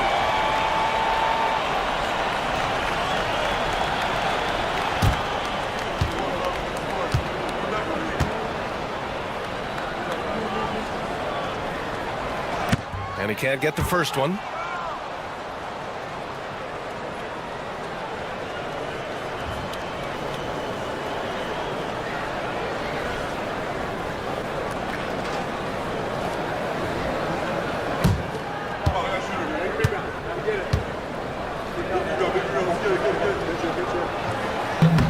So he can't get either to fall. Stan, as a coach and now a broadcaster, you've gotten to visit all the great cities the NBA has to offer. Can you give us a favorite? So, Brian, you're going to try to get me in trouble here. I'm going to give you one city and offend 29 other fan bases. Not a chance. I love all the NBA cities. Not like you, not the The vertical of Simons getting all the way up to the rim. Outside Mitchell. Shoots over Simons. Mitchell misses. There's one principal reason why they're sitting on this lead. Rebounding. Pass to Okongwu. Now Cunningham, guarded by Van Vliet. Cunningham passes to Simons. McDaniels from long range. Sinks the tray. And it's a 12-point Memphis lead. And when McDaniels is hitting this, look out, because it opens up everything else for him offensively. For three, Allen. Memphis with a rebound. Okongwu's got rebound number 13 tonight with that one. McDaniels passes to Cunningham. Oh, it's stolen by Mitchell. Simons against DeRozan. Inside. Here's Ware. Good on the bucket. And we've got a timeout from Taylor Jenkins. He wants their game plan to be crystal clear at this point.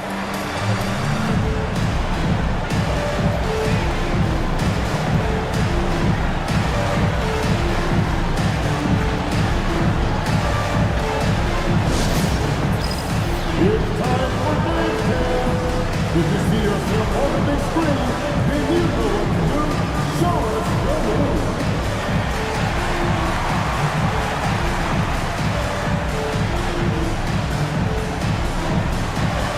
Let's see what you got.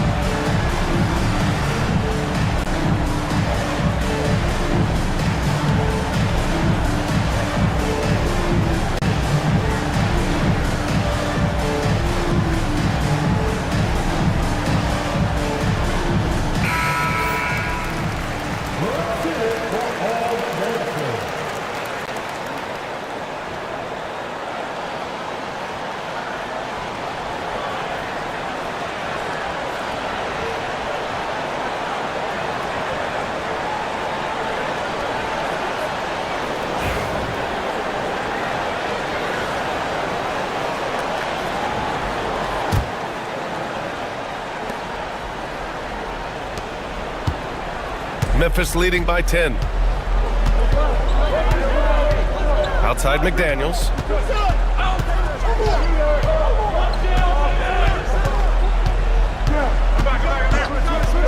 Back to Cunningham. Yeah, there you see Cunningham's willingness to take contact, to battle for his shot inside. Second team foul. At the line for the Grizzlies.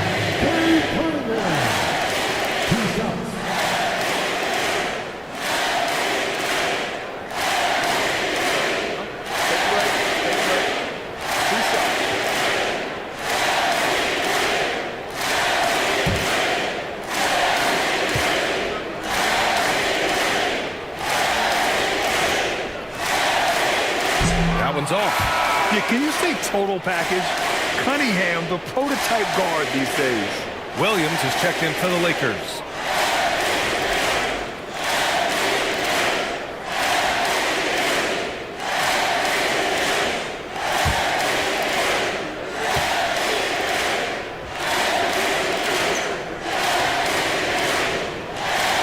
And he's good on the second. And here's DeRozan. He'll bring it up for the Lakers.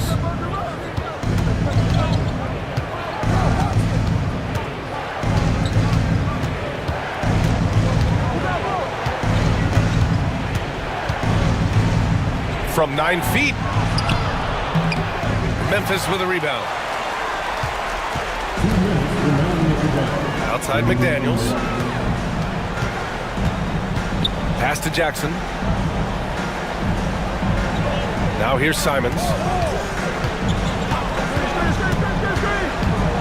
Shot clock at 6.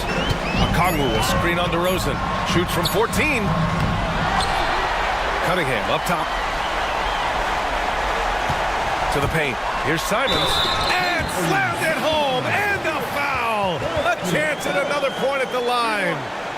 It goes on Patrick Williams. First personal foul. 13 foul. You know, I have to admire a guy like Anthony Simons. Early in his career, he was seen as undersized, but with his skill and pure athleticism, he balances the scales against bigger players, and he's become a ferocious scorer. Eubanks, he's checked in for Williams. One shot.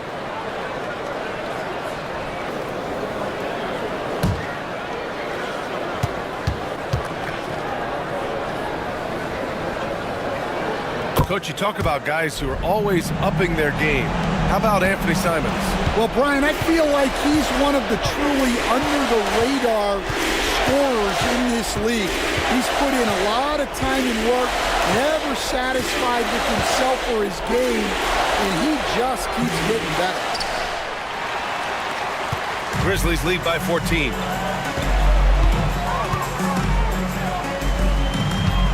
Cunningham outside. Okongwu, a screen on Van Vliet. Here's Cunningham. Nice spin off the left rim and in. Cunningham's got 35. And this one hasn't been in doubt for a bit now. They came out on a mission, and you can bag up this win for the Grizzlies. It was stop and go for them along the way, but they finally seized full control of this game. BA, the scoreboard definitely doesn't tell the whole story. They were able to pull things together when things got tough, and of course, they closed strong. And with this win, they've tallied up a total of 6 wins on the year. Always good to start a season series off with a W. They showed tonight they take this team seriously, and the next 2 matchups between these two should be fun. And one player just stole the show tonight, doing everything for his team. A monster night for Cade Cunningham. Well, he was the reliable option for them on just about every possession. So dependable, always making the right decision. Yeah, the defense expects DeRozan to try and score, but he smartly makes the extra pass.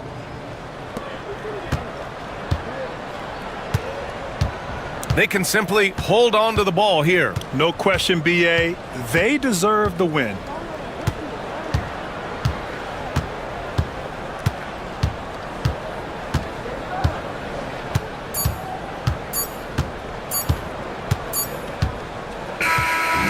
So it's the Grizzlies taking care of business in this one. A competitive game. You have to feel like this crowd gave him a little extra edge. Yeah, they really fed off the energy. You saw their activity level go up. Just a tremendous performance. Well, now a minute to check in with Allie LaForce. She's courtside. Hey, Allie. Jaren, you've shown yourself to be an impact player at both ends of the floor. But is defense where it starts? Yeah, you know, the talking keeps me active, just being able to move my feet, being able to stay low on defense, you know, all those things keep you engaged. And when you do those things, you can make a big impact as the anchor of the team. And, you know, everybody else, they take pride in defense. So if I'm working with everybody else, it's great. Thanks, Jaren. Congrats on your success. All right, Allie, thank you. Well, folks, that's going to do it for now. For Stan Van Gundy, Grant Hill, and Allie LaForce, this is Brian Anderson. We hope you enjoyed our broadcast. And let's reveal our player of the game, Cade Cunningham.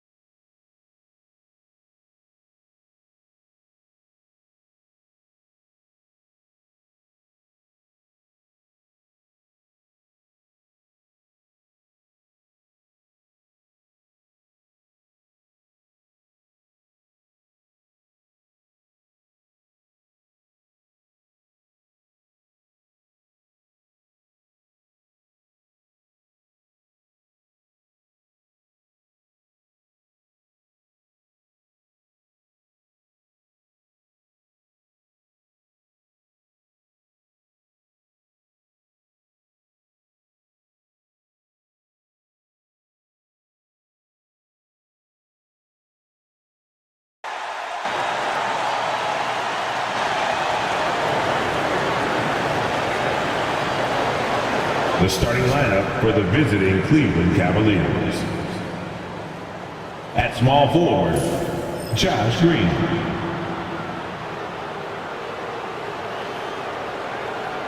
At center, let's bring out the starters for your New Orleans Pelicans.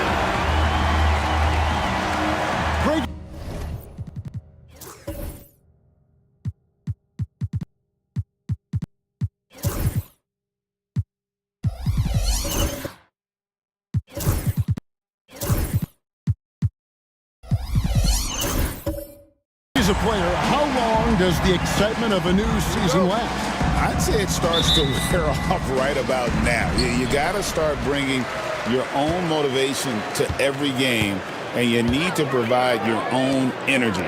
Look at Cleveland's starting group. Desmond Bane out there with Jose Alvarado. And it's LeBron James. Then it's Plumlee. And it's Green in at the 3. Now Alvarado. After Kelly Oubre missed from long range. LeBron outside. Offensive rebound. The shot's good from Plumlee. That's what most want to see from Plumlee. Attack mode, pound the boards, have the confidence to finish off those kind of plays. Clark outside. Back to Curry.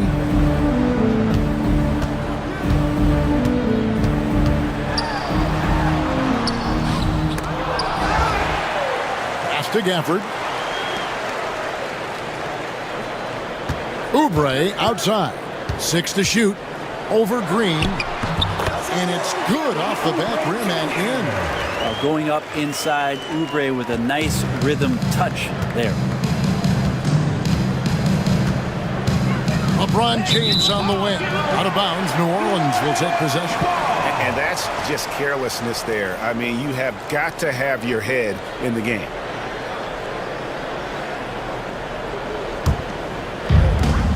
The Pelicans have gone 1 of 3 from the field to start this one so far. Pass to Sensabaugh.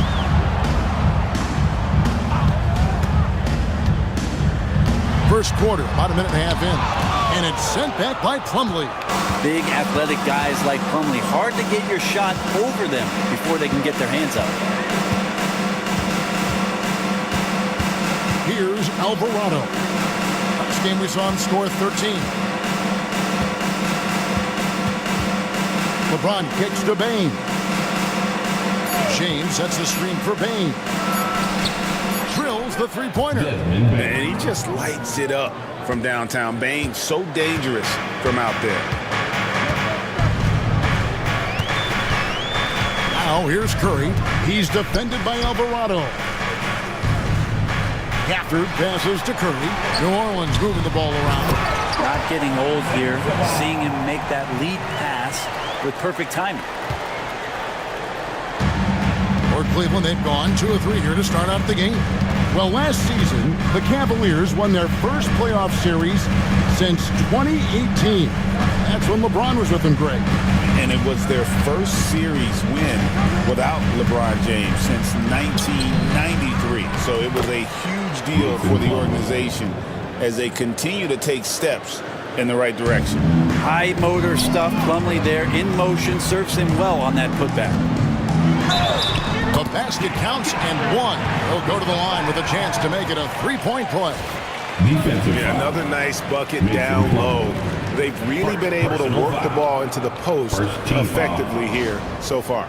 At the line for your Pelicans, Daniel Gafford, shooting 1.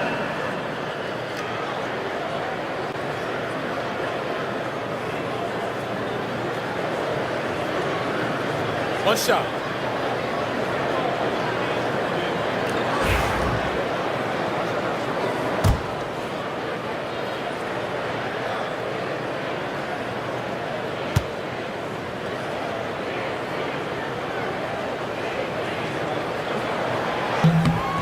Now the Pelicans have lost in the first round GA of the playoffs in 2 of the last 3 years.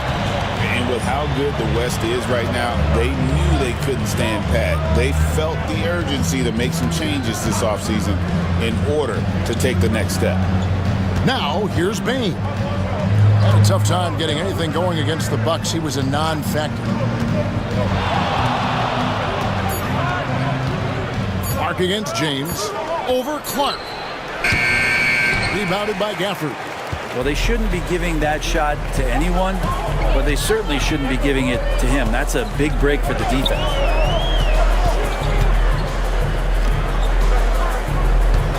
Pass to Oubre.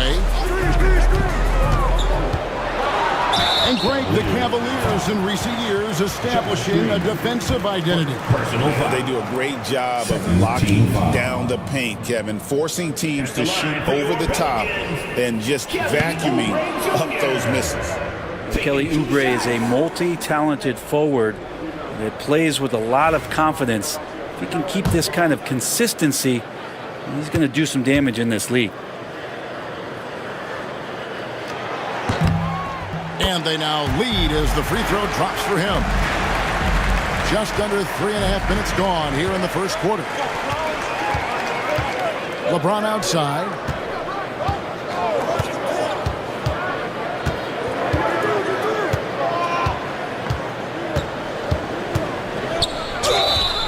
And the call on the shot that sends him to the line. You know, it's inevitable that a player's physical abilities diminish over the course of a career. But the thing that stands out to me about LeBron James is that he never lost his insatiable drive to win. Guys, if anything, he's gotten stronger.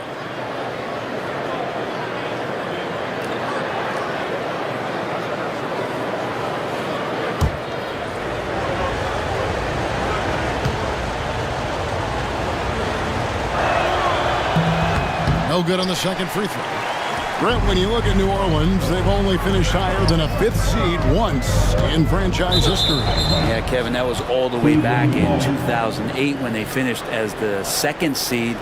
And at that time, they were still the Hornets. And I remember playing against that team as CP3 was leading that charge. This team will be back. They've got the pieces to get there. And the replay demonstrating once again how aggressive that defense was. And right out of the gate, trying to set the tone defensively, you gotta love that energy. Here's Alvarado. Still yet to score. James against Clark. Shot clock at 5. From deep, James. The Cavaliers again can't hit. For New Orleans, they've gone 50% from the field, hitting 3 of 6 since the opening tip. Now here's Curry. He's defended by Alvarado. Outside for Curry. Shoots over Alvarado. Curry can't get it to go.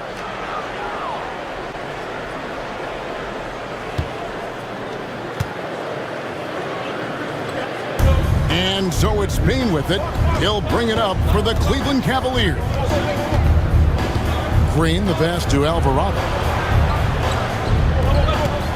Over Curry. Nails the baby hook. A monster down low. LeBron James, the rare package of skill, size, and athleticism. And timeout called by Willie Green. Wants to talk some things over, might be seeing some things to adjust.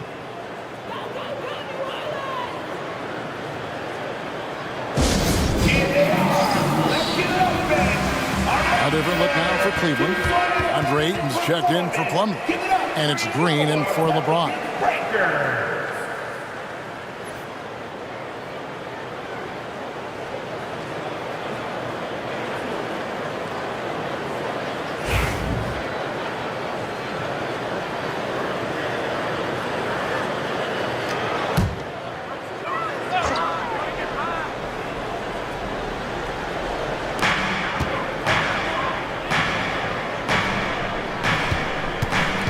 Oubre against Green. Curry looking it over. Screen by Gafford. To the inside. And that'll be 2 free throws coming up. Officials on the call with the foul. that one on 8. Taking it up strong, Gafford rewarded with a trip to the free throw line. He's gone 1 of 1 in the game so far from the line. At the line for your Pelicans, Daniel Gafford. 2 shots.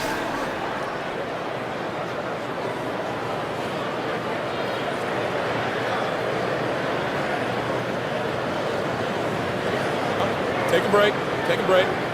2 shots.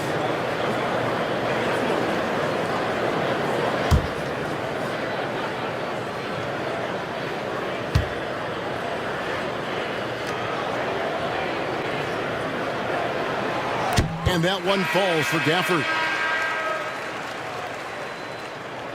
You know, for a big guy, Daniel Gafford is very active and agile when he's playing. You appreciate a tall guy like that who can make some moves. Jonathan Kuminga. He's checked in for Kelly Oubre.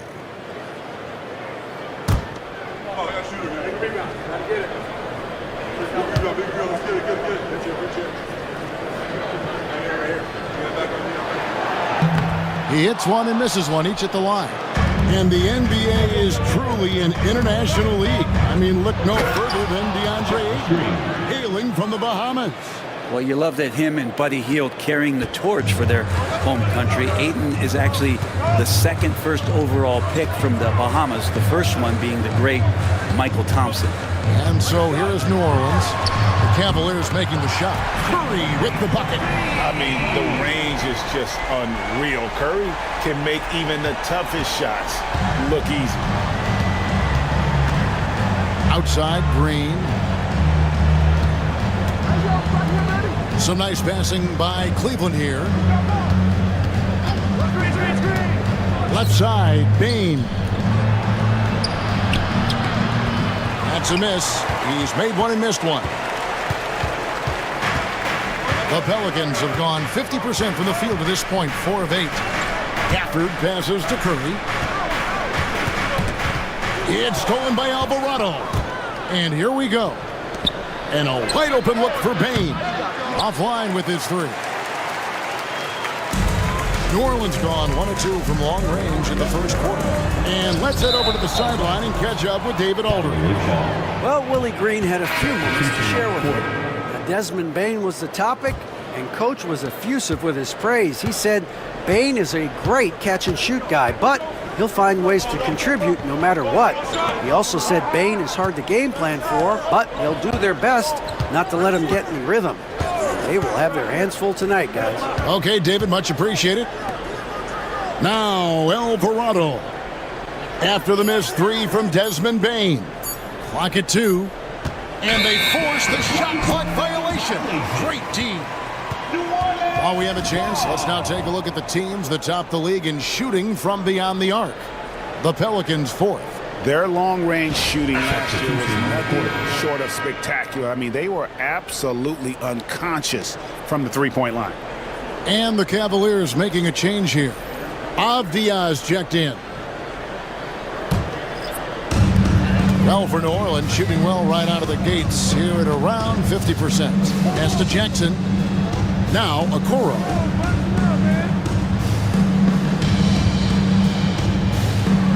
And here's Melton.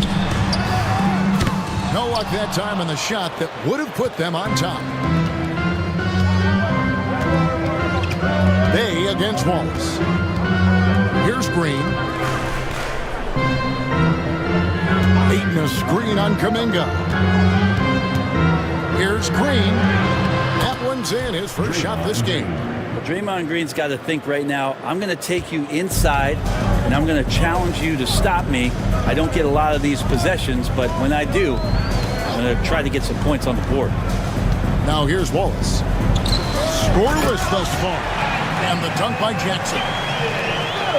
And in terms of size, not your typical center, but man, he plays as big as any of them thanks to that terrific leaping ability. Here's Alvarado.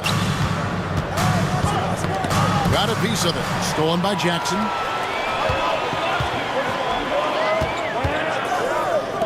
And here is Okoro.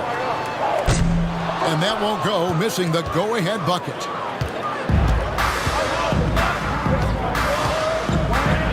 We've got 1:48 left to play in the first quarter. Outside, Avdia. Pass to Ayton. Now here's Bay. Gets it to go from beyond the arc.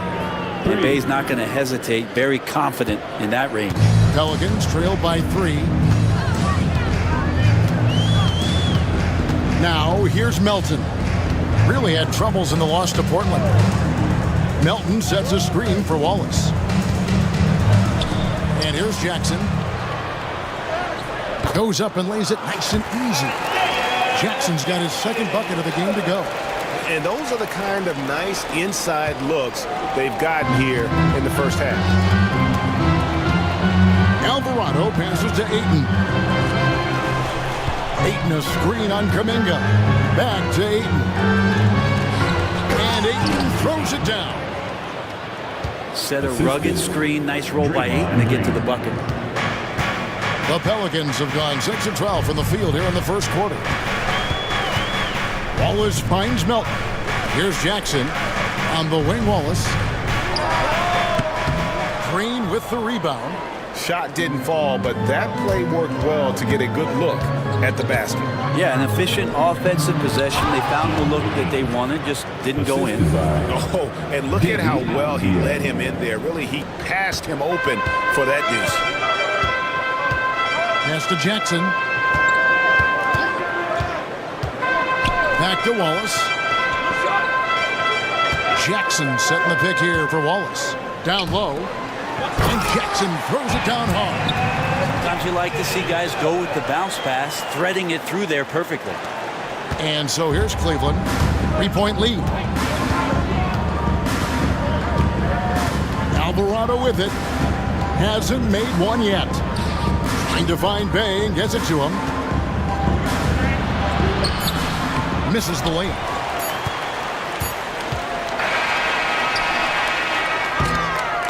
And still a close game as the first quarter comes to a close.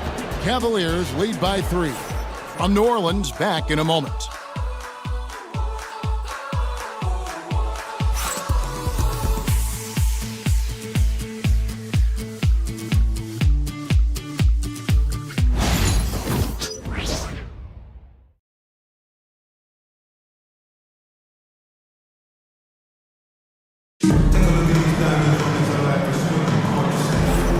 It's been a pretty even game here after one quarter of play.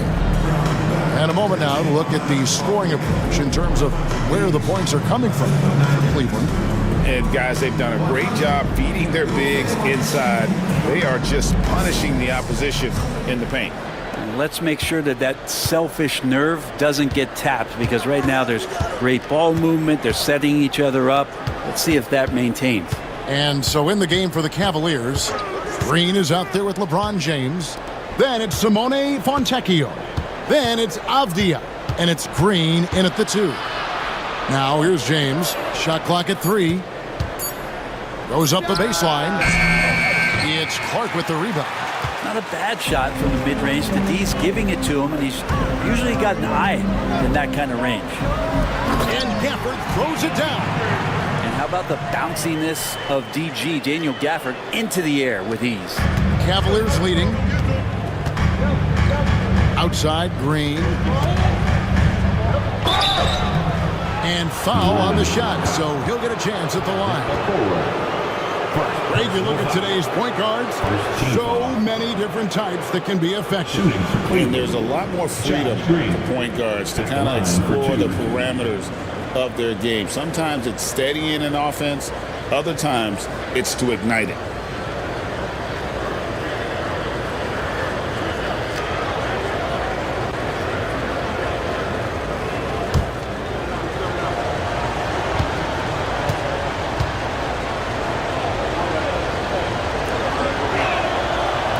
And the first one drops. The Pelicans making a switch here. Sensabaugh is checked in.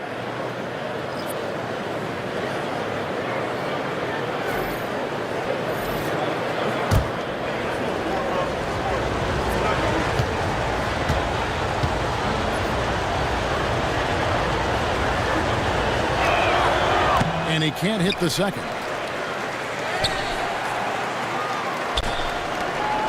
Pelicans trail. Wallace looking for an opening. Oubre outside. Hands it from downtown. Oubre's got 6 points. Can't lay off Oubre that far. He's good at taking advantage of that separation. Avdia kicks to Green. And a fast break now for the Pelicans. Jumps up. And down it goes, jamming that one home. Well, that's why they're in front. Aggressive play at both ends. Nicely done. And on the AT&T 5G Slam Cam, you can see how impressive that move was.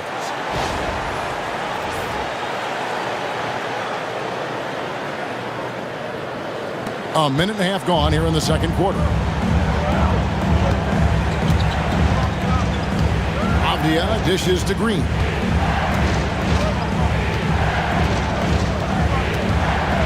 Fontecchio sets a screen.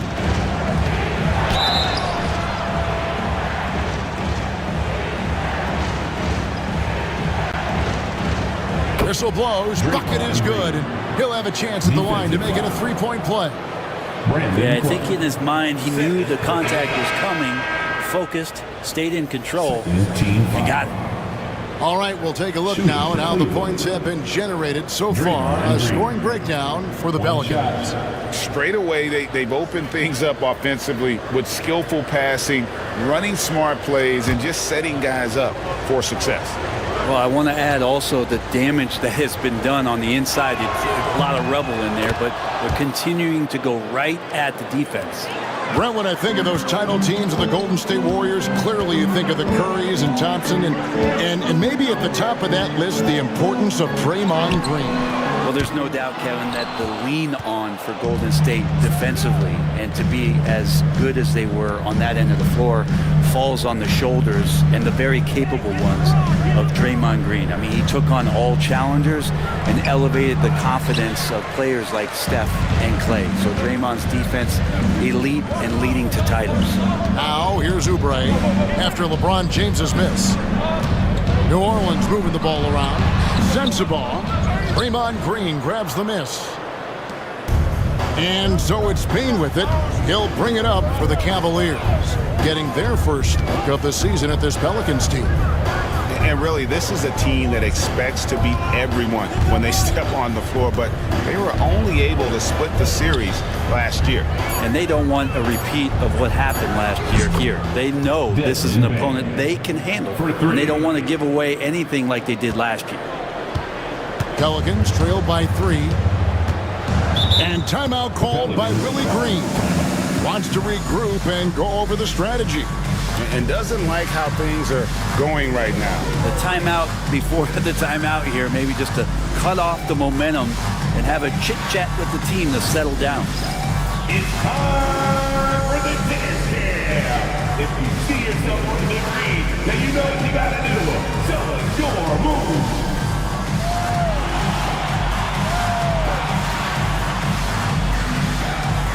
Let's go!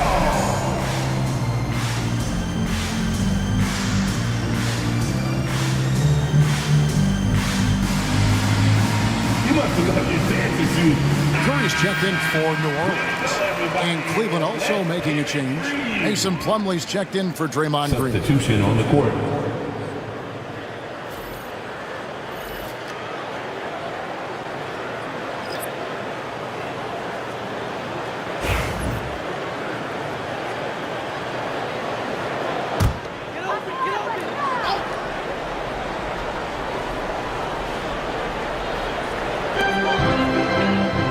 Gafford finds Wallace. Oubre, no one around him. And the Pelicans miss again. The Cavaliers leading by 3. Green passes to LeBron.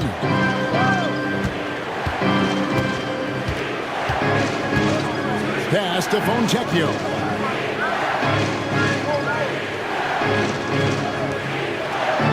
Now Payne. Shot clock at 6. And the 3 off target. To the middle. And he gets the whistle. 2 free throws coming up. Desmond Bain. It's going to be on Desmond Bain. First team foul. Oh, the officials are all over that one.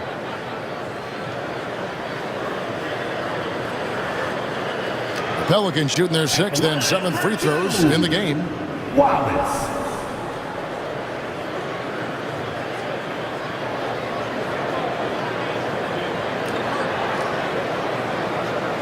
Shooting 2.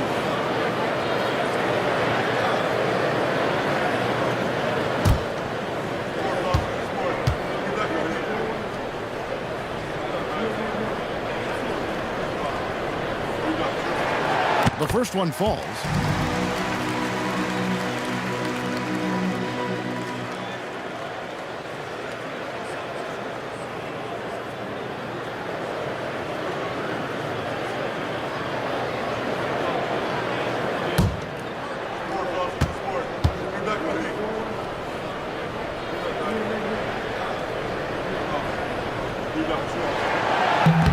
And that one goes in. 2 from the line that time. Here in the second quarter, just under 3.5 minutes played. Getting the latest now from our sideline reporter, David Aldridge. David, it's all yours. Take it away. Kevin, thank you very much. LeBron James is still dominating at an age where most players are well into their retirement. How does he do it? He said, show up, put the work in, and then go out and trust it. I'm just trying to push the limit. See how far I can take this thing. It's me versus Father Time. Kevin, back to you. And David, that's one you're always going to win against Father Time. Hey, thank you for the report. Green kicks to LeBron. And he slams it down right on top of Brandon Clark. Never get tired of LeBron James in the air doing wonderful things. Oubre outside. Back to Curry.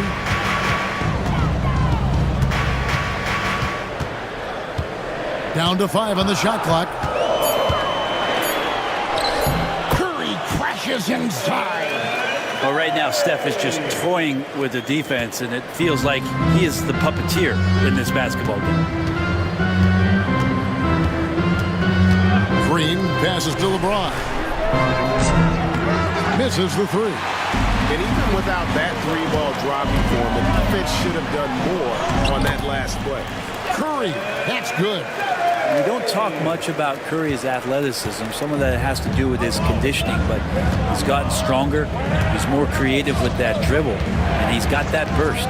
Here's LeBron following the basket by Stephen Curry. And they double up James.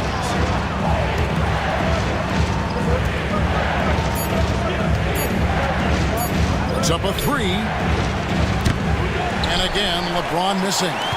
Maybe a time to rest him right now, just give him a bit of a breather, try to help him get back on track. And so it's Bain with it. He'll bring it up for Cleveland. Pass to Green. Back to Bain. And there's the slam dunk to finish it off. And don't sleep on Baines' ability to go right to the rack. That'll happen more often than not. And timeout called by Willie Green. He wants to make some adjustments to the game plan, clearly.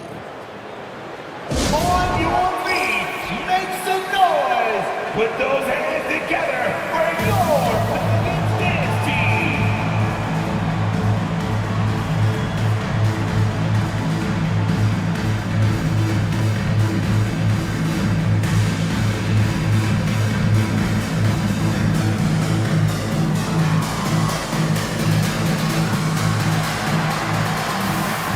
So for the Pelicans, Jackson, he's checked in for Daniel Gafford.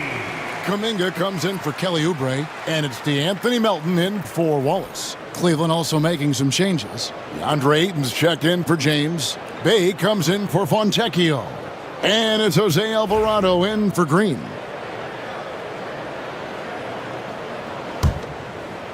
Here's Curry. He's got 7.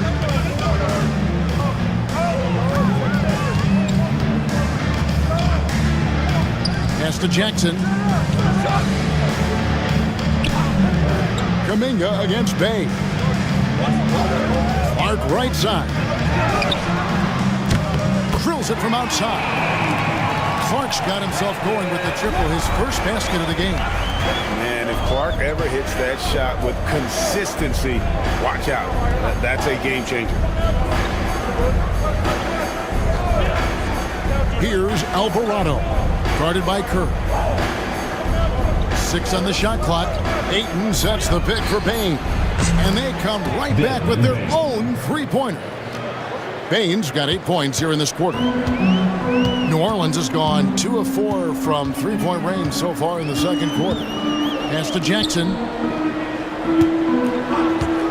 Clark with it. Here he goes. And good that time. Clark's got 5. Looking nimble on the drive there. Once Clark sees an opening in the defense, he's looking to exploit. Alvarado finds Plumlee. Bain looking around. Ayton a screen on Melton. Melton against Bain. Makes the bucket. Now he's got 5 field goals. 5 for 8 in the game. Pretty easy right now. Clear out. Give him some space. Let him get to work. And every year, and Greg, we agree, Bain seems to get better and better as a playmaker. Doesn't overdo anything with his passing. Looks more and more comfortable creating off the driving kick. He's become a large part of this offensive engine. Alvarado with it, guarded by Kerr.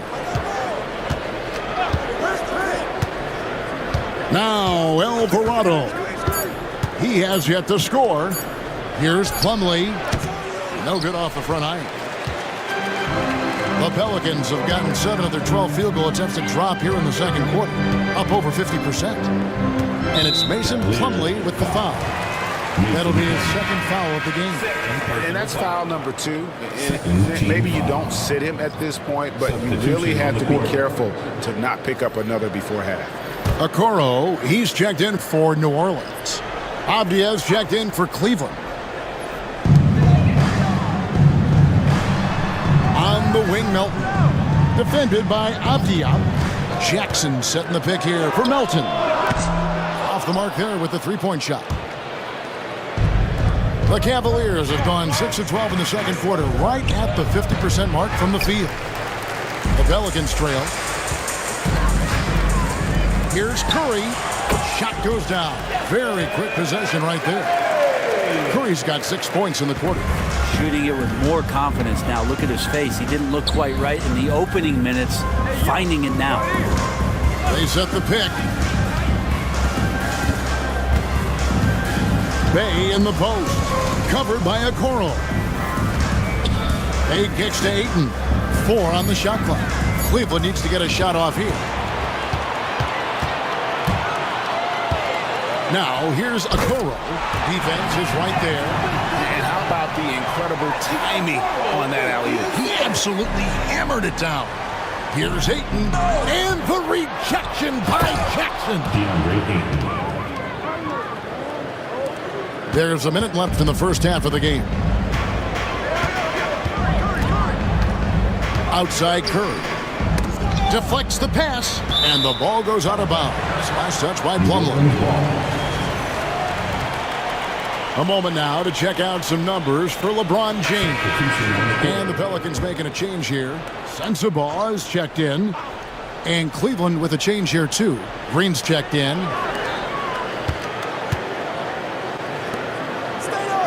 46 seconds left to play here in the second quarter. 5 on the clock. Here's Melton. Connects from three-point range. Melton's got the lead up to 4 now for the Pelicans. Cleveland's gone 2 for 5 from three-point land since the end of the first. Ayton in the high post. Pass to Avdia. Laid in with a nice touch off the glass. Just pushing through that time. Avdia asserting himself against the contact. Here's Sensabaugh. Defended by Avdia.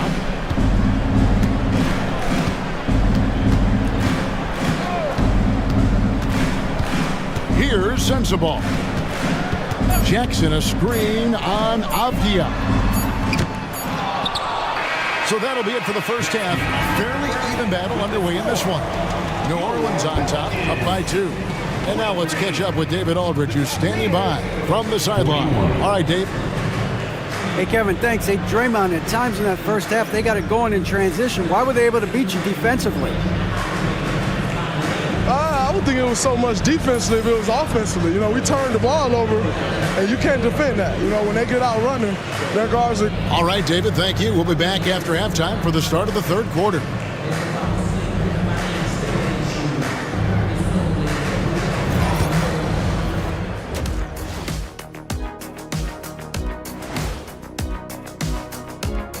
The fans on the edge of their seats. On that note, Shaq, rough estimate. And next up, let's take a look at the Cleveland Cavaliers, who seem pretty well matched in their game. They're really going to war for those second chance points, running guys to the offensive glass. It's a tight game. That could be the difference maker. As long as it doesn't hurt their transition defense. That is more than enough of us. Let's send you back to the game. Kevin Harlan and crew with the second half.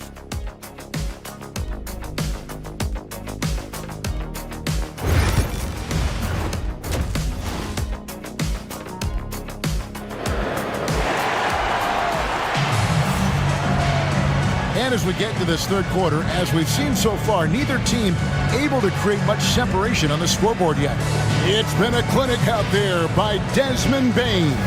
Yeah, and through the first two quarters, he has been the offense for this team. Yeah, he's shouldering the load right now and looking really comfortable while he's doing it.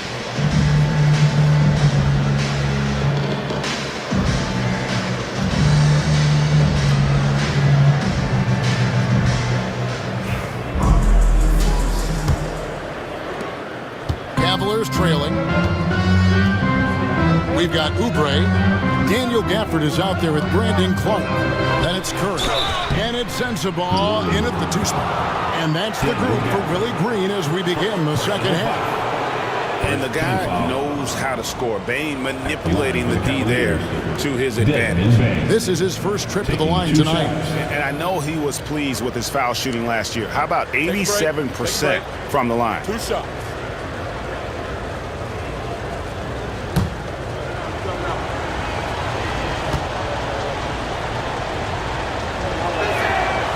That free throw, no good. And what you love about Bane is just how hard he works. His drive to keep getting better on display.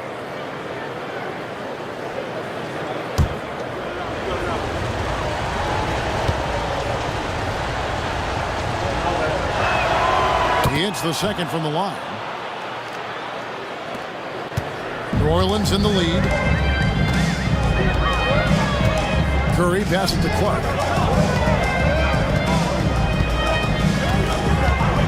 Inside, here's Sensabaugh. Gets the bucket and the foul. It's going to be a Mason Plumlee.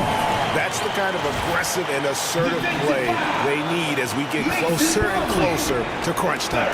For New Orleans, they have missed 2 free throws in the game, going 5 for 7. At the line for your Pelicans, Sensabaugh. One shot.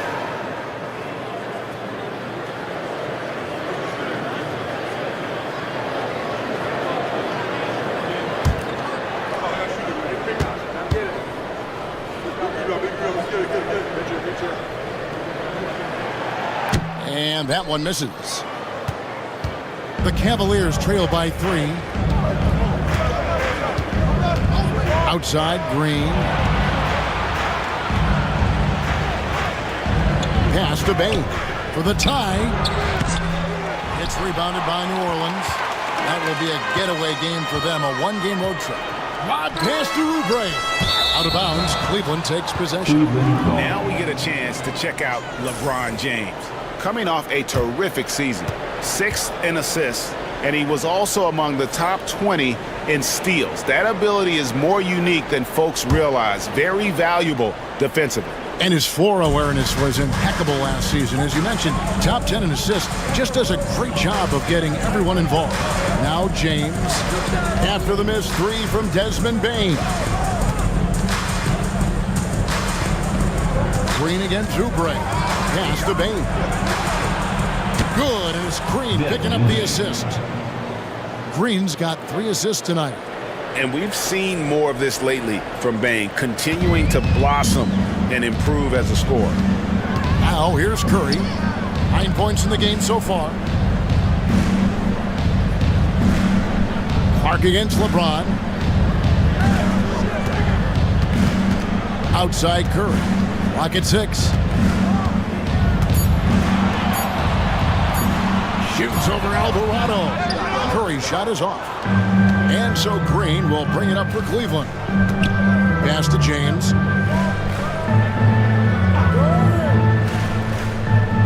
Back to Green.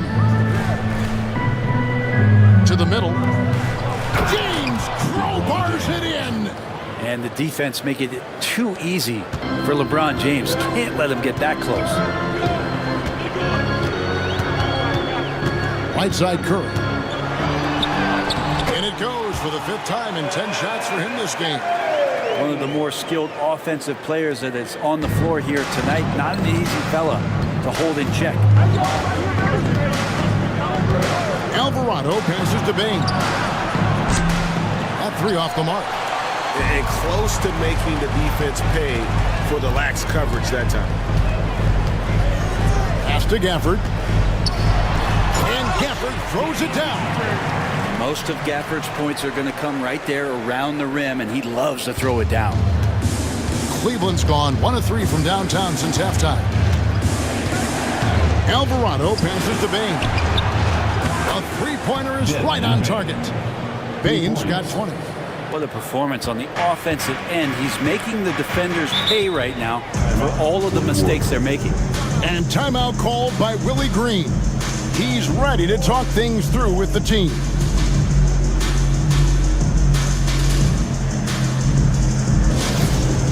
Yeah, baby, it's time. It's time.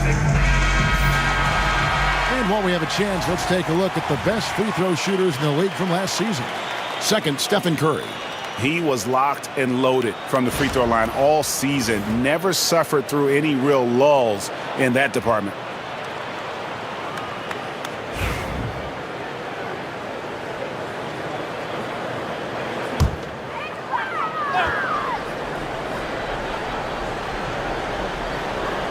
Right around 3 minutes into the second half.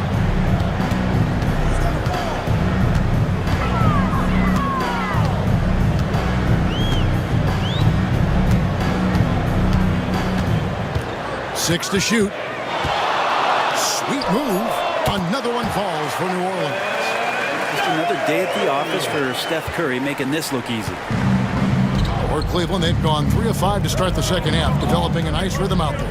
With so many years in the NBA, you would think Curry would slow down, wouldn't you, Brent? But he remains at the very top of his game.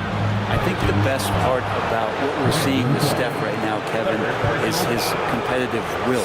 You get to this age, and you get to this stage after accomplishing all the things that Steph has done, and it's still not enough. So let's keep enjoying him while we can.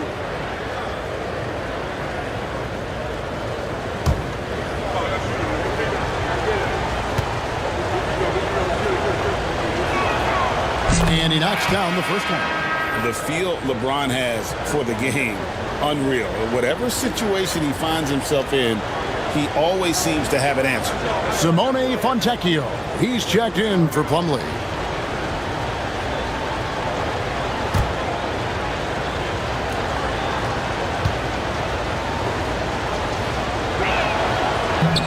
And both free throws good for LeBron. You know, just thinking about it, every year the physical and mental toughness of LeBron just gets more and more impressive, maintaining his spot at the top of his game. Now, here's Gafford. 8 points for him. Over to the wing. For the screen on Bane. Sends the ball, no good. He's not the guy that you want to give a wide open look from three-point range. They're lucky that that one doesn't cost them. Alvarado passes to Fontecchio.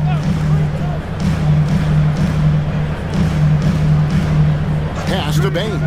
Fires from deep. Basket number 8 for him on 13 tries. That's 62% so far.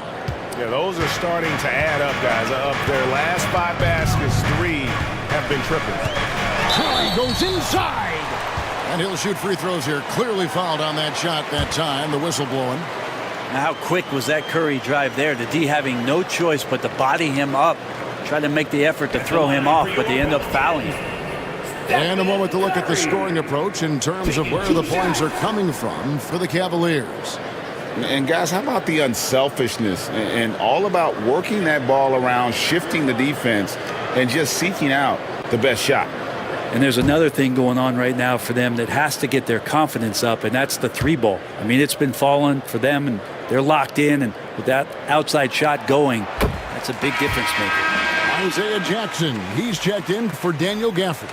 And Cleveland also making a change. Green's checked in.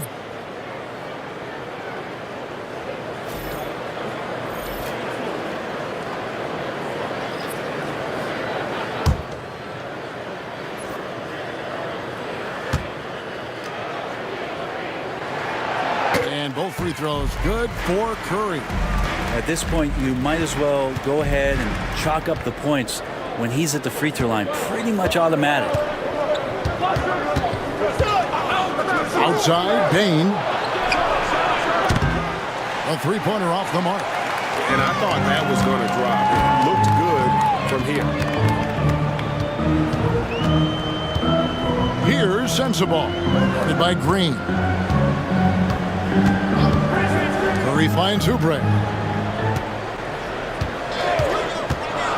Bain against Curry. The 3. Green with the rebound.